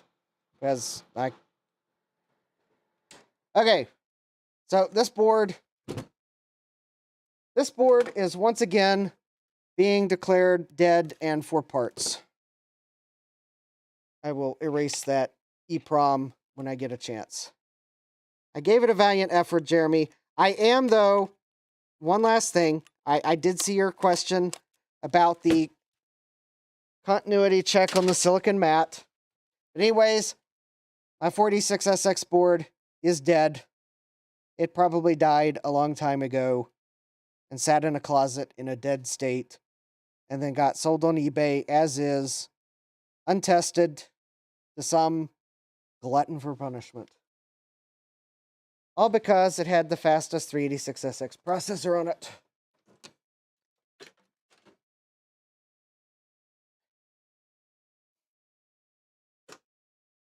So if you'd like me to be able to get a 386SX 40 megahertz system running, you can contact me and your surprise could be on the next episode of Channel Surprise.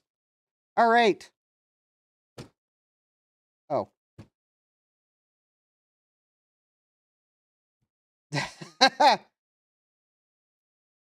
Wait, Jeremy came up with one last theory.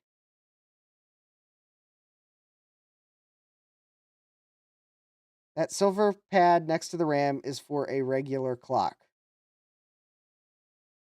I do not have the clock chip. This silicon mat is not conductive.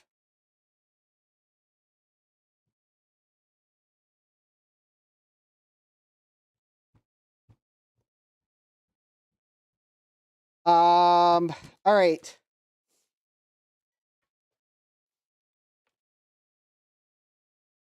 Tell you what, I will, well, I mean, I'm going to end the stream now. My hands are cold. And as I correctly predicted, that even though I was probably going to end the stream shortly, that I'd still be streaming after midnight. Guess what? It's 12:15, or almost 12:15. I need to replace the batteries in my multimeter, so that's why I'm, they're almost dead. But, they're wonderful. Okay.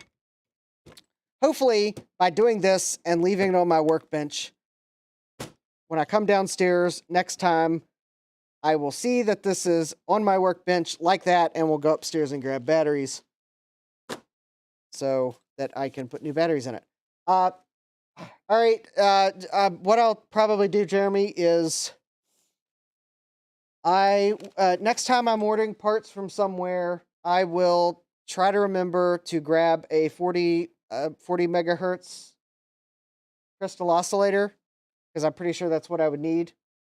And hopefully it's apparent what I'll need to do to remove that one chip and put the oscillator in its place. Probably if I look really close, I'll notice that that chip's probably, I think, actually, I could look at it real quick. I think there's actually 2 jumpers I need to remove. They're like little wire jumpers. Now that I look at it. Yeah, okay. I think I see what you do. Jeremy, correct me if I'm wrong, because you'll.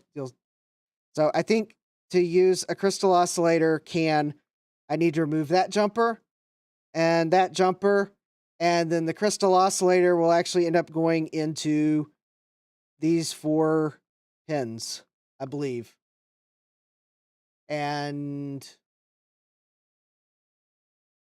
actually, it looks like, according to this label, I might actually need a 66 megahertz oscillator. Actually, probably 80 megahertz, because I bet it's going to have it. I need an 80 megahertz, yeah. So, okay. I tell you what I'll do. Next time I'm ordering from somewhere like Jamco, because Jamco's probably got a pretty good price on a, they probably got 80 megahertz oscillators. I'll grab one. I'll give it a try. I probably won't live stream such a small test that has what I'm going to deem a low chance of success.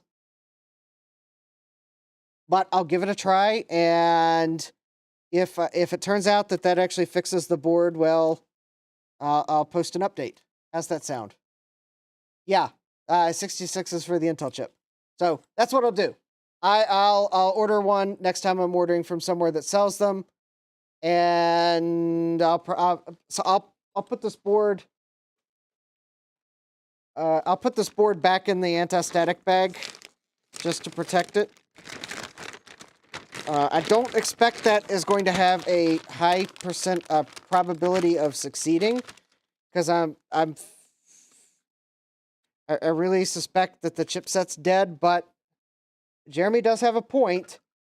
That chip that's supposed to be producing the clock signal could actually be the dead component. And if the AMD processor is not getting a proper clock signal, then who knows what it's actually going to do to the address and data lines, because it's expecting I think those processors have a minimum, they have a minimum clock frequency that they'll work at, and I think it's pretty much undefined if you I guess go below the minimum. Because I'm pretty sure that processor is going to be Yeah, it's not a static version of the processor, so it's not going to like what's effectively going to be a suspended clock. So I guess, yeah, if that clock's not working, I could very well see how the processor could be holding all the data and address lines high just because it's in an undefined state. Oh, sadly, your DX board has the same 8-pin dip chip on it. Well, yeah. Well, I think sadly this DX board that I have has a very similar one. I mean, I don't see a crystal oscillator on it. But it does work, so I'm not going to worry about it. Also, I don't remember what brand this DX board that I have is right offhand, but, well, it works. So, actually, I guess I'm also... I guess I'll need to get a 387DX. Or actually, what I'd really like to do is I'd like to find this 40 megahertz Cyrix version. I have a 33 megahertz, but I'll need the 40 megahertz for that board. The Cyrix ones are supposed to be faster than the Intel ones. Yeah, I can be a speed demon when I want to be, and I want my 386DX40 to be a speed demon. So, all right, well, that concludes my stream. It is getting late. My hands are getting cold. I would like to get some sleep tonight so that I can work on videos tomorrow. Because actually, well, tomorrow is our day off for Christmas Eve, so I will be enjoying the day off by trying to make some videos, or probably a video, one of my December videos. Hopefully, I'm going to make it in a way where I can make it fairly quick and get it out like in a short amount of time. So stay tuned to that. If you're not already subscribed, well, you definitely want to subscribe because I hope to have several videos out in the next week or so.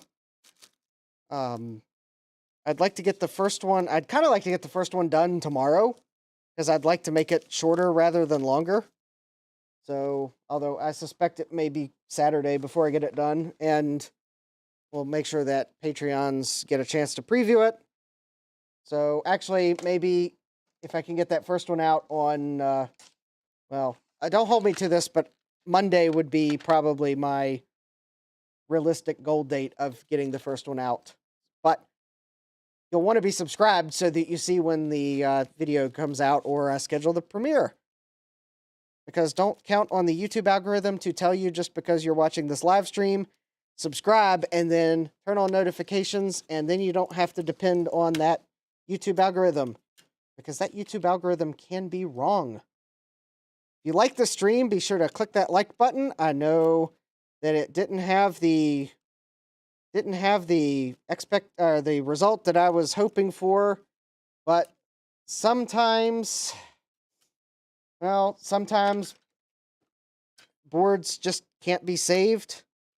But even if replacing that clock chip with an oscillator doesn't fix it, that board, despite being a cheap motherboard, the ISA slots do appear to be the good ISA slots. So at minimum, maybe I have some ISA slots to replace corroded ones. I mean, unfortunately, the chipset's probably lost.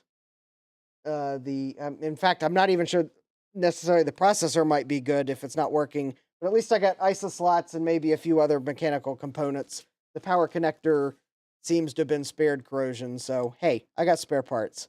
Yes, Jeremy, I'd love to sleep in, but if I sleep in, then I'll sleep in a little bit, but I don't want to like get used to sleeping in, because then when I have to go back to work, it will be all the more harder to go back to work.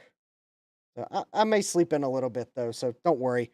I'll make sure to get some rest. But yep, that board, the thing is, if that board is dead, it probably was dead 25 to 30 years ago and got stuck in a closet as a dead board. So probably if I can't, if it's dead, it's acting like the most likely cause is the chipset's dead, and it was probably dead when it got put in the box in a closet. So I won't beat myself up too much for not being able to fix it. But who knows? Maybe that chip that's supposed to be generating a clock signal is the cause, and getting one of those 80 megahertz cans will, or even, I mean, even if I can't find an 80 megahertz one easily, maybe I can find one fast enough to at least see if that's the cause. I mean, maybe if I just get a 66 megahertz one. So I'll get one to try it, something reasonable, because that 40 megahertz processor would run at 33 megahertz, I'm sure, totally fine. But I'll try to get the correct one. So I won't live stream just that one thing. I'll post an update if that happens to work. And if it doesn't work, I'll probably just mention it in another live stream. Or I'll do an update during a live stream or something. But I'm not going to live stream just that one check, because I'm not thinking that it's going to be a successful repair. Who knows? Yep, Jeremy's saying, prepare for the worst, hope for the best. If that fixes it, then I'll have a blazing fast 386SX. At least my DX board still works, even though it did that weird thing when it was setting on this mat. So, I mean, that might be something I'll live stream, looking into that a little further. Maybe there's a cold solder joint somewhere on that board. Maybe picking it up actually flexed the board in the right spot. But anyways, yep, with that, I am going to, before I get any colder, going to get my hand onto the correct place. I'd like to thank everyone for joining. Take care. Hope to see you next time. Computerized Start is brought to you by my awesome patrons on Patreon, and by your tips and memberships on Ko-fi. These and other channel supporters make my live streams possible. You too can become a channel supporter with tiers starting at just $1. Don't forget to smash that like button. And if you've liked what you've seen, subscribe and turn on notifications so that you don't miss the next video or live stream. And as always, thank you for all your support.